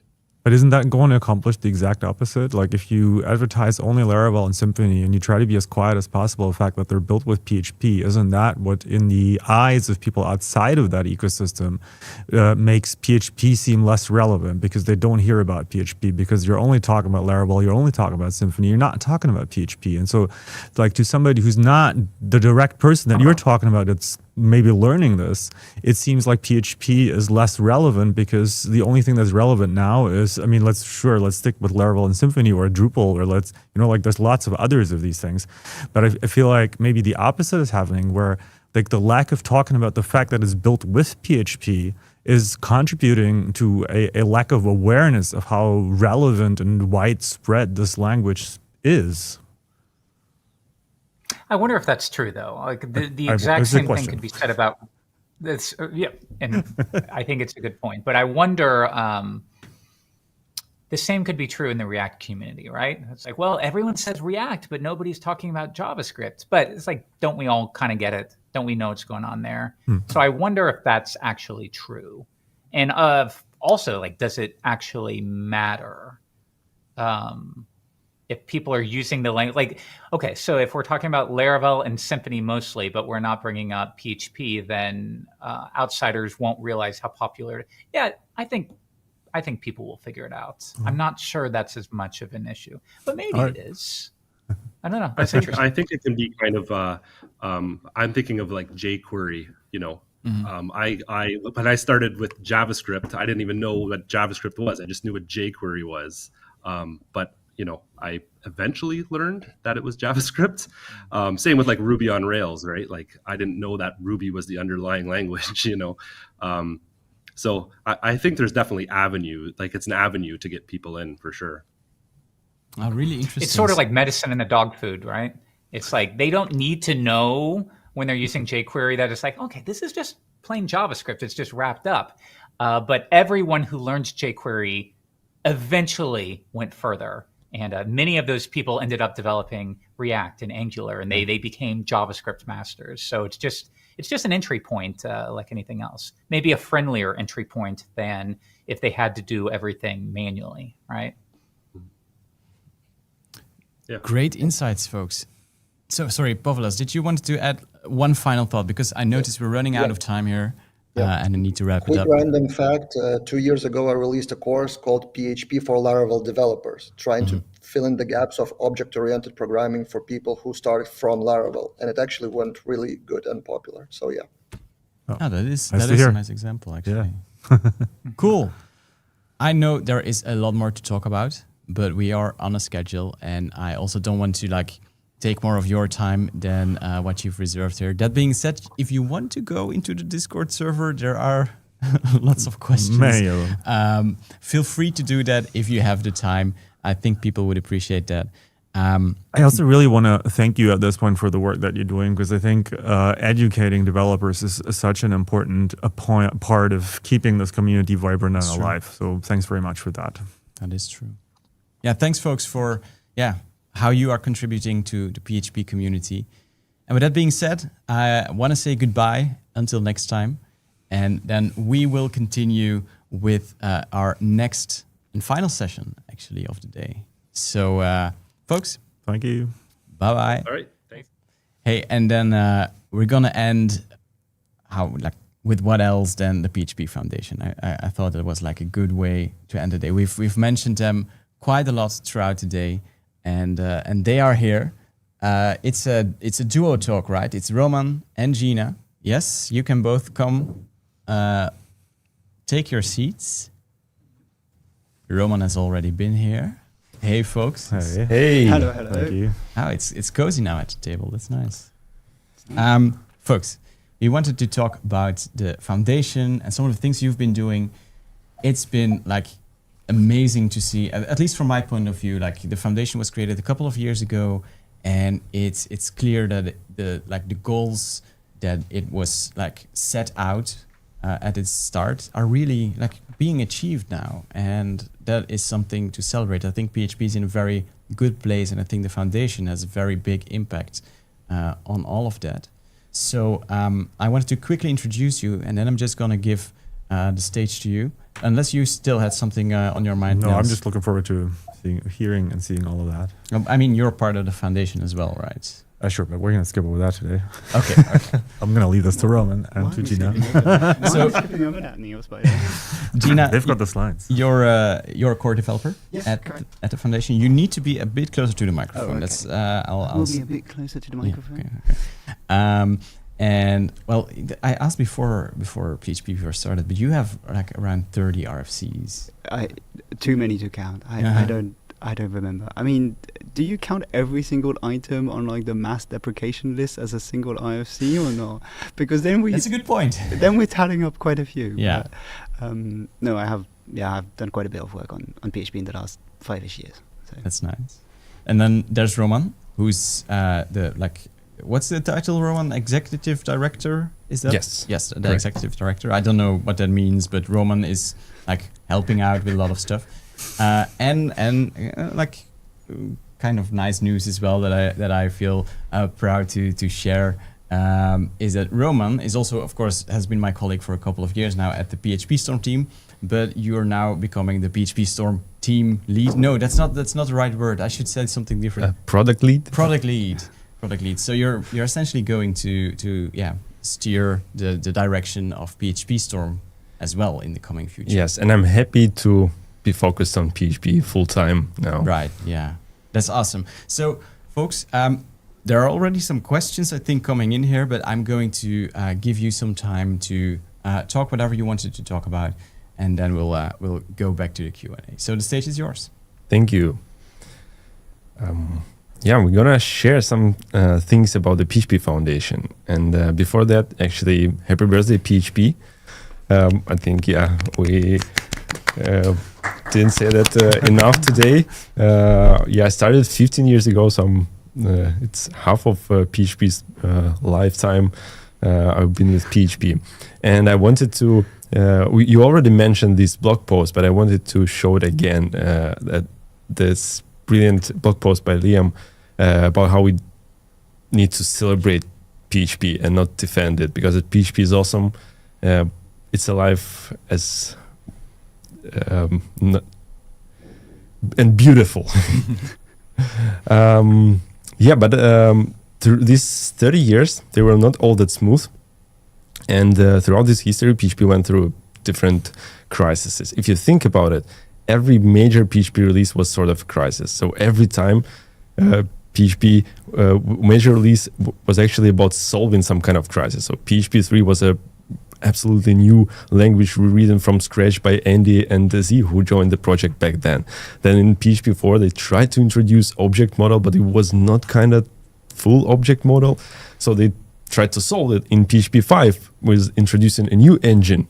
And then there was PHP 6, which never happened, as you all know.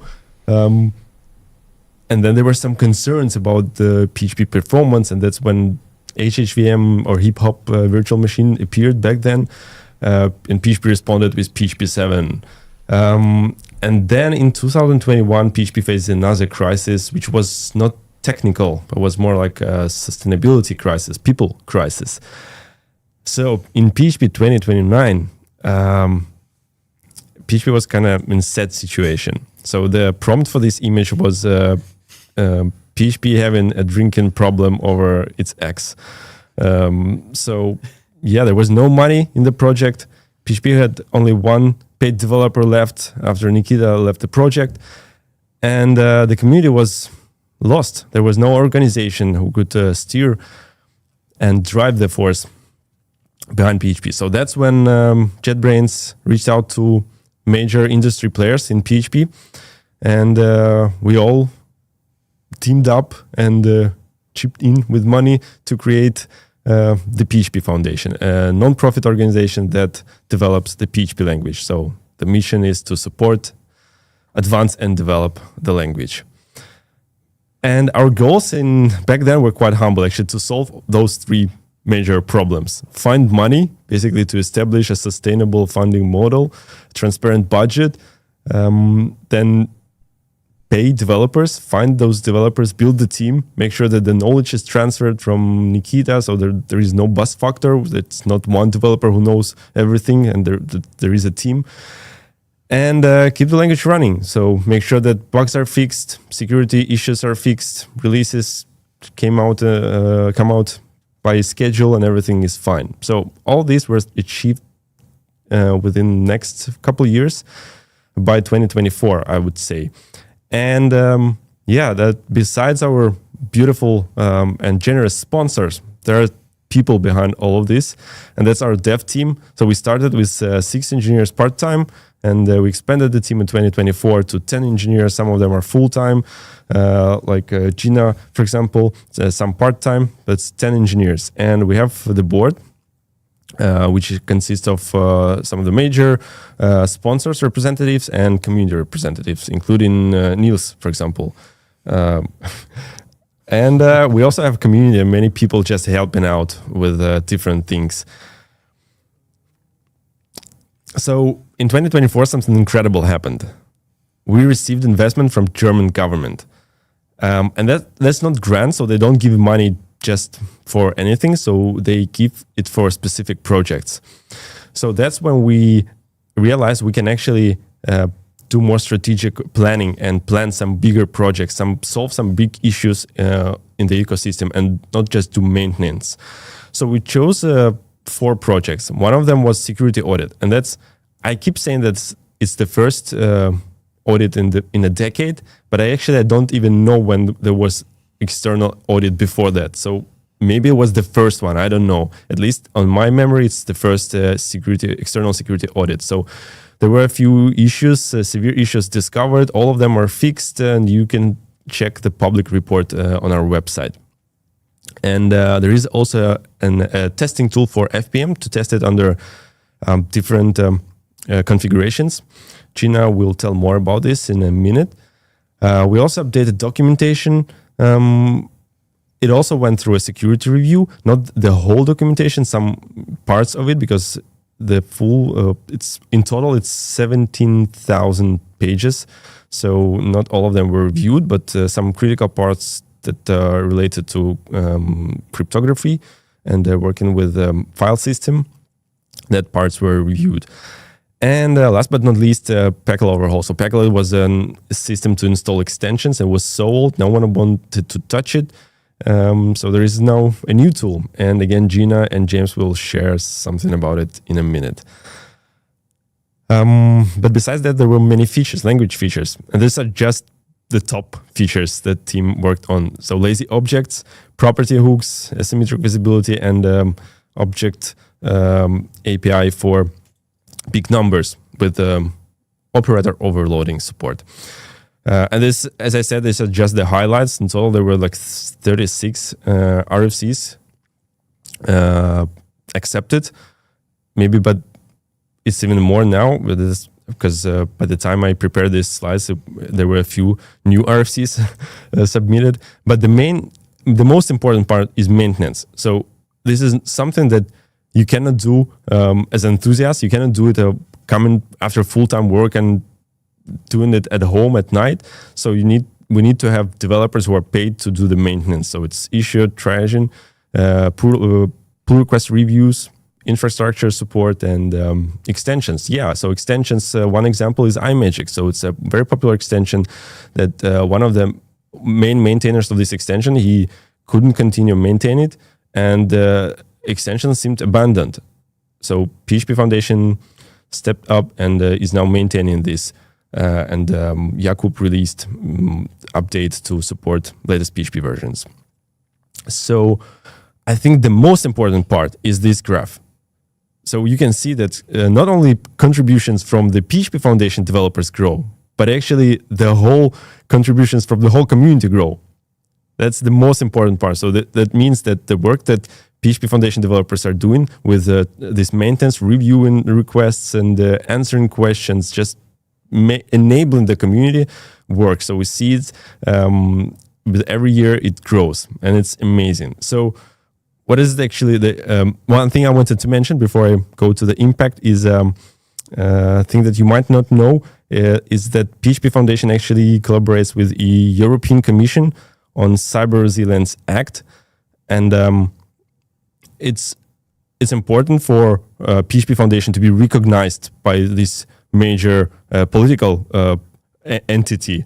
That means that PHP is used in this critical digital infrastructure, at least in Europe.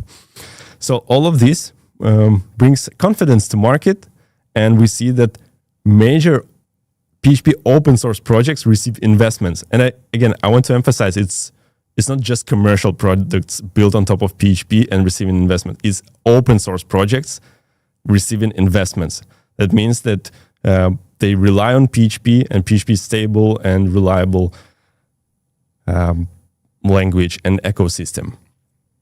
So in 2025, we continue this strategic approach, and our main principles to follow are the partnerships and marketing. So we actually want to do something with the website, and with 2 small steps in this direction. Maybe we can, after this event, we can be more brave and push it forward.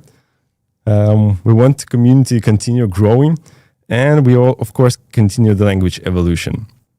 And one of the projects that falls under all 3 of these principles is FrankenPHP. So it's now officially supported by the PHP Foundation. It's already by this time part of the PHP GitHub organization. So we'll try to do more things with this in regards of marketing and promotion and integration. And now I want to pass mic to Gina, who will tell you about some features that are under development. Yep. Hello. So now it's my turn, and I will talk about what some of us, most of us actually, have been working on at the foundation in more or less different capabilities, and like what we're planning on releasing in the nearby future, hopefully. So Saki did the BC Mass object support for 8.4, but she's been continuing to work on optimizations, and she also wrote a new library, a C library, which is called XSSE, and this basically allows to use a common SSE API, which is low-level vectorization support for CPUs. So instead of just focusing on x86, which is Intel and AMD CPUs, it also focuses on ARM. And ARM is important because a lot of cloud providers are moving their infrastructure to run on ARM CPUs. I think the most famous one would be AWS with Graviton.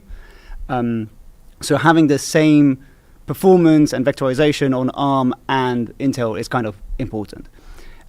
So Mate, that's probably the big new feature, which is landing in 8.5, which is the new UI API, which supports 2 specs, which is the WhatW spec and the RFC 3986 spec, which is way older. But it basically gives an object interface and API, not interface, just API and classes, because it turns out interface, they don't really match properly. There's been long discussions about should there be an interface or not, and it's just been better decided to have final objects, concrete classes in their own namespace, where you can just instantiate and query, add stuff with wizard sort methods that you might be familiar if you use PSR style interfaces. So James, as mentioned previously, has been working on Pi. It uses the standard composer JSON to require your extensions, and you just run pi install, and you get your extensions installed in your project, which is a bit similar to Peckle, but instead of needing to name everything, you have all of the data in Composer, which you probably should be specifying anyway. And it works for dev extensions like Xdebug as well. So then Arnaud Leblanc has recently been working on a tail-core VM proof of concept.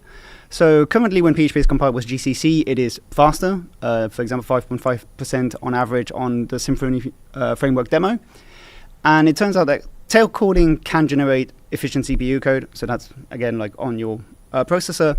And it was successfully applied to Python, and it was released in Python 3.14. And so the first part has already been merged, and it already improves the performance of Symfony by 2.8% on non-GCC compiled. PHP is compiled with not GCC. And the second part would make it basically equivalent and as fast as GCC. And what this would also enable us in the future scope is to unify different kinds of VMs so that we only have one VM kind, which reduces complexity and maintenance burden and makes it easier to review the code. Then Ilya has been working on pattern matching with Larry, which is not at the foundation, but like works and is quite well involved in the community and with PHP internals. So this is roughly an example of how it will probably look for like if you want to like access properties in a class. There are many other things currently being worked on about the implementation and how it should look like. I don't know exactly when it's going to come. I don't even know if it's going to be there for 8.5. I know there are like some teasing issues with like some gritty details, which sadly is always the hard part with adding new features to PHP. Then Jakub, as Roman mentioned earlier, has been working on a SAPI testing framework, which was mainly initially focused on FPM. So like allows us testing the integration and to prevent future regressions, because that's, the main point of a test suite, really. But it also supports other web servers, so it's not just focused on FPM. So it's like Nginx or HTTPD, and you can also extend it to like run with Apache. And then the new-ish feature that he's been working on is like native JSON schema support to be added to the JSON extension. I'm not sure when Jakub is planning on announcing the IFC. I don't know if it's ready for 8.5 either, but looking at a quick glimpse, this is just roughly how the API would look like. So you create like your JSON schema object, and then you pass it to JSON decode or JSON encode. So Derek has been working on the infrastructure, modernizing the PHP.NET infrastructure, reducing the number of servers, trying to move stuff around, like making it more reliable, like less breakage. But also he's been thinking of creating a new datetime API which is less confusing, probably more robust, while keeping it backwards compatible with the existing API. Shivam, you might probably know because you probably use his Docker images, has been working on this tool which is called PHP Windows Builder, which allows to build PHP and any extension on Windows, which many people still do. I mean, I know I started writing PHP code on Windows with WAMP. I don't know if anybody remembers that or it still exists. But it also allows us to like have an automatic Windows build for PHP, which is done automatically when tagging and deployed onto the website. But he also created the GitHub action flow, which allows to like extensions when built with Pi, like to be supported to build a DDL for Windows, which I know it used to be the case that the Pecco machine was sponsored by Microsoft and had a machine that would build the DDLs, but that's been a bit of an ongoing issue for the last few years. So hopefully that should fix it. David has been working on a quite low-level feature, which is Linux packet filtering, which is able to capture and send raw packet data, which is like in the layer 2 format, which allows you to monitor, diagnose, and like possibly detect like network attacks within PHP, which would make PHP the first high-level language to support such a feature. And then myself, I've been roughly taking on some of the work that Arno did last year and other people before that was Nikita to work on something which I'm naming limited abstract generic types. So these currently would only work on interfaces, so no class support. And you could basically have a generic built into the language where you could specify a template type in your interface, and you could then use it for different, like within the interface, and then any concrete implementation would need to support it when they implement it and they decide which types they add. Currently, it's very much proof of concept, like it's kind of running, but there's no type declaration support. There's no abstract classes as it's only on interfaces. You cannot extend, and this is the key point, is this approach doesn't extend to concrete classes due to technical reasons, which I can go on to if people really care. But it kind of solves the need that some people have been pushing, like in this release cycle, of allowing never as parameter types, without the weird questions about like, what does a never parameter type mean, because it means you can't call it. And then there's one final thing. Now, due to logistical reasons, James will not come here, so I will announce it. So James, earlier this morning, tagged Pi 1.0. So it's finally stable. So you can install it and install all of your PHP extensions that way rather than Pecco. So, yeah. So we're wrapping up, and I want to say that, we need you folks. We need your support. If you can donate yourself to the foundation, or you can ask your employer, your company, just share the word, tell about the foundation to other developers, to your bosses, everyone you know, and contribute. There's a lot of ways you can contribute, and the PHP community has never been as open as it's now and as welcoming. And thank you for being with us. Thank you, folks. Thank you. Thanks a lot for walking us through all of that. Like, fascinating, kind of see all the details of what's being worked on and like how much there is to come. And it's funny because I think I sometimes have the feeling that was brought up in the earlier talk of like, oh, PHP seems kind of feature complete because all the basics are covered. But then you start thinking about stuff and you're like, oh wow, there's like so many things we could still do. And I think that's fascinating though, that you have kind of this, I guess, like a pretty stable core to build on, right? And but then there's still so much space to explore around that. I'm happy to hear that generics are coming, and I kind of ignored all the detail, like the side notes. So no, I know there are a lot of side notes to make, and that's fine. But I'm happy to learn that it's still we're still like investigating, and who knows, one day I know the solution, but the community has to be ready for that. Like. Runtime ignored. Anyway, I do have a couple of questions that that we can discuss here. Let me check the time. Actually, we still have a few minutes. We have a few minutes. This is interesting for folks who use PHP every day, but don't like contribute, don't have any like internal knowledge. Are there ways, besides of course like financially, are there ways to get more involved with the foundation? I immediately thought about like small documentation stuff, but I don't know. That's maybe you. You want to take this? Should I take this? You can. I mean, I feel like it's kind of obvious to say, but obviously documentation is a way to contribute back to the project. I mean, I started with documentation. I started with translation. Like if you.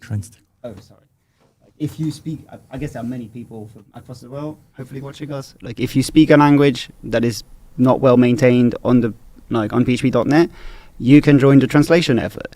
If you need questions, just ask me. I will happily guide you and get you into the project and help people. I know I was in Verona last month, and somebody who worked on the Italian translation for a bunch of Symfony stuff was like, hey, how can I join? How can I help? I know the Italian translation is not up to scratch. And they was like, yeah, sure, send me an email and I'll get you in. And I think now they trying to do and they pushing some stuff to the repo, to the Italian translation. So that's one thing. The other thing is just testing. You can look at our code coverage. There are many extensions which have not ideal code coverage. If you know a specific database, you can improve code coverage or features that you think are not well tested, or is this a bug? Is this the proper behavior? That is also very helpful to do. And I mean, issue triage is not easy, but I mean, sometimes just being able to confirm that you can reproduce the issue, if we can't or if it's difficult, that can also be helpful. There's another question that I think maybe was sort of treated as a joke, but I actually find it somewhat interesting, which was the why don't we rewrite PHP core in PHP? And I'll try and turn this into a more realistic question of does it make sense to kind of try to ease participation contributions to PHP core? And that's kind of what we were just talking about. If considering current performance levels, we try and kind of take things out of not implement everything in C, because I mean I realize there's been sort of looks at this direction, and is that something we should explore further? It's funny you say this because it turns out there are certain functions which actually perform better written in native PHP than in C, because there's not a bunch of overhead of changing from the PHP VM to C. I know Arnaud was toying with something a bit of a proof of concept. I'm not exactly sure where that went. There were a few issues of how do you match the semantics that the engine always has to what userland does. But I mean, I think that's something that we should be exploring. Definitely, there are certain things which it would make easier to to like add support for especially small functions or utility functions, rather than you need to like write it in C and deal with like reference counting and possibly memory allocation bugs and stuff like that. So I think that's definitely something we should be looking into more. It would be nice to maybe ship some like Composer with PHP and maybe some packages with PHP, like we discussed yesterday. If, for example, there's a Symfony component that is used by Symfony and by Laravel, that's already like, what, 70% of all the applications, modern applications. So if, maybe it should be part of the core at some, but it's an open discussion. I don't think it has ever been discussed seriously, and there are no like specific plans, but the way anyone could participate or contribute is open this discussion and just bring this problem up and suggest some solution. Yeah, I think this is another question actually very similar to what you brought up, which is like other languages seem to have a lot of tooling built in or closer to the core language somehow, while in PHP it's very spread out across a lot of community projects, and other intentions to bring these tools closer to the core. But I think you kind of answered that question, exactly, like, yes, it's a great idea. Concrete plans, not as far as I understand. We did some steps in this direction. So, for example, PHP.NET website never mentioned anything besides PHP itself, and completely ignoring Composer seems just yeah. So yeah, and last year, Larry. I think it was Jim and Larry, and there's a few people like pushed in like a policy RFC which allows the website to start potentially mentioning stuff, because that used to be like this red line. I mean, we now also advertise the PHP Foundation on the website that required its own policy RFC. I think it's just that the project can be sometimes very conservative, and I think at one point it felt that like, the PHP was too big of a kitchen sink, and it was like we should, like, when we commit and we decide something, we commit, and it's like there for like a while. Like it's not like you can just experiment for something and then remove it the next version. We don't have this mechanism. So if you add something to the language, then it's there for like probably minimum 7 years. I would like besides generics, but Nikita was, before he left, he was talking about additions or something, like to have a way to have opt-in features where you can introduce more experimental features and have it out there in the wild. Get a much better feedback from the community for a couple of years, and even then still decide like, okay, this is not the way we're going, because now it really feels like it needs to be like right from the first time, and like we're all in software development. That never happens. You never get it right the first time. But may I just jump in? So there is an RFC and initiative called True Async, which is developed mostly by a guy who is not part of the PHP Foundation, nor actually never was part of internal discussions. He just came out of nowhere, being like super skilled apparently. But the PHP Foundation developers help him a lot with consulting and just reviewing and providing feedback. And one of the things folks discussed there is actually maybe providing this under some experimental flag. Because it's really hard to come up with API right away. Exactly. Yeah, that's true. Hey, you were talking about the website as well, and I quickly wanted to circle back to that also, because it was mentioned in the previous panel there.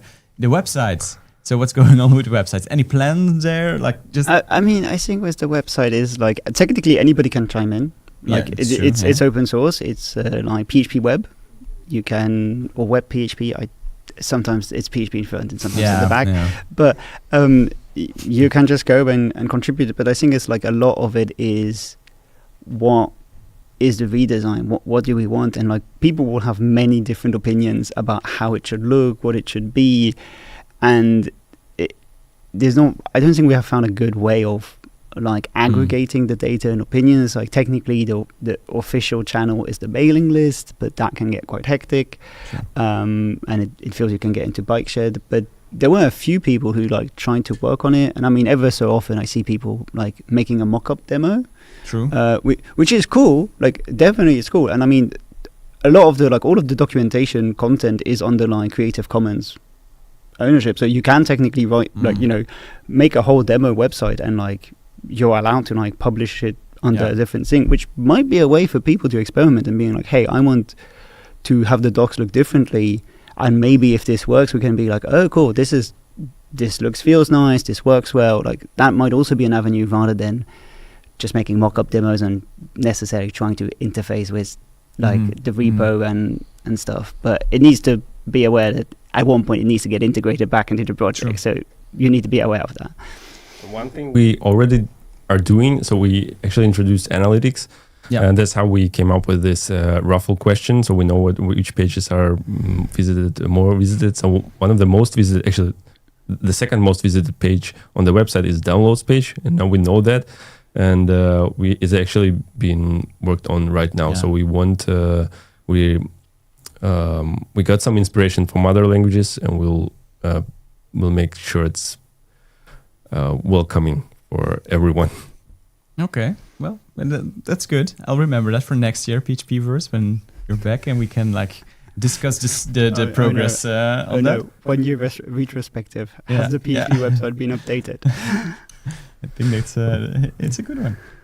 Niels, did you have any other questions? I mean, there are like a lot more questions. I think there's one thing I just want to kind of clarify that I think I can also answer somebody on the PHP Foundation that I noticed scrolling through the chat. That because I think somebody asked after how can we help the PHP Foundation? I think you explained very well. How can you help contribute to PHP? Help the PHP Foundation really primarily by getting your employers to participate in sponsoring this, because the point of the PHP Foundation is to fund developers who get to spend significant amount of their time, as Gino's been showing us, on PHP core functionality, on surrounding necessities. And we don't need a lot of like hands-on help on the PHP Foundation right now. There's a few things here and there sometimes too, but if you have contribution ability, contribute to PHP. Like do exactly what Gina said. That's where we need help. And then the foundation is really a vehicle to turn the money that we get from companies into effective change. If you have questions, please send me an email. I will happily answer questions. Or I guess tag me on Discord. I am there, like at Georgios somewhere. Please don't spam me. That might take a while to get through, but I'm happy to answer questions if needed. We actually read all the emails on the foundation. We have open discussions on GitHub. I read all the tweets, Mastodon. So feel free to reach out to us. Cool. Folks, I think with all of that being said, I'm going to send you back to your place. Thanks very much. A Discord thread like with lots of messages and questions. So feel free to scroll through those. Start there. If you still have the energy. I will start doing that. Thanks a lot, Roman and Gina. It was really insightful, and the foundation. You're doing Brent, Niels, thank you so much. Thank you for having us. Right. Yeah, I'm so glad that this all worked out. I mean, like kind of Roman said in the beginning, like in 21, this seemed like kind of a gamble and so unclear whether this is really going to work out. Exactly. And I think we're in such a great place right now. And I really look forward to what else we're going to be able to do with that. I remember thinking something like after the first year, like, I don't know if this is going to work out, because like momentum seemed kind of slow, and then suddenly things picked up, and like I was just naive. I mean, it takes a little bit of time to set things up, and And I think there's definitely still a lot of work ahead, right? Both in terms of what we just talked about, like functionality wise, but also on the foundation. I think we still need to get more of the PHP community businesses on board with us. There have definitely been it's been a lot of excitement in 21 initially, and then it's been difficult to convince companies to keep doing this. Spend money on an annual basis, not just once, because just once doesn't maintain a language for several years. That's true. So I think there's still plenty of room to grow and improve, but we're in a good spot. The PHP Foundation, that's great. Like I'm happy with where PHP is today. 30 years of PHP, folks. That's what we were celebrating today, and I feel like we achieved that. It was a nice day, I feel. Yeah, I think we really took a look back through time and like some really early days, but really I think also focused a lot on what's yet to come. And I think it's great to see that there's a lot of positivity in this community, that there's a lot of forward-looking ideas, that there's plans for what you can still accomplish and do. And I think that's one of the things I enjoyed the most about this day is really talking to all these people. They all have visions for their future, for the future of the language. They know what they still want to build and where they want to go. And that's really an exciting thing to be a part of. Exactly. What's the thing that stood out to you, Niels, this day? Like one highlight? If I have to pick just one, I mean, that's going to be a little bit tricky. I think I don't think I can pick just one. I'm sorry. I'm going to have to do one. Pick one. I think topmost for me is just hearing about FrankenPHP again, and just I think as Kevin was explaining this, it's just again picturing just what becomes possible through that. And I think while I've heard him talk about this on a number of occasions, and I mean I knew the general concept, I think it's kind of the first time that I've visualized kind of what could architecturally change to the typical PHP application if this really becomes a new default at some point, and how this could really ease, like we're talking about improving the download page. If it's just here's the binary and you run it, like I mean, look, like imagine that, and that's ready to deploy to production at the same time. Do you have like a one favorite thing? I was like in doubt between FrankenPHP, but you already mentioned that. And then I really liked the education panel as well.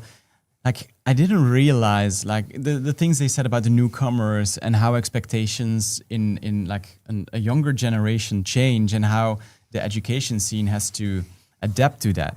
And I don't have an answer there either, but it is like a really, really interesting question. And yeah.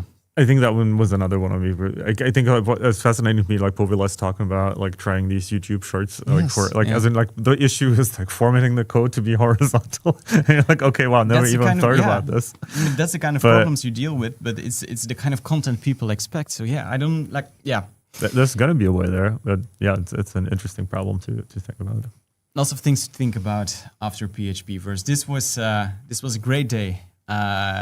And I really enjoyed it. Niels, I want to thank you for being a great co-host. I couldn't have done it without you, honestly. Thank you very much. It was a lot of fun to do this with you. That's great. Maybe next year we can just do it again to celebrate PHP's 31st birthday then. I mean, why not? Folks, if you're still in chat or on Discord, keep hanging out on Discord for a while. We'll stay there as well. And definitely, if you want to have a chance to win one of those, I almost broke it. That's gonna be fine. I can put it back together finally. Been waiting for. We're not gonna throw it here on the ground. No, we're not gonna do it. This one has to be treated with respect. We do need to find a name for him or her or they. Oh yeah. Maybe someone on Discord can come up with a good name. But stay on Discord and we'll keep you posted. I'm not making any promises on the time frame, but soon-ish, maybe. With all of that being said, let's see if there were any other things I had to mention. Oh yeah, this stream was on YouTube, so it will be available after YouTube has done processing. It's been quite a long stream, so it might take a couple of hours. And then we will also cut up all the talks and publish them separately. So if you want to check out one talk, that's coming also soon-ish together with the Lego Elephant probably. And that is basically all I have to say today. So folks, thanks for being here. Yeah, thank you. Thank you also to the people here in the room. We had some folks from PHP Foundation and a couple of other people from the community who joined us. And it was really great having you here guys. So folks, thank you for being here. Yeah. And then we'll see each other next year, I hope. So Oh, quick note. Yeah. If you're in Amsterdam by any chance, then you should come to the meetup of Amsterdam PHP tonight. Hopefully you signed up, but I think recheck because of the strike going on. I think there's a bit of a reshuffle of the wait list because some people from further away can't make it. So if by any chance you happen to be in Amsterdam, take a look at that. Yeah, definitely. You will be there. I don't know. I'm not sure if I will be there. I need to. Slightly exhausted, I have to say. I can kind of see it. But that's pretty nice. A lot of people from the foundation will be there as well. So then you will be able to see them without a camera. So folks, thank you as well for being here and being part of the PHP community because, that's basically like it's because of you. Isn't that Yeah, poetic of me? Like as a folks, thanks for being here, and we'll see you in the next one. Okay, bye.